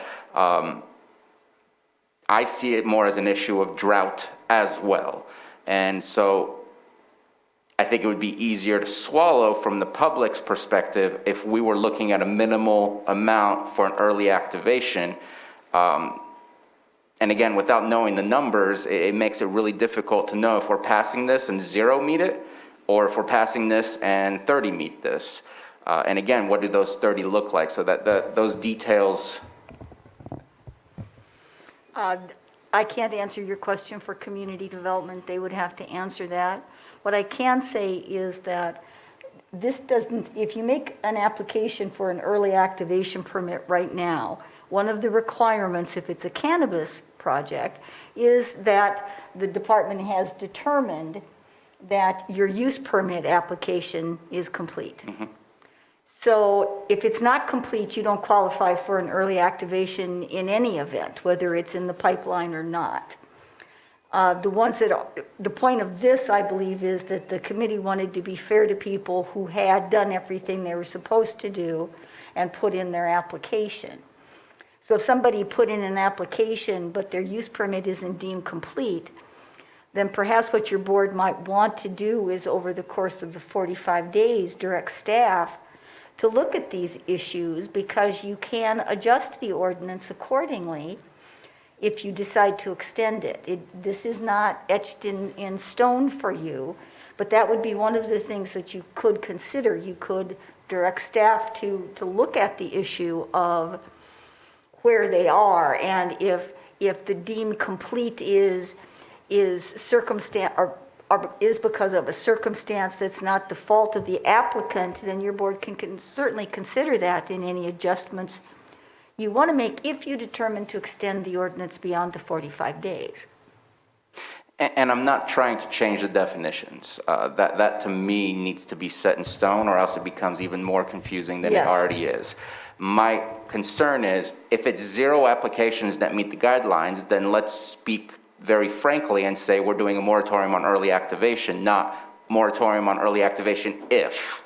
And if we don't know if that number is 0, then we're not being very transparent about what we're trying to do. And if the number is greater than 0, then I think that those that are still eligible to get an early activation should be potentially, because it's still discretionary and it still needs to pass the rest of the test of the early activation process, not have the ability to do 100 acres on an early activation. And I think right now it's still discretionary, and I would love to say for early activations that are still eligible that you have a maximum limit of this much that you can do. That way we limit the impact, if it's approved, on water use and other things like that. Right now, I don't know what's still eligible, and I know that there's some pretty major grows that are still waiting to see if they're gonna get approved or not approved for early activation. And if a large grow is approved, we're gonna hear about it. And so... Well, you know, when we started this, there is no silver bullet. We got a million things moving on in different directions. I know that in some of the larger projects and other things, we just passed an ordinance on our previous item that is also going to change that analysis as we move forward. So, I think as County Council said, what we're looking for today is to move forward with this ordinance to give us that 45 days so we can work on those specifics as you're asking, and we can have that and bring that back to the board as a specific question to be answered. Thoughts on it? And I think that no matter if it changes what's in this urgency ordinance or not, I think we do need to bring that data back so we're aware of what exactly we're doing. Because I think we need to be transparent, because I think a lot of applicants are confused about their status of where they are, because there's been a lot of communication has not always been clear and evident. Also, if you'll note in Section 8, there is a 10 days prior to the expiration of this interim urgency ordinance, the Community Development Department shall issue a written report describing measures taken or recommending measures. You can include an assessment of exactly where they are within that, because what you're speaking about, Supervisor, is exactly what the department should be providing to you. Mr. Chair, I've been attempting to raise my hand, but don't seem to have that option with my present Zoom setup. So I just wanted to echo, as the interim CDD director, that we can absolutely gather that data and have it available within the 45-day period if this ordinance is adopted. Well, if it's possible, I would love to get that information ASAP, because 45 days later, we might as well just put a full moratorium on early activation, because then the growing season is completely gone. And an early activation is for 6 months, so you give somebody an early activation in October, they're done in March, they haven't had a chance to plan, so that early activation is completely useless. I think that I get a lot of phone calls about the confusion of what the status of those applications are, and if we can come back and be very transparent about what the actual status is, if we don't know within 7 days what the status is, then the applicants are going to get a response of what their status is, because there's still confusion as to what's going on. We'll do it as fast as we can, Mr. Chair. I do have an inquiry into staff to get a sense of how soon. We're just knee deep in the business of CDD right now. And it's not up to me, it needs to be consensus if that's what we want, but I just think that either A, we just do a straight up moratorium, because I'd hate to play games with the applicants trying to make phone calls and trying to figure out where they are, only to find out 45 days later, or not being able to find out because of some confusion that still exists. I'd rather be, I just see some, the definitions are always difficult, because even when we tried some of these things, when clarifying the early activation and other steps like this, the deemed complete has been very difficult to know, because of the lack of the deemed complete emails and communication back to the applicants. And then there's the issue of the Streamlined Permitting Act, which kind of says if there is no communication, then it is complete, and that creates a large level of confusion. And I want to make sure that we are as transparent as possible to make sure that people aren't thinking that they're still in, or that they know that they're still in, because that's going to be a lot of phone calls and a lot of time spent on trying to clarify those things. So if it's possible, I would love to have that information. And again, looking for a consensus, if that's the case, if we want to spend time on that, or if not spend time on that. Ready to move forward as is today. So we have the 45 days to get that opportunity. Community Development said they would get the information that's being asked for, so ready to move forward today with the ordinance. Okay. Looking for the action. Okay, I will offer the ordinance. The ordinance has been offered. Johanna, roll call, please. Okay, Supervisor Simon? Yes. Supervisor Crandall? Aye. Supervisor Scott? Aye. Supervisor Pyska? Yes. And Supervisor Sabatier? Aye. Thank you. Okay. And then moving on to Item 6.8 or 12 p.m. Consideration of presentation by the Lake Area Planning Council on the Regional Transportation Plan and Active Transportation Plan. And before we get started on that, we did pull item 5.7. Just wanted to let everyone know that we will take that up next. So let's go ahead and go with our 12 p.m. item. And Supervisor Simon, you brought this to us. Yeah, absolutely. Being on the Area Planning Council and LTA and APC, wanted an opportunity for this presentation to be given here at the board level. It's the Regional Transportation Plan and Active Transportation Plan that's going to be presented. I am not on Zoom, so I don't know who's We do have here to Lisa present. David Bates on. Oh, there you are, Lisa. And who's next to you right there? It's tough seeing the mask. It's John. Hey, John. How are you, John? So just wanted to give them opportunity. You know, we work very closely as a board, myself and Supervisor Sabatier sitting on there, and we're trying to get this information out to the public. I know that they've done a good job of reaching out to our advisory committees throughout the county and also on the website and just trying to get the information out there in newspapers, and we want to take this opportunity because this is for long-term planning here in Lake County. So what I would like to do is turn it over to Lisa and John and allow you to do your presentation. Okay, thank you Supervisor Simon and board. And I also want to thank Carol for helping us out and get this on an agenda.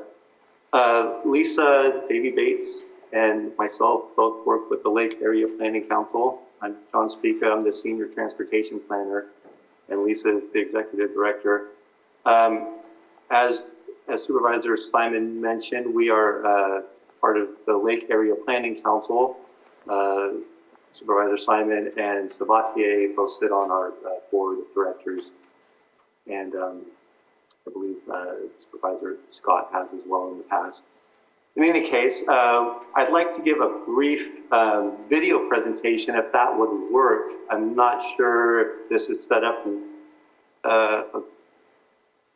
for that. Would I be able to share a screen and do that? Or I guess I'll defer to whoever is running that. Yeah, Matthew, if you can make sure and give them that sharing ability. Yes, you should have the capacity to share your screen now. Thanks. Oh, thank you. Just quick question. Can you guys hear us okay? Because my video, my audio has kind of Loud and clear. Okay, great. Thank you.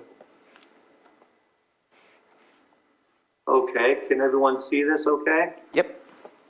Great, it's a quick video and that'll kind of explain what we're trying to do and what kind of information we're trying to get out. And then I could follow up with a few questions afterwards. So let's see here. Welcome to a brief presentation of the 2022 Regional Transportation Plan and Active Transportation Plan update. Both plans are being prepared by the Lake Area Planning Council, which serves as the Regional Transportation Planning Agency for the Lake County region. The Lake APC board is made up of 2 county supervisors from the County of Lake and 2 city council members from each of its 2 incorporated cities, the City of Lakeport and the City of Clear Lake. 2 at-large members are also appointed to serve as directors, rounding out the board's 8-person makeup. The primary advisory bodies for the Lake APC include the Technical Advisory Committee, which consists of public works and community development officials from each of the 3 jurisdictions, as well as representatives from the California Highway Patrol, the Lake Transit Authority, and the Caltrans District 1 office. A second important advisory body to the Area Planning Council is the Social Services Transportation Advisory Council. This group advises on matters involving transit-dependent individuals within the region, including the elderly, disabled, and persons of limited means. Additional duties of the Lake Area Planning Council include the administration of the Call Box Program, otherwise known as the Lake Service Authority for Freeway Emergencies. And finally, Lake APC council members also serve a separate role as the board for the Lake Transit Authority. The primary function of the Lake APC is to allocate federal and state transportation funds to projects within the Lake County region. Funding is derived from a variety of state and federal programs, each having separate goals, addressing public needs ranging from road safety to greenhouse gas emissions reduction, and the promotion of healthy lifestyles through active forms of transportation like walking or biking. Lake APC also assists regional and local agencies, including public works departments of the county and cities, as well as the region's transit agency, and identifying or applying for potential funds for priority projects. These can often be time-consuming processes, especially for staffs of local agencies that might lack the resources or time to compete for such funds. Finally, as the Regional Transportation Planning Agency, the Lake APC is tasked with preparing the region's long-range transportation planning document. This regional transportation plan helps guide the decision-making process by setting long-range transportation goals for the region. So what is the Regional Transportation Plan? As noted, it is the area's long-range planning document for all forms of transportation throughout Lake County and its cities. It covers a 20-year horizon and is updated every 4 years to reflect changing conditions in the region over time. Its main purpose is to promote safe and efficient transportation for the movement of people and goods throughout the region. Examples of this are found in projects improving unsafe road conditions or dangerous intersection crosswalks, or else reducing congestion to improve trucking delivery routes. Basically, anything that helps to connect community members with areas both within or outside of their immediate surroundings.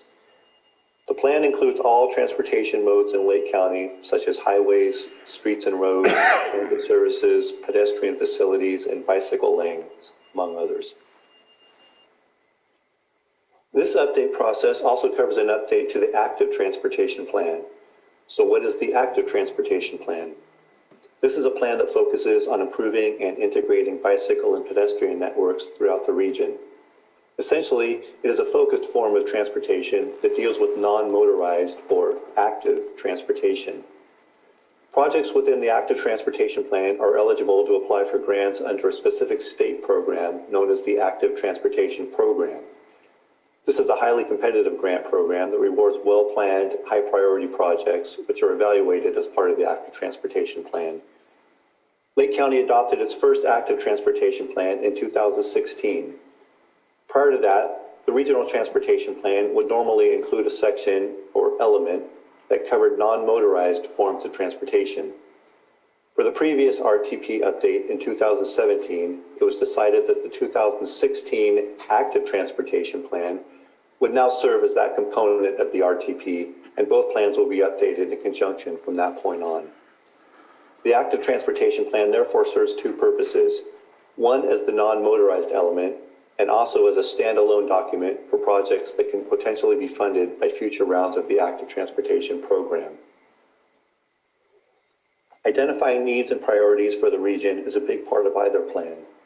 There are plenty of needs to choose from for each transportation mode, whether they are on state highways or local roads, or serve bicycle and pedestrian purposes, or public transit, etc. Identifying those needs is important, but prioritizing may be even more so.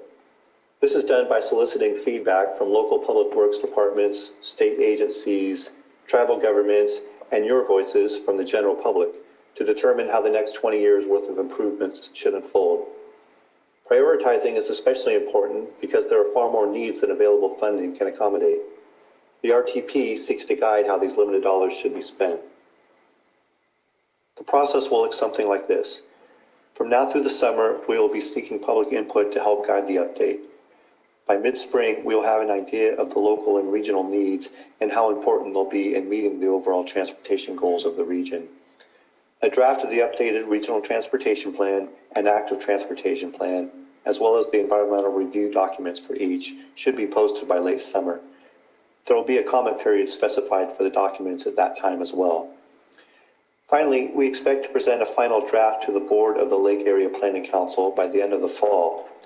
These will be publicly noticed meetings where additional comments can be made by the public along with those of the Area Planning Council board prior to the plan's adoption.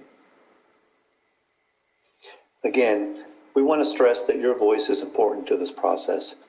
Transportation needs and issues that you bring up will be evaluated as part of the Regional Transportation Plan, and this will ultimately guide what the final plan will look like. Whether it's road safety or sidewalk accessibility or transit system improvements or any barriers that make different forms of transportation more difficult in your local community, we want to know. So please make your voices heard. Here are the best ways to provide input. You could go to the website for the update project, which can be accessed at the web address in red. The site is interactive and will allow you to provide comments on maps in which you can pin written comments at specific locations within your community or the region as a whole. It will also include surveys and budget exercises where you can give us your feedback on where your concerns lie or which projects you believe warrant the most funding.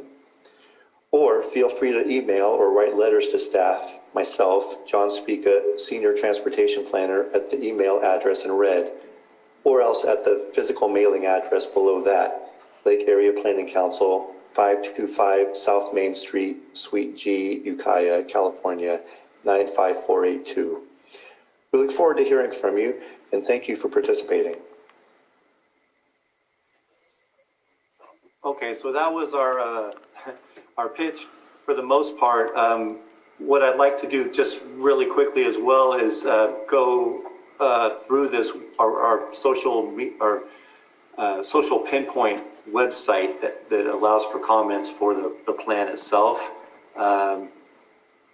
The address was shown on the presentation itself. It was lakeapc.mysocialpinpoint.com will get you here. You can also get it through the Lake APC website, which is lakeapc.org. In any case, just scrolling down would show there's an interactive map portion to it, which allows for anyone to zoom in on any specific area of the county, drop a pin, and you can leave a comment of what type of improvement or what type of project you'd be interested in that area. It's, as you can see, there's quite a few around Middletown and Clear Lake and Lakeport and such. So this is kind of a handy function for those of you wanting to be specific about what types of comments you're looking to make. Also, there's surveys, which are sort of self-explanatory, just asking some basic demographic data, age, location where you live, employment status and such, and what types of transportation you're most used to using or interested in seeing improvements on. And then these budget functions, these budget exercises on the right, then both, they give a kind of a sample amount. We give you this fictitious $100 to spend on different types of projects. And from here, you kind of scroll over on what types of projects you think, there's I think 12 or so, 12 to 14. And you'd kind of scroll over and see about, this one kind of, I think it deserves more money than something that maybe not important to me. And then you go up to your $100. Actually, you could go over budget, but try to stay in budget if you're able. And then there's a similar one, a similar budget exercise for the active transportation specific projects. So these would just focus on bicycle lanes or pedestrian facility type projects for more active portion of the document. So, like I said, that's sort of our brief little presentation, and I'd be happy to discuss any questions that board members or anyone from the public might have on our plan. Thank you for your presentation. Supervisor Simon, did you have any final comments? No, I just want to, once again, like I said, just getting the information out there. I think, if we can get that address in the chat or just have this posted up, but I know this is going to be shared in a lot more places as we move forward. And whether it's overall transportation or as we're all hit, hey, we need sidewalks here, we need a bike lane, those types of things. This is a great opportunity for you as a community member to really go to that pinpoint map and really zone in on how you think, it'll improve your neighborhood and how you move around in your community. So once again, today's presentation, why you brought it today, was just to get more folks, more eyes on it, more input, because we want to see that entire map with projects. I mean, that's where we want to go, and so today's presentation from Lisa and John is just one more step forward in that. I see there are some areas with some pins. We need to get that whole lake surrounded, because we all know that there's local projects that need to be done all the way around the lake. So that's it. That's all that I have today. Thank you. And I think that, as you saw, there's a lot of icons around both incorporated cities. I think they have an advantage by having an organized local government that can work on those things and go ahead and add additional icons on that map. And so I would suggest that all the town hall groups, which I'm sure that's why Middletown has been so highlighted with icons, because those groups have already taken advantage of that as well, that we work with those groups to try and make sure and get the word out and get some projects put on there. Any comments or questions, Supervisor Crandall? Yes, thank you for the presentation. I know that Danielle Casey had come to one of our town hall meetings a couple weeks back. That was very helpful. And I know that a couple years back there was a collaborative town hall that we had in Lucerne, so we can cover areas in Nice, Lucerne, and Clear Lake Oaks. That way we had a idea of what potential mitigating measures to lessen traffic, make the walkways safe, things like that was conducted. And I know we were supposed to kind of go further on it, but then 2020 happened. So I know that they talked about those documents are still there, and I'd like to see if we can possibly get some folks out to our town councils. And but I'll reach out to Danielle. So thank you. Thank you. Any comment from other Supervisor Pyska? I would like to invite you to also come to the Cobb Area Council. That is a very active municipal advisory council in Cobb area. The Kelseyville area does not have a town hall or a MAC, and but they do have a very strong business association, the KBA. So I would encourage you to contact that group as well. And if you need help with those contacts, I'm more than happy to facilitate that. So thank you so much. But I know both of those communities have specific needs that they've already brought to me. That's great, thank you. And if any of you know of a website or a Facebook page where we could share the information or add it to, please let us know, because we would be happy to do that as well. So cobbareacouncil.org and visit Kelseyville. That's their Facebook page. Okay, great. Thank you. Thank you. Any further comments? I do have a quick question. I'm sorry if I missed it, but when is the deadline for comments to be submitted? There's not a hard deadline that we provided, but we are going to try to get a draft prepared in the next several weeks. So, we've been kind of had this, well, it's not so much a road show as a video show nowadays, but we have gone to a couple of the town halls and a couple of other city council meetings and such. But we're just, any comments are useful at this point, all the way. I mean, I would say a couple more months even we could probably look at, preferably within the next month. But we'll keep continuing to take comments. In fact, probably all the way up to adoption, really, at the board, APC board adoption meeting, we still take comments through that as well. Okay, thank you for that. I know that in looking at the presentation, for some reason I had never really connected the two, but I know that Supervisor Crandall and I have been on the National Monument Trail meetings that have happened from BLM, and looking at ways to connect the city of Clear Lake to those trails that they're anticipating to create would be great. So I'll make sure and speak with the city of Clear Lake and see what would be the best way to connect those things and go ahead and add those to your maps. I did want to say something about the Lake County APC.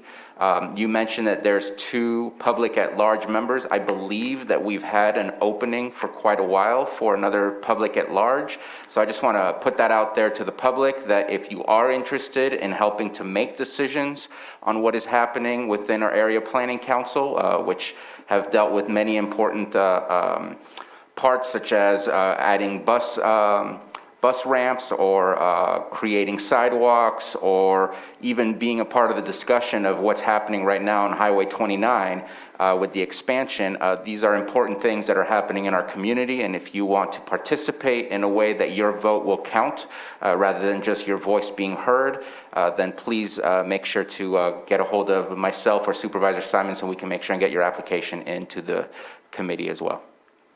Yes, thank you for that plug, Bruno. Anytime I could do a shameless plug, absolutely. Appreciate it. Let's go ahead and open it up to the public if there's no further comments from the board. And I see that we have a hand up from phone 82809. If you can please say your first and last name.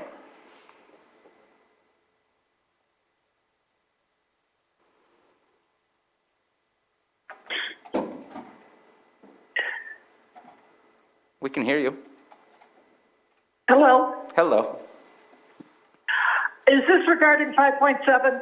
No, not yet. We are on that topic next. Okay, great, thank you. I will call back, I will hold. Thank you. Okay. And looks like we have no further public comment in the Zoom room. Anything from the board chambers? Okay, well, let's bring it back to the board. Is there any further comments or questions? All right, thank you very much for the presentation, and I hope that you get a little bit more input from the public because of this. Thank you. We really want to thank you for letting us take some time out of your really busy day. We know you have a lot on the agenda, so we really appreciate your time. And thank you for being patient with us. No problem. Thanks. Take All care, everybody. Thank you. All right, thank you. Bye-bye. So now we are done with our timed items. We're going to go back and take up item 5.7, approve second reading of an ordinance amending section 21-3.7 of chapter 21 of the ordinance code of the county of Lake by adopting sectional district zoning map number 3.7B 1.403. And we have Mr. Porter from Community Development stepping in. And let me ask if Carol Hutchinson wants to start us off with this, or just go straight to Mr. Porter. Mr. Chair, I'll just note that this is the second read of this zoning ordinance change, so staff doesn't have an additional presentation, but is here to answer any questions your board may have. Okay, and so at this point, I'll open it up to the board for any questions or comments. And seeing none, let's go ahead and open up to the public. And I know that we had somebody who was ready to speak on this item. I don't know if I see them anymore. That individual appears to have temporarily dropped off. Well. So, Mr. Chair, in light of the fact that it seemed very important to that person, maybe they've just had a technical difficulty and you could go on to a different item and with hope that person comes back. They contacted our office a number of times wanting to be able to speak to your board about this. And I see that a new phone number did pop up. Is that individual ending in 8209 here for item 5.7? It is the same phone number. And so we are looking for public input on item 5.7. Go ahead and you have 3 minutes.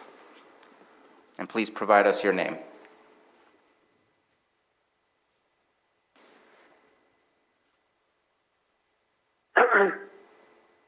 Hello? Hello, my name is Carolyn Brockmeyer. I own the property adjoining Mr. Brown's property. My property is commonly known as 24681 South Highway 29, Middletown. I strongly object to Mr. Brown's rezoning project. Back in November, I informed the Planning Commission that as a child, I saw workmen bury a whole case of a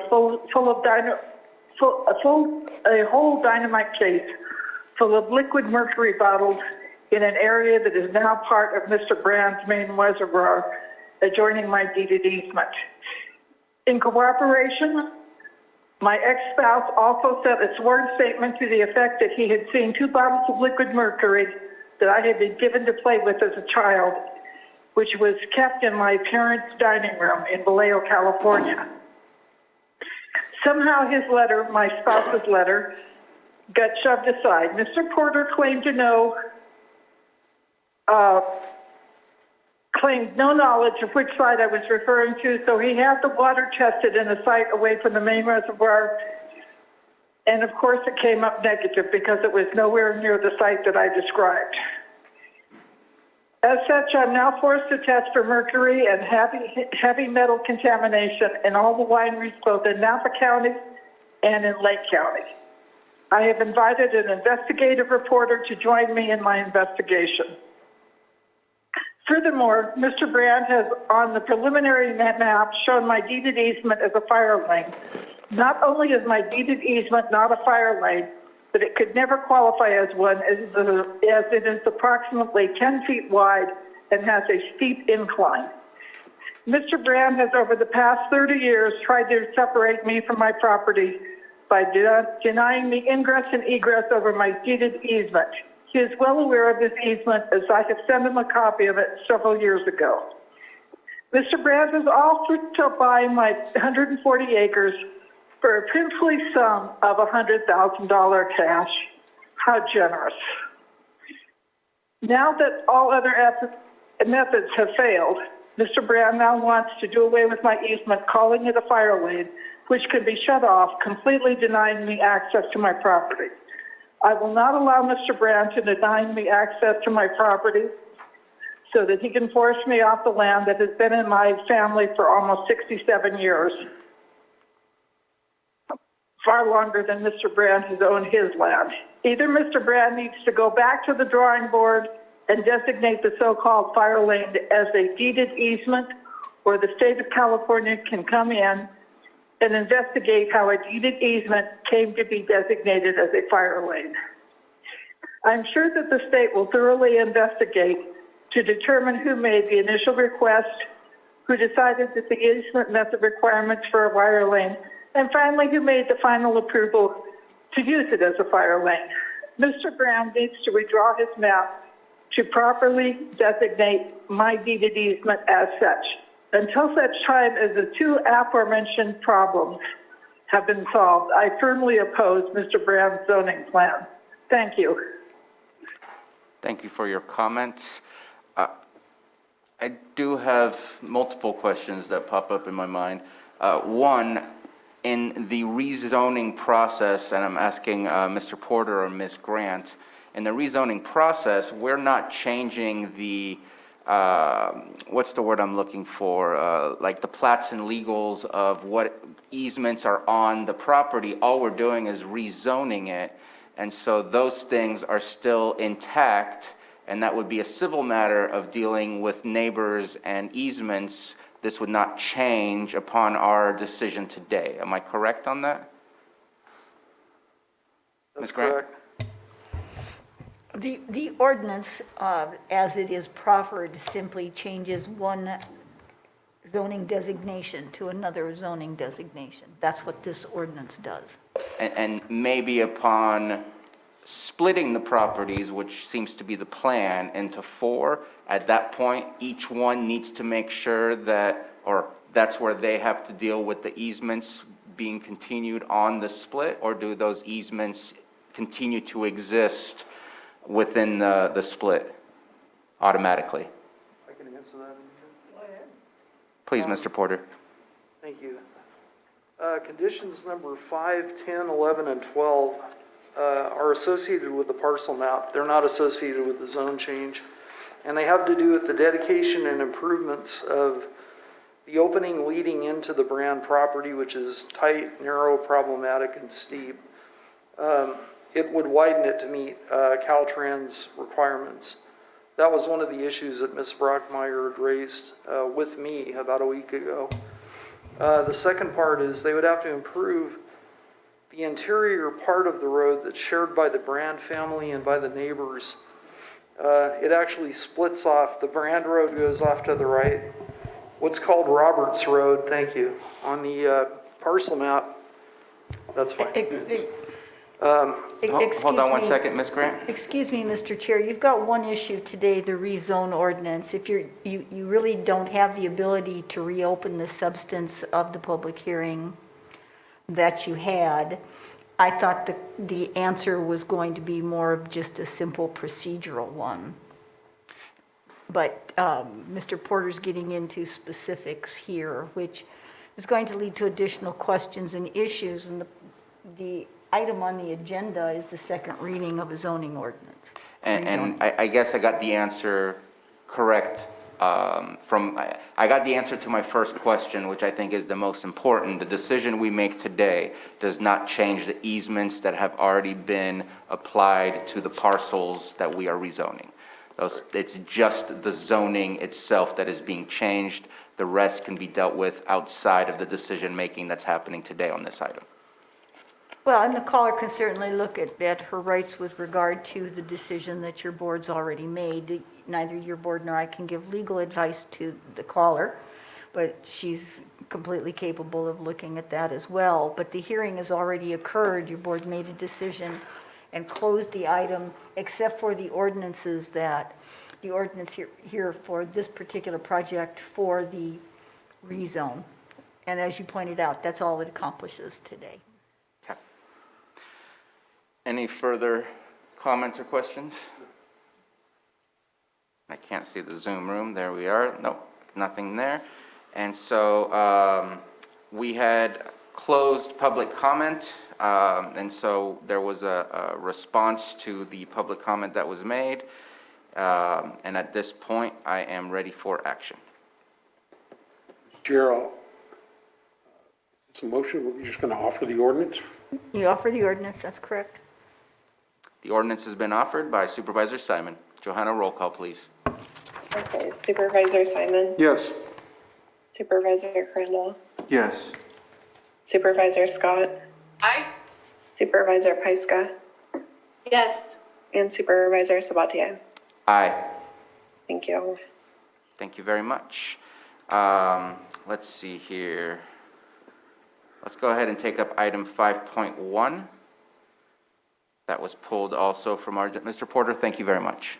Thank you. Thank you, Mr. Porter. I was also here for item 5.8. Should I stay? I don't believe we pulled 5.8. I believe we only pulled 5.7. Perfect, thank you.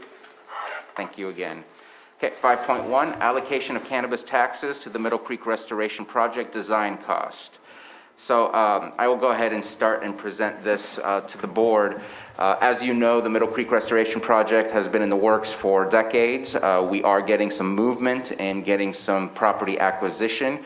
However, we're not getting much movement when it comes to getting the Army Corps or not necessarily the Army Corps, but the federal government to approve the appropriations so that the Army Corps can start their actions in doing the construction design for the project. The construction design is estimated to be about $3.2 million. Us, as the local district, we are meant to cover 25% of that, which is approximately $800,000. We are struggling to get headway with our federal sponsors or representatives to get this moving forward. They have put it on the docket as a priority project, but there is something in the range of $2.1 billion worth of projects, if not more, that are backlogged in the Army Corps of Engineers docket. What we feel is if we can show that we do have the funding ready to get started, allocated for this project, that we would have a much better position to make the request for the federal government to release those funds for that project. I'm not going to belabor the points of what the Middle Creek Restoration Project will do for us. You're very well aware of that. But the idea is we're not asking to spend the money right now. What we did back in June is we reviewed our cannabis tax allocation plan. We had items 1 through 9, which was retention, law enforcement, water resources, planning, economic development. There was a laundry list of items that we approved for. We did make some subtle changes to those. And what I'm asking today is not for a final approval of this, but to have the final approval come back with item number 10, which would have $800,000 allocated for the construction design phase of the local jurisdiction's costs for the Middle Creek Restoration Project. I'm looking to get $400,000 out of item number 1, which is water resources would fall into there.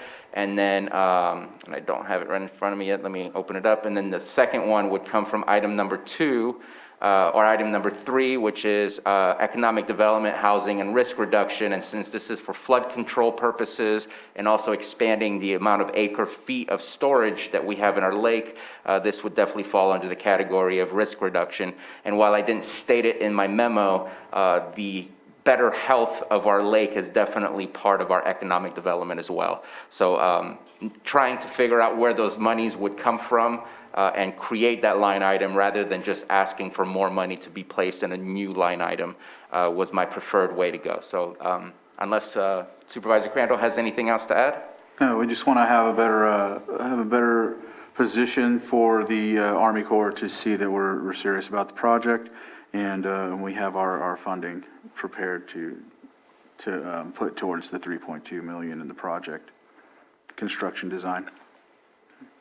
And just one final point, the reason originally I was thinking of pulling this money out and putting it into a budget item, I believe 8109 is where it would be situated, which is our watershed protection district. I recognize that the way right now that our cannabis taxes is being spent is through reimbursement. You have to show that you're actually spending it in order to get it reimbursed and paid for.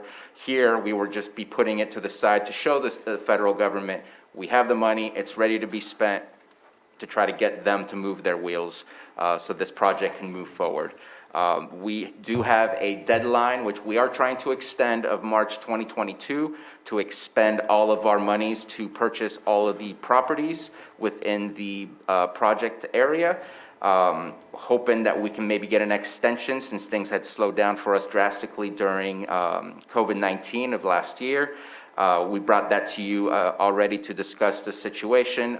We are working with our state currently with water resources to try and make the property acquisition still possible and a viable thing to get done in time. We're doing everything we can, and we think that this will allow us to continue the progress of the project rather than be done with property acquisition and then start from scratch. I believe, if I am correct, and Dr. Lyons, if he was here, would know better than any of us, but I believe that the appropriations of funds for the Army Corps based on a 2-year interval, and so it's not on an annual basis that they get allocated. That's correct. Okay. So just, I think that's all that I have for now, unless you have further questions for me, and opening it up for the rest of the board. Well, yeah, the reason that I pulled it is I was confused why it was on the consent agenda. I know we've talked about it a lot. I'm definitely in support of this project and any way that we can move it forward.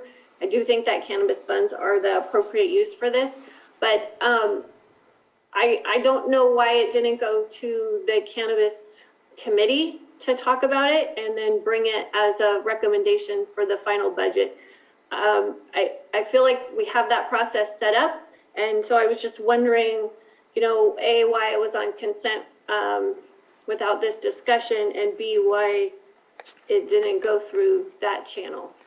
So I do have answers for that. Number one, the consent agenda, because this is not the final approval of the allocations of cannabis taxes that will come to us in our September meeting for the final budget approval.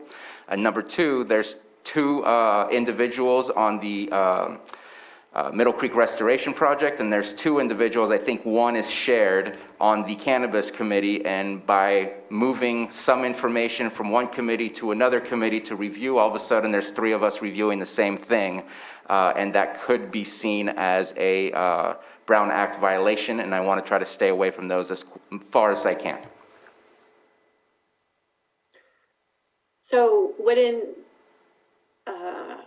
a more appropriate action be to request, and I know this is just a procedure thing, but we have these procedures set up for a reason. Wouldn't it be better to bring it to the board to then bring it to the committee? Well, I was looking for efficiency so that we can start, what's the word I'm looking for? Trying to start to have conversations with our federal government to get things moving forward, because this had been approved, granted not final, but really wanting to use this as a leverage point to get the conversation moving forward. Well, I guess I would just like to hear from the committee members and hear what their thoughts are on this. The rest of the committee, you mean? From Yeah, the they- cannabis? Are you talking about the cannabis Or committee? Middle Creek? Right, the cannabis committee. Okay. Well, I know that I'm on that as well. And yes, actually, that's one of the discussions we've had in the past, was talking about trying to put funding towards this project, but that it could possibly come from the itemized sections like planning code and water. I know we've talked about it also with water resources, because they're part of our group in the Middle Creek Restoration. So yeah, for us, it's just on the Middle Creek side, it's to have it prepared so we're not delaying and waiting to come back at a later time and get held up even further. We're just trying to get ahead of the game. And to bring it to the cannabis board, I mean, we can entertain that as well. I just think that the whole idea was just to bring it here so we can have it put forward initially, and so that we can discuss it at another date during the budget time frame, right? Yeah. Yeah. And Supervisor Scott, I believe you are the other member on that committee? I am, and we did separate this money into these allocations that you did specify here. And I understand the whole Brown Act. There would be three of us kind of understanding this knowledge. So I kind of understand why you brought it to us. And the fact that the Cannabis Committee already has these allocations set aside for these purposes, I would be in favor of going ahead and approving this, knowing that the Middle Creek Restoration Project is probably one of the most important projects for Lake County that we've been working on for a long extended amount of time, and I'm ready to see this through. So I would approve this funding put aside for this project. Supervisor Pyska, can I ask another question? Would you feel more comfortable if it was like on a different, like on non-timed item or something like that? Or is that what it was? It was on the consent agenda? Yeah, it just really caught me off guard. Because it, because I know that we have a process, and then to see it on the consent agenda, not having a discussion, that's my only concern with this. I'm totally in favor of this funding for this use. No, I understand, and I did that. I didn't think of that, and I apologize. Supervisor Simon? Yeah, when I was asking to have it pulled, it was the same conversation. We work hard together to put each other on committees that we feel either we're passionate about or we know that's, in our community. And my thought was the same thing. Why didn't this go through the Cannabis Committee and then come to the board from that way? And understand, appreciate the explanations. But we work hard on these committees. We're working hard on a million, we're all on different committees.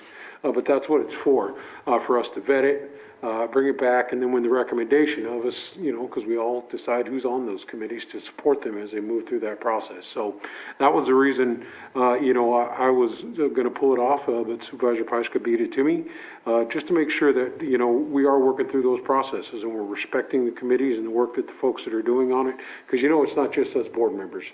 It's all the directors and everybody involved with it, admin, that helps us move through that process. So I was pulling through it. Obviously, we know this is a good project, but I would have a question on the finances. And I understand it's a $3.2 million project, and we have the 25% total cost for the construction design, our local district.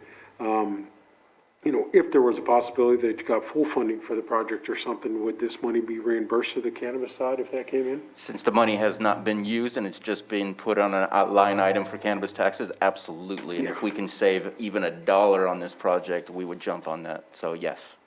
I understand, and I do understand exactly, when you have that money in the pocket, it helps with those conversations, but that was my main thing, respecting the committees that we set up here, because I know we all do hard work on those when we're on there, and vetting it through the committee and then bringing it here, we know that it's fully analyzed, and heck, we all have ideas, but we want to make sure we're running them through the right committees and those types of things, so that was my concern on it. And I'm pretty much 100% sure that there will be another committee meeting prior to the budget. For instance, we're working on the roadmap task force. We don't know what that budget looks like yet, and so that budget's going to be resubmitted to the Cannabis Tax Committee in order to be approved prior to coming to us for our final approval. This was simply do we want to even entertain the idea of putting this in the cannabis tax before it comes back to us on the final approval, which would also go through the committee in the long run before coming back to us for that final approval. So I think in the long run, we're all doing exactly what needs to be done. I just didn't want to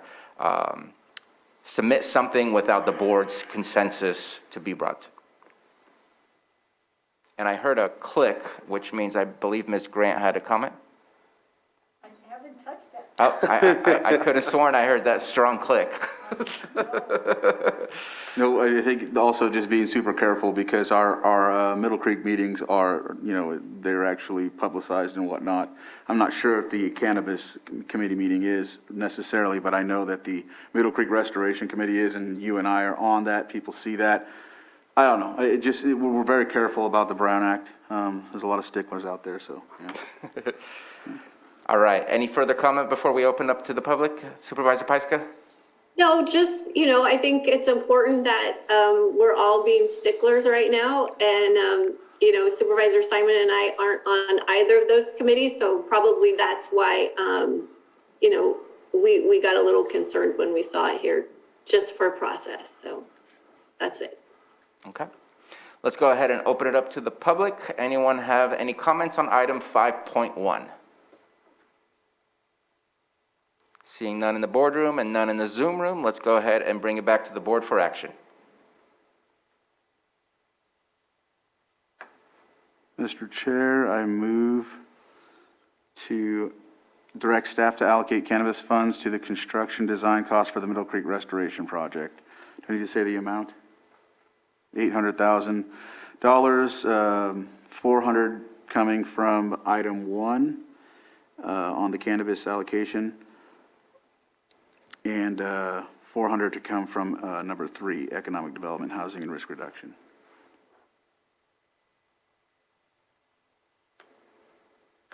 Second. We have a motion from Supervisor Crandall, a second from Supervisor Scott. Johanna, roll call, please.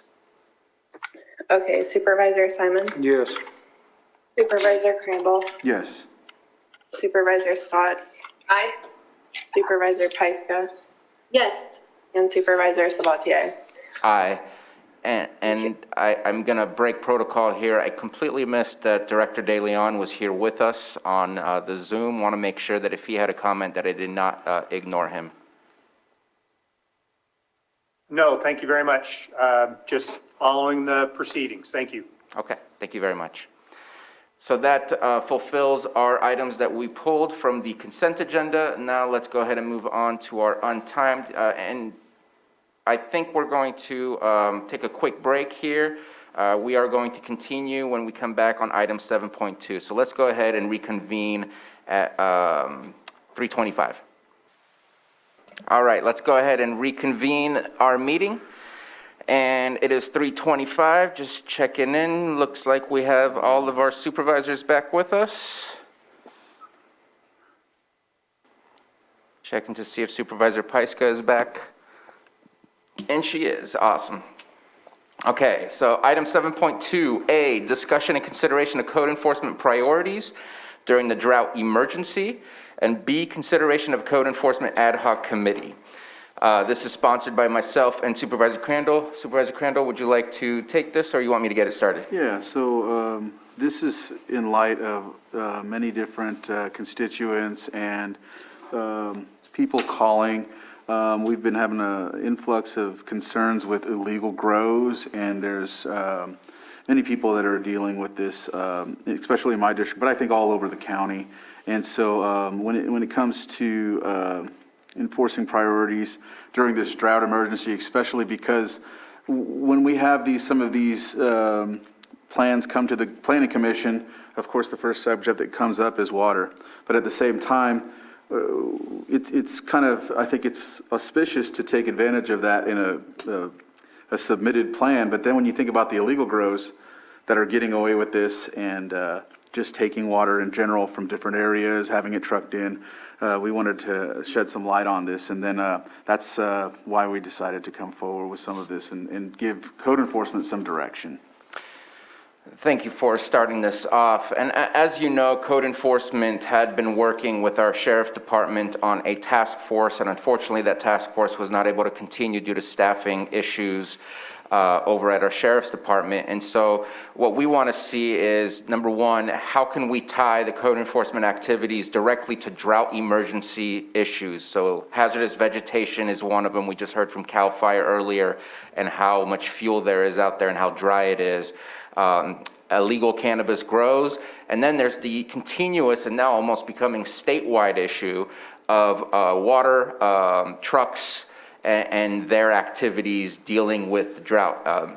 There are some water trucks out there that are doing exactly what they should be doing. I don't want this to be seen or heard that whoever has a water truck roaming around in Lake County is doing something that is bad or negative. But there are some that are doing incorrect activities, such as delivering water to illegal grows, as well as delivering water to legal grows. And so how do we work together to make this a more viable situation where we can get consequences? Neighborhoods can get some respite from the dealings of illegal cannabis grows and feeling safe in their environment. What can we do to help? And I do recognize that there is a community development committee. However, this committee that we are offering for code enforcement is not to change the infrastructure, is not to change anything other than looking at what the priorities are and how it is that we can provide some tools for code enforcement to be successful. I know that we already have had the high definition satellite imagery that has been available to us. I know that we do have some images that have been received. I want to know how we can utilize those better. I know that there are things that other jurisdictions are doing that seem to be very efficient and very successful. How can we incorporate those during our drought emergency? I think it's important to align with things that we claim are an emergency, and I think that we can help code enforcement through this committee that we can create. I know that Supervisor Crandall and myself met with the sheriff yesterday to discuss some ideas, and these are the types of ideas that I think we should be bringing to the table to discuss at greater length, and not just, like, for instance, I would have loved to bring you a water truck ordinance today, but it's so many different departments that have to be involved in it that sitting down at a round table is a much better idea. And since we have a policy of not utilizing more than a certain number of hours of staff before we have to ask for permission, I figured it would be the time now to ask for that permission to create the committee. As you could see, the committee itself would be consist of the following: the interim community development director or their designee, the county council or their designee, code enforcement manager or their designee, the sheriff, and all of them is or designee, water district director. We know that, for example, Spring Valley is on a public water system, and how can we work with that public water system to try and reduce access to water, to again save water and combat the issues of illegal grows, and then myself and Supervisor Crandall on that ad hoc committee. The intention again is not to overlap with CDD. I think CDD has a very large big picture view of what is going to happen there and what needs to change. We're just looking at the next 3 to 4 months and how can we help to be as successful as possible, rather than saying we're going to start working on this and hopefully have a better impact next year. I think we need to do our best as possible to look at today and what can be done. And so, unless I missed anything, all right, and opening it up for discussion from the board. Supervisor Scott? I do have a question with the fact that we've already kind of put together a committee to look at priorities, and I believe code enforcement was one of those, and we were talking about county priorities when we all brought 3 projects that we wanted to bring forward. Instead of developing another committee, could this be something that committee could look at also? Because they're already looking at projects, I believe, that have to do with code enforcement. Could this be something, instead of developing another committee, have those committee members take this on? The Roadmap Task Force is looking at community revitalization. and not necessarily at the drought. This one would be specifically looking at the drought, and by the time that I think that committee of the Roadmap Task Force is done, then I think at that point, we'll see some rain and we'll see some changes in how many illegal grows are occurring because of the fact that harvest season has already been completed. It's gonna take some time before we put it through to the budget and then have an actual action plan put into place. And so I don't think that they will overlap at all, as that becomes more of a larger picture of, again, code enforcement overall versus how do we align with the drought declaration that we've just provided.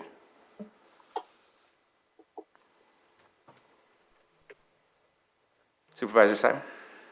Yeah, I know you say it has no intention of,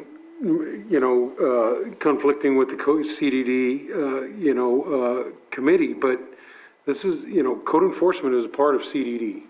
That's what it is. So we already have a committee. We're looking, obviously, to bring on a new community development director, looking to get those things moving forward.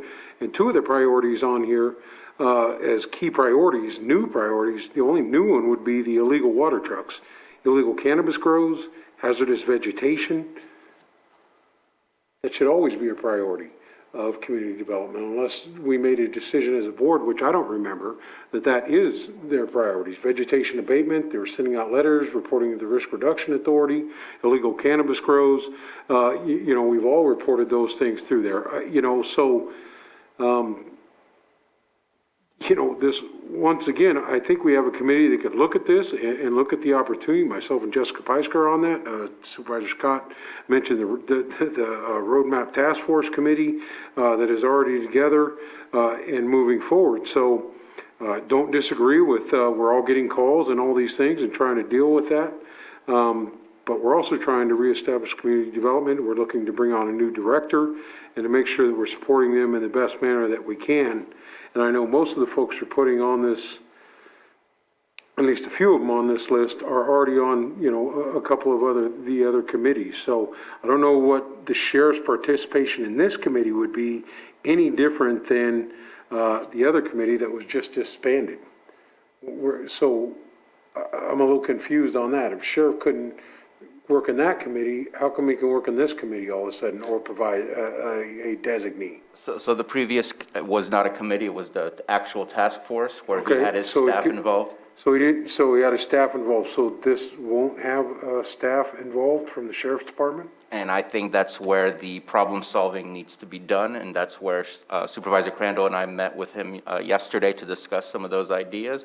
But I am not willing to move forward with law enforcement ideas without someone from the sheriff's department being at the table to support those ideas or to vet those ideas, rather than just bringing something to the board that has not gone through those steps.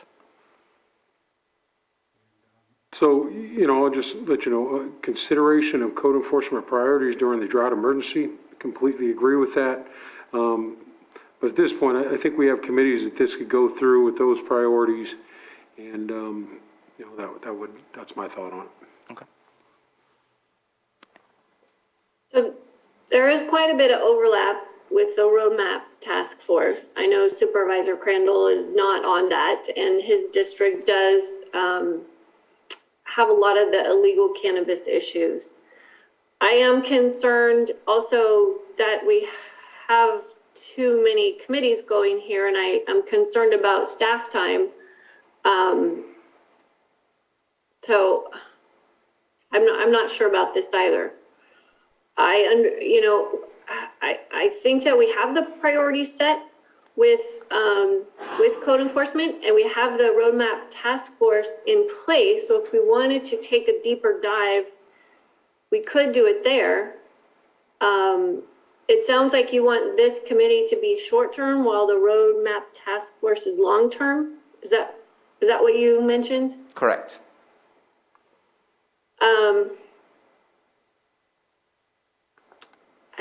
Is there a way to just fold this into the Roadmap Task Force and have a separate agenda item there? It's already created. As far as I'm concerned, the Roadmap Task Force right now is operating in the idea to complete a budget, to provide that budget as a potential expenditure by mid-September for us to approve. And at that point, I feel that what we are looking to have an impact on would already be lost, for the fact that harvest season is only another 30 days from there. And it takes a while to go through the process. I would love for this process to start occurring right away, for the fact that we're already behind schedule in dealing with it and making an impact on the communities that are mostly affected by these things. And again, which includes the protection of our waters in order to make sure that people who have wells are continuing to have access to those wells, and that our water districts who are already having a struggle in providing quality potable water to our faucets do not have to be the burden is not exacerbated by the continuation of illegal growth. I think we all agree with that.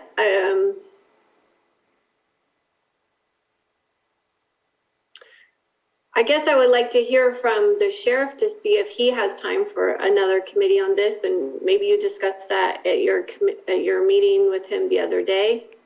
And when we have the roadmap task force taking code enforcement time, and then another committee taking code enforcement time, I'm just wondering, at what point do we get counterproductive? And the sheriff's not here to respond to that. He was open to continue those discussions that we had yesterday. I can't say specifically he said, yes, I have time for this, or no, I don't have time for this. But I felt we had a really good, healthy, productive conversation to help move things forward and really have a good start to the conversation. I'll let Supervisor Simon. Yeah, I just want to make a comment, and I know we have folks in the audience today, but all districts are affected by illegal cannabis. There's no doubt about it. Some of the decisions we made today will hopefully help us move forward, but everybody's district is affected.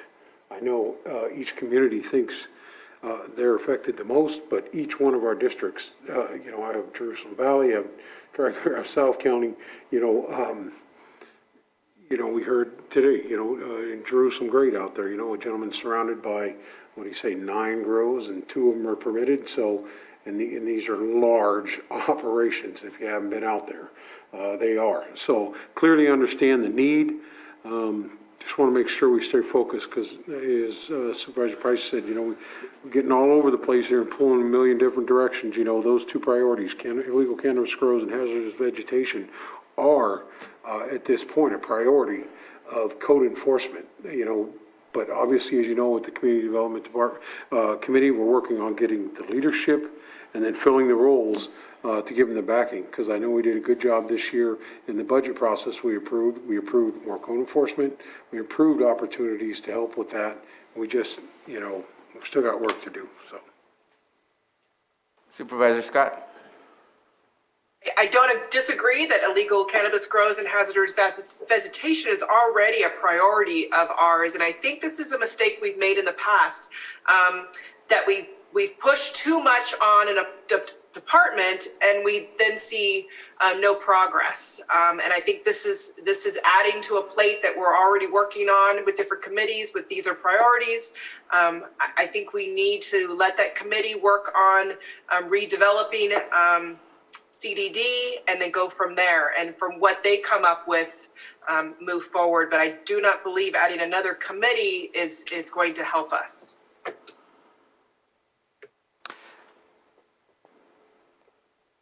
And if it's possible to pivot the conversation, I don't necessarily disagree with the lots and lots of committees and overlap. What is our plan? I know we have a plan for what we're doing on CDD, but that plan, whether you like the comment or not, the public doesn't really care what we're working on internally. They care about what they're getting in their communities. What is our plan to make an impact on the people that are having to endure some of the issues that they are enduring right now? If there can be some direction, then that would be, I think, a better outcome of this conversation than a yes or a no on this. And I agree with, that's why I think to our interim community development director at this point, consideration of code enforcement priorities during the drought emergency and giving that direction to our current CDD interim director at this point and saying, listen, this is a priority. We need to get this moving without creating the committee, and we're going to need some responses to that. So I think, given direction today, I'm prepared to do that with these priorities that you have here, and we need it to come back, like you were saying on the last item. Hey, we need that in next week or the following week. We need a proposal or what's going to be done, because we are all dealing with this throughout it, and hopefully some of the decisions we made as a board with the drought ordinance and the early activation, that we can get some more movement on that. So that would be something to go right along with this, because I don't disagree with you. I just think that we need to go about it a little bit differently and starting to get those responses to the street. I do agree with that. So that would be my I would offer that suggestion that we give that direction to our interim community development director, make it very clear today, these are the priorities that we really want to move to the top of the list. Yes, and I just wanted to highlight too that, I appreciate that we're coming to somewhat of a consensus. We understand that this may burden, having another ad hoc. I understand that. I can't find out unless we have a report, and so I'm not able to give descriptive, I can't tell the group what's going on because I don't know until we have a meeting. So they're churning, seeing the illegal grows, being threatened by illegal activity in their areas, respective areas, especially Spring Valley and in Double Eagle Ranch and whatnot. And so we're thinking of things to do on our own, just in their communities. And so it would help. It would help if the director or the appointed director would give some sort of insight and have a presentation, so they have a forum instead of public input to give some of their testimonies and ideas and be a part of it, because they do want to be a part of helping to do so. They have ideas and whatnot, and so I think they were. That's one of the things we talked about in one of their most recent meetings we had was if we did have a committee as such, they would like to be here to be a part of it like any other ad hoc committee. But no, I'm glad we're talking about it, and I hope we get somewhere with it. And I know that the folks out in these areas, and of course all over, I know that Cobb has them as well. We talked about it last week, Jessica and Wilk. I'm pretty sure you guys deal with it too. I just yeah.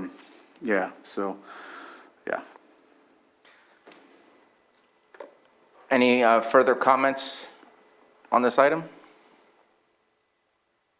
And I'm going to open it up for the public. Dan Terrell.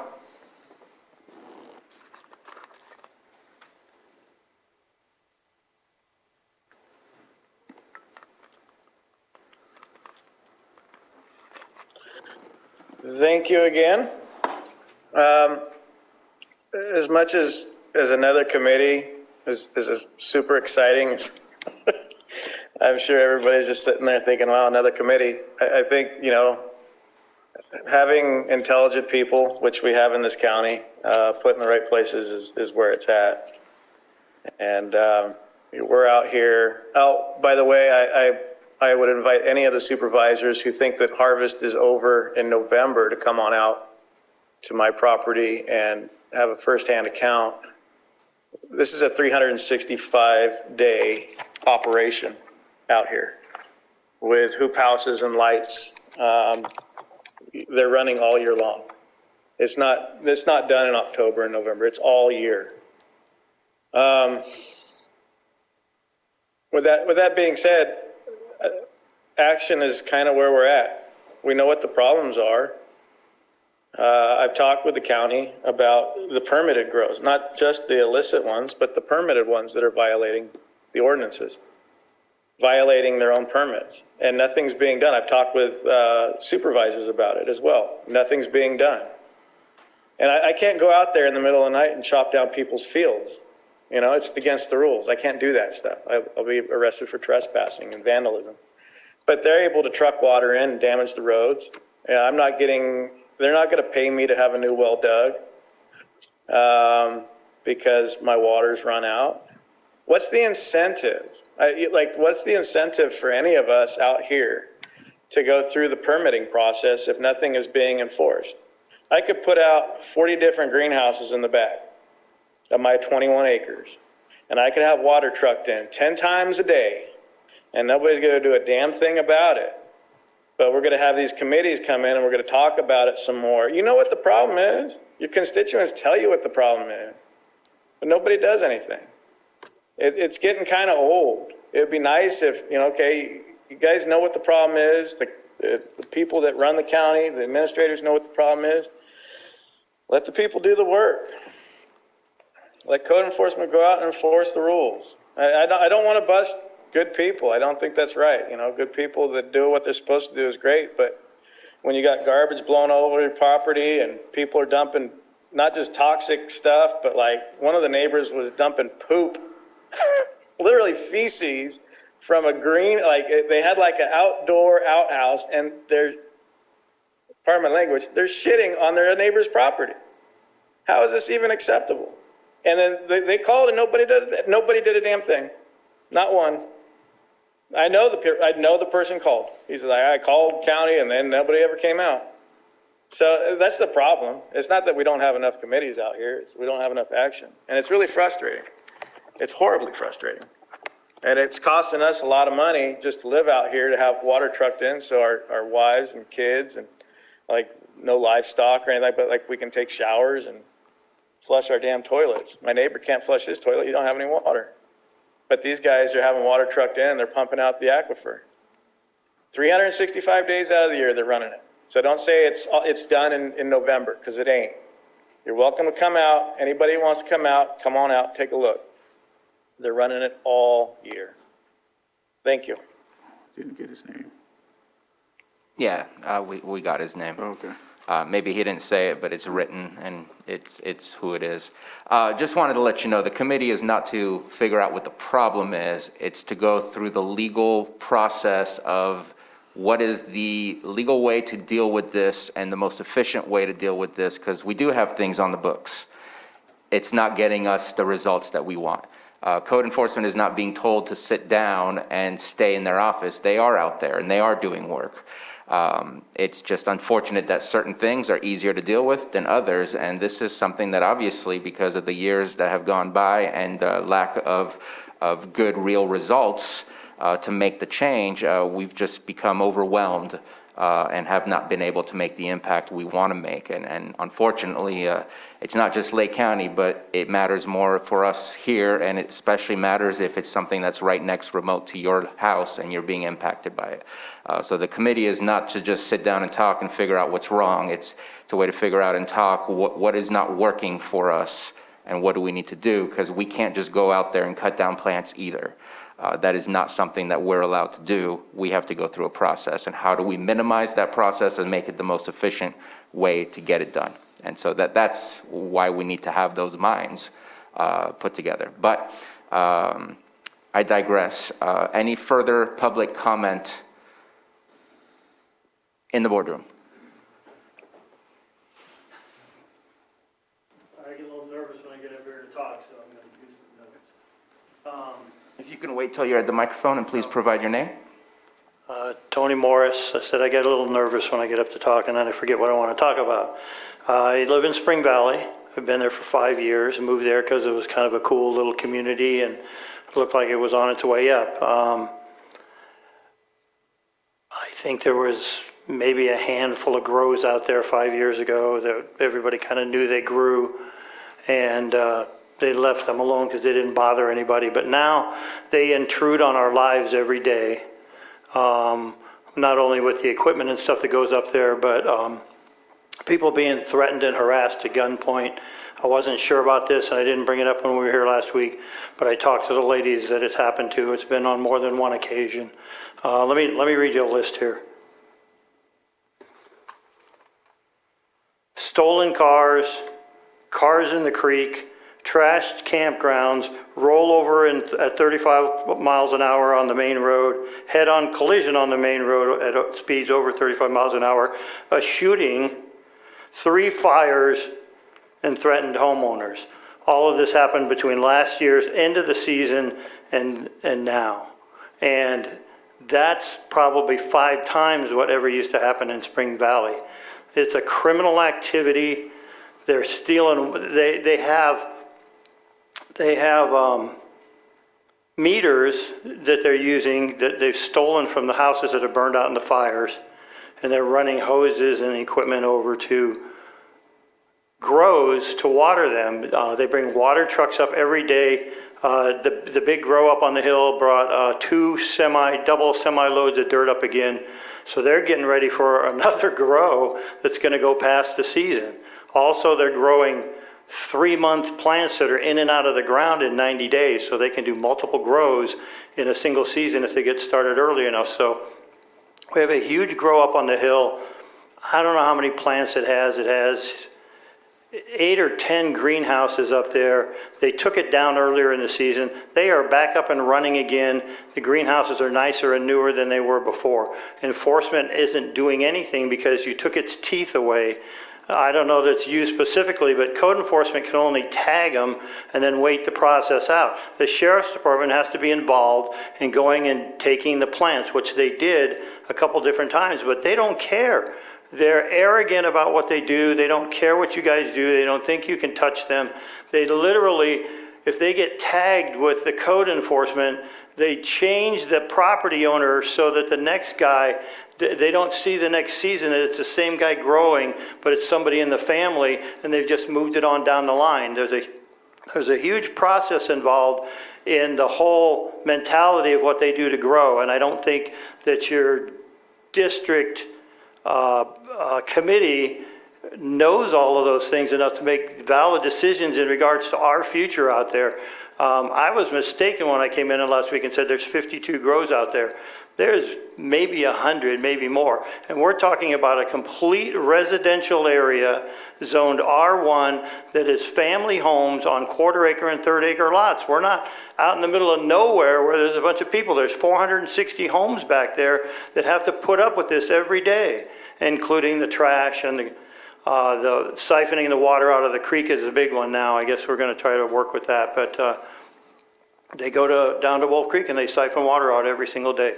And it's not just one guy doing it. It's a handful of groups that go down there and do it on a regular basis. So we're not looking for a long-term committee. We're looking for something that somebody can help us now. What does it take? I mean, last year somebody got shot and they didn't die. What is it going to take? Somebody gets shot and dies this time around?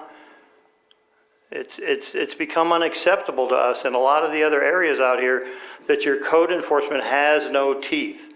It's useless without somebody to come out there and say, no more, we've had enough. Thank you. Thank you for your comment.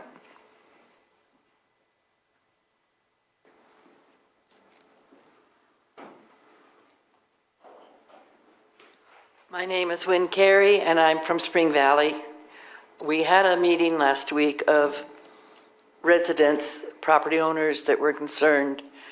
And one lady comes with pictures where her children are down in the playground playing in the creek, and the cannabis people have got a guard to keep people from going in the creek so they can get water.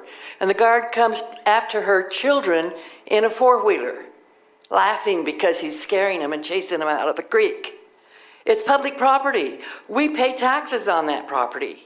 They don't pay taxes on that property. And would like to get together and do a communication to all 900 property owners in English and Spanish. And I would like to ask the board if we can do it on Lake County letterhead, and we will print them. We'll put them in the envelopes. Special districts will give us the mailing labels, and will the county mail them for us? Thank you. And as far as to those questions, that is not the specific topic at this moment in time. I would suggest that we have that as a separate conversation, just to make sure that we stay within the topic that's been publicized to the public of what we would discuss here today. But thank you for your comment. Any further comments from the Zoom room?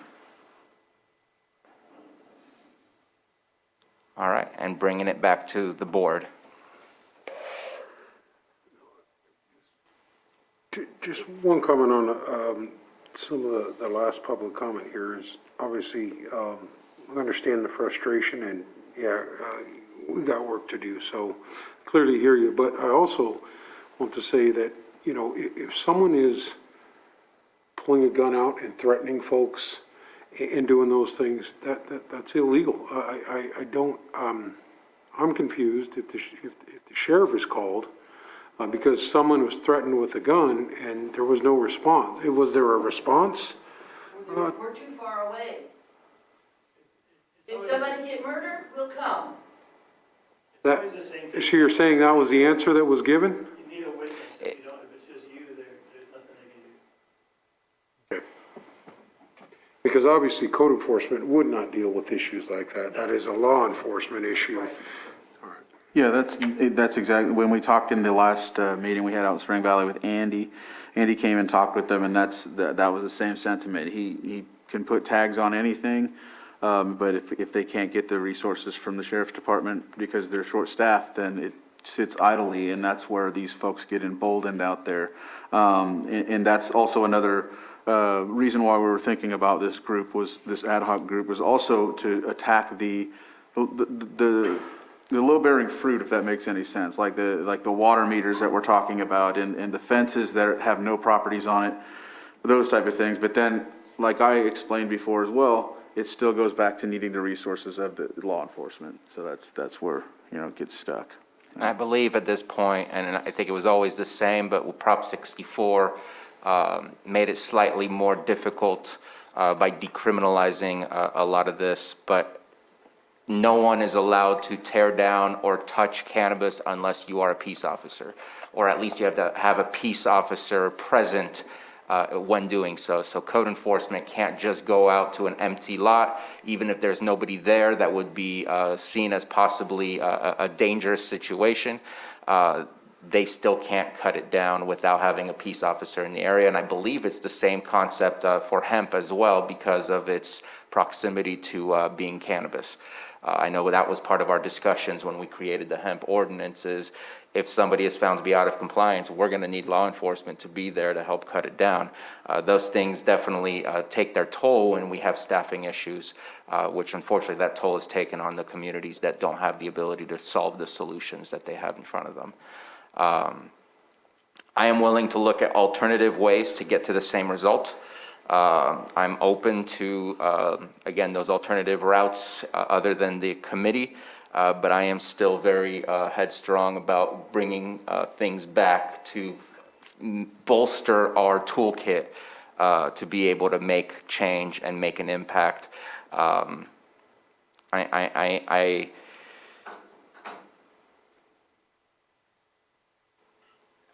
concerned about time moving fast. And I get it that some people grow all year round, but I would say the far majority of them grow during the season without having to expend electricity or other things like that. Most people are just utilizing the sun and the season. But yes, there are some all year round activities that also do occur, just in my opinion, not as much. So we have a roadmap task force this week. And I don't see why we can't add to that agenda to start coming up with some of the plans that you're contemplating that you've already discussed with Sheriff Martin. It might be a way for us to move even faster in a structure that already exists. Okay, I'll be discussing that with our CAO. Seeing if we can do that. And so we have two things on our, Supervisor Simon, I'm sorry. No, I clearly understand, all of our departments, all of our agencies are short-staffed, but, when you're talking about folks being threatened with guns, when you look at a priority list for calls, that's a top priority. So I understand that, but the response needs to be there at some point or another. So I hear what you're saying on the staffing issues. I understand that completely, but you also prioritize when you're short-staffed. And, if we have a community that is constantly being threatened, with illegal weapons and that type of violence, then those are the priority at that point. I know there's other things going on, but that clearly it's home, and I understand the staffing issues, but that needs to be prioritized. And I think And many, we're all an hour away. Spring Valley is an hour away. South of County is an hour away from Lakeport. You know, I understand that, but if you have residents in any community that are being threatened physically and especially with a gun, then that needs to be a top priority for our law enforcement.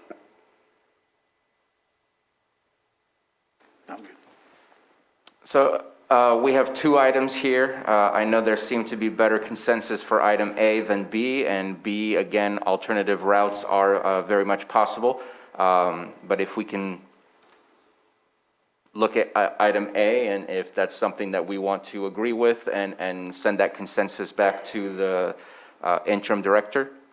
Yeah, I would love to give the interim director direction that these are key priorities that we know are going on in the community, and wholeheartedly support them coming, all of them coming back with, you know, some actions we're going to be taking here sooner than later. And whether that's through the committee or just direct action, I'm all in favor of that. Okay. Supervisor Scott? I definitely agree with that, but I think the public needs to know that we do not set the sheriff's priorities. So that's something we cannot hear as a board, I don't believe, tell the sheriff what his priorities need to be. No, I'm not. I was my own personal opinion on that one. No, I'm not saying you're wrong. I'm just saying I don't want the public to think that we have the ability to tell the sheriff what his priorities need to be. I just wanted to make that clear. That's not up to us. That I most definitely agree with you, Supervisor Simon, that if somebody's threatening somebody with a gun, that should be a priority. But I don't have the power to tell the sheriff that should be a priority for him. As your interim community development director, however, I will say that I've been listening to the entire conversation, and so am I correct to assume that there is consensus that that you want us to work on these priorities through the committee? I mean, basically we have two committees that are paralleling this, and so I just want to make sure I understand which one or both. Because the Community Development Ad Hoc Committee is looking at community development as a whole. There's been a lot of focus initially at planning, but code enforcement and building is also a subject of that. And then as far as the roadmap task force, although the focus is different, the attendees is quite similar to what is being proposed in Part B of this agenda item. So I can certainly give direction to code enforcement staff as to the priorities, and we can continue the discussion in whichever venue you prefer. If you're asking me, I think I was owning, and I would agree with Supervisor Scott and Paiska that the roadmap task force would be the place to start immediately. And I believe That's just me. That would make 3 by my saying yes, and so that would give you the consensus. And I see Supervisor Scott and Crandall, and since it's the soonest to meet together to have those discussions, what I will do is I will meet with CAO Hutchinson to provide some, convey the ideas that I have been playing around with and having conversations about, so that we can elaborate a little bit better for the committee to discuss. Okay. And I think today all we needed was direction. There's no need for an actual motion. It looks like direction was heard and provided, and we will continue to keep the public updated as to what our conversations consist of and actions that they can anticipate to see, with hopes that those discussions lead to those actions.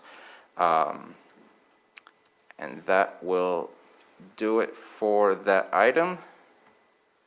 Gotta go back to the normal agenda here. Next, we have the Civic Spark Fellow presentation amendments to Chapter 23. Is it me, or did I get an email that we were pulling that item? Yes, Mr. Chair, we're pulling that item. Apparently, we thought this was separate and apart from the last Civic Spark presentation made at an earlier meeting, but apparently they felt it was already covered in the last meeting, so we don't need that. Okay. And I know that they said they would be submitting those amendments to us for review in the near future, so I expect that that's what we will see in the near future. Moving on to item 7.4A, consideration to waive the formal bidding process pursuant to Lake County Code, Section 38.2, as it is not in the public interest due to the unique nature of goods or services, and B, consideration of 10th Amendment to the agreement between the County of Lake and Cerner Corporation for Anasazi software and support services for fiscal years 2021, 21-22, and for a sum of $95,000, and authorize the board chair to sign the amendment. And Director Metcalf, there you are. How are you this afternoon? Oh, just doing great. Good afternoon, Mr. Chair, members of the board. I'm sorry that my item is not glamorous or controversial, or maybe it is, but anyway, I will try to keep it short because I know you have more things to do after this. So item 7.4, what you have before you is an amendment to a contract we have with Cerner Corporation, who actually created and operates our electronic health record system, which is used by many other behavioral services departments throughout the state, that is called Anasazi. As the board memo states, Anasazi is a highly complex and complicated system that is used mostly by our clinical staff. There are only 4 state-approved vendors from which to choose for this type of electronic record system, and none of them are here locally. In the past couple of years, we've shopped around these other vendors, and they've all either been inadequate, too expensive, or both. The good news is the California Mental Health Services Authority is currently working on an improved comprehensive electronic health record system that potentially could be up and running sometime next year. So we're hopeful to switch over to that system when it is ready to go. And I and other staff have been involved in these meetings and discussions around this, and it's quite exciting because it looks like it might be a cost savings to the state as well. I would like to point out that this amendment to this contract does cover services provided in fiscal year 2021 and for forecasted services in fiscal year 21-22 in the amount of $23,610. Not very good with math. And the difference being that for fiscal year 2021 would be $71,390,000. The decrease in the contract for this year is due to the fact that last fiscal year we were moving forward with Cerner's migration into the Millennium system. And some of you might remember me talking about that we were hopeful that Cerner's upgrade to the current system would be a viable and usable system for us, but after trials and tribulations and learning more about that system, we decided that it did not fully meet the needs of our department. So that explains the difference in the contract dollar amount. So that said, and I hope I haven't confused you all, but I'm asking for board approval for this contract with Cerner Corporation for fiscal years 2021 and 21-22. And I'm open to any questions. I hope, again, that was probably way too much information. Thank you very much for the presentation. Are there any questions or comments from board members? So I did ask a question to you, and I'm not sure if you were able to answer the question. I know that you were looking into it, Director Metcalf. In your attachment for the agreement, it talks about all the specific amendments, and it stops on August 28th, 2018. And when I looked up August 28th, 2018, it was only for a single fiscal year of 18-19. Did we miss 19-20 agreement? No, you didn't miss fiscal year 19-20. We were working on amending the contract for that fiscal year in fiscal year 2019-20, but Cerner did not respond to us in a timely fashion, and so that was the reason why that year, you're right, there's a break in the fiscal years. And so that's why we did not contract with them in that particular year. So we did not use Anasazi that specific year? We did, but because they failed to respond to the contracting process, we actually denied payment of invoices for that fiscal year because they did not comply to the terms of the contract. So that's why there is no contract for that fiscal year. Okay. And they won't be coming back to haunt us asking for whatever was missing in that year? Let's hope not, because otherwise I'll be coming to this board on bended knee. But no, they were in violation of the terms of the contract, so we just denied payment of those invoices.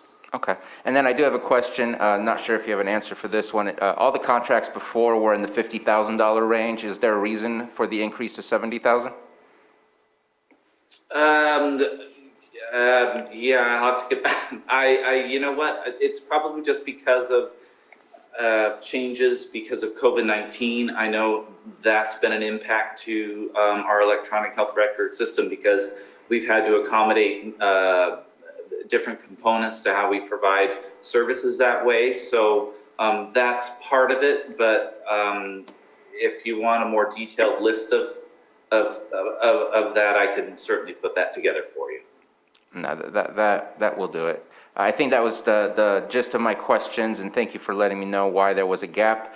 And I do believe that if it's possible, just so that everything is correct, at the bottom it says, except as specifically modified herein, at the bottom of the agreement. It lists all the amendments, but it does miss the August 28th, 2018. And just so that we can match what it says on top in the whereas, if we can add that just to make it complete, that would be the only amendment that I request. That makes no change other than make sure that we don't miss an amendment in our statements. Okay, perfect. Yes, we'll make sure that happens. All right.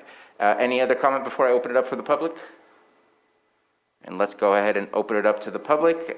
Phone 6205. I know your hand has been up for a while. Is this regarding this item of 7.4?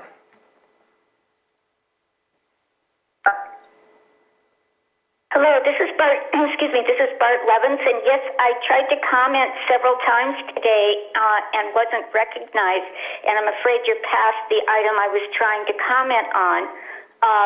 But what I wanted to bring to attention is that there were two recent interviews of Sheriff Martin on KPFC radio in which he said in both interviews that due to short staffing that he was pulling enforcement from cannabis. I wonder if there is a disconnect between the Sheriff's Department and the supervisors, and if more communication could help everybody get on the same page of exactly what is the policy in the department. And we need to stay on topic. I'm sorry that you were not able to get your hand up. Obviously, it seems that you can, since your hand is up and I was able to see it.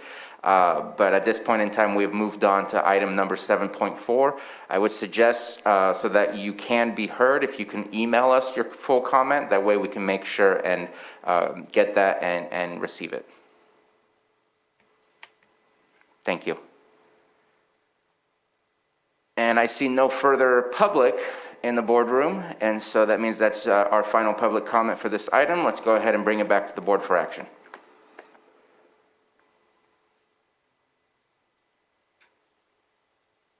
All right, Mr. Chair, I move to waive the formal bidding process pursuant to Lake County Code Section 38.2 as not in the public interest due to the unique nature of goods or services.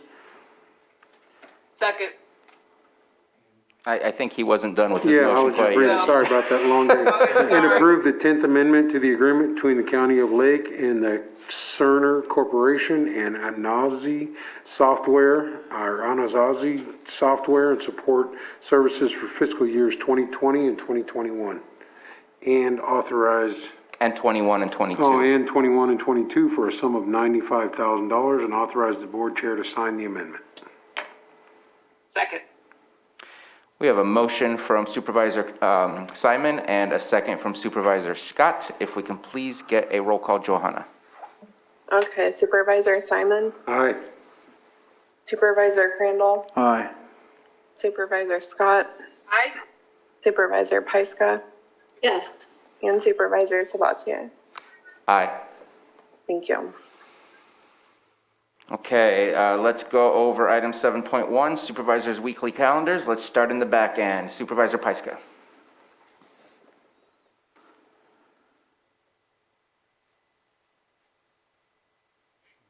I'm off There she mute is. now. Okay. This evening, there is an emergency Cobb Area Council meeting where they will be discussing whether or not to move forward with the Blackberry Cobbler Festival. So I plan to participate in that, or at least listen in at 7 o'clock. Tomorrow afternoon, there is a meeting with Senator McGuire. Thursday. Supervisor, that meeting is being rescheduled. The Senator McGuire meeting will not happen tomorrow afternoon. Okay, good to know. I'll just tweet that. Thank you. Thank you. So Thursday is the Roadmap Task Force, which I'm looking forward to digging into what we decided today. The Side Street Market in Kelseyville is also happening that evening at 6 p.m. to 9 p.m. It's a really great event if anyone's interested in doing that.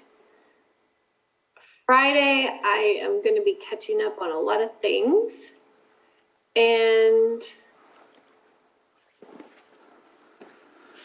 that Sunday is the Fiddler's Jam at Eli Stage Stop. And Tuesday, we have, I potentially am touring somebody around in the morning. It looks like we have a special board meeting in the afternoon, and then getting caught up with the agenda that day, and then Tuesday back here. That's it. Thank you very much. And let's go to Supervisor Scott. This week, my calendar is full of meetings with Blue Zone, and we also have the Wellville National Team that's here looking at Lake County. They're going to be coming back hopefully in the springtime, bringing 5 different communities to Lake County and having their big event here. So I'll be meeting with them most of the week. And then Friday, leaving to take my daughter back to college, and then 2 o'clock meeting on Monday. That is it for me. Thank you very much. Supervisor Crandall. Yes, so yesterday we attended, I think Supervisor Sabatier was on as well, the AB 52 training that was conducted by the Habitat Cultural Monitor Tribal Historic Preservation Officer, and it was very informative. And I know I talked with Mr. Bosch about ensuring in his recommendations to get our planners to eventually take trainings as such. I'm sure some of them were there as well. Very helpful. Of course, tomorrow I have a meeting with the sheriff and the flock group. Thursday I have, I think I'll be here at the office Thursday. Friday we have the YOLO meeting 2x2. Middle Creek Restoration meeting Monday? I would suspect so. Yeah, I think so. And I know following that, we'll have the special meeting at 2 p.m., right? Yeah. Is that when, that's when it is? Yes. Yep. And then, then back here Tuesday as well. Thank you, Supervisor. Supervisor Simon? Yeah, so just a couple of meetings I didn't report on last week. We had a community development meeting with the committee on Monday. Also had a tour of the date with Russ Kramer, the Davis Street, I think it's called, the vegetation abatement project up there, the 400-foot break, which was great to get eyes on that, and what a great project. And I know there's more work to be done there from Clerk and CAL FIRE and everybody who worked on that with the city, everybody. So it was a great project to look at, and hopefully we'll be seeing more of those around the county. And I know stuff's happening, but that was just a nice one to go out and take a tour of. Obviously, today's meeting. On Wednesday, I did want to ask Carol, do we have a EDTF meeting on the 28th? on that, Carol? I don't Just a second, Supervisor, I'm looking at that. see one. Was No, we canceled. do not. Okay, mine, yeah, I wasn't sure because it did say canceled. And then, Thursday, don't, have anything right now. Friday had a reschedule, so we have a special meeting too on Friday? Potentially? What are you guys talking about? Monday. Monday. And then Didn't have it. possibly next Thursday, I believe. Yeah, that's what I thought, so. Also have the CCR, subcommittee meeting on Friday, the 30th, in the afternoon. On the 31st, I got a CPR class I gotta be taking. And then Monday, and the special meeting is at 2 PM on Monday? Yes. Okay, and then back here on Tuesday. That's not on mine. We'll make Oh, sure. it's the second, all right, now I know why, I accepted it in the email from her and it didn't click over. We'll make sure you're there. Yeah, yeah, I got that, I just don't know why it's not on here. All right, I believe that our agenda review that was slated for today will probably be moved over to tomorrow. On the Wednesday, the 28th, I am going to meet one-on-one with the Blue Zones Committee and then take part of some of the Blue Zones workshops that are occurring during the day. Later on in the afternoon, I'll be joining in the Lake County Fire Protection District just to keep track and follow what their activities are. On Thursday, the Roadmap Task Force and CSAC. And then on Friday, I think we're going, aren't we going all the way down to Yeah. Cache Creek Casino or something It's like that? Sika Hills, it's their, Yeah, Sika Hill Olive Mill. Olive Mill, yeah. That's where we will be meeting with the Yolo County Flood Control. I think this is a good first step in building a new relationship with Yolo County Flood Control, who does have control of some of the activities with our water, especially Cache Creek and the lake itself. Then I'm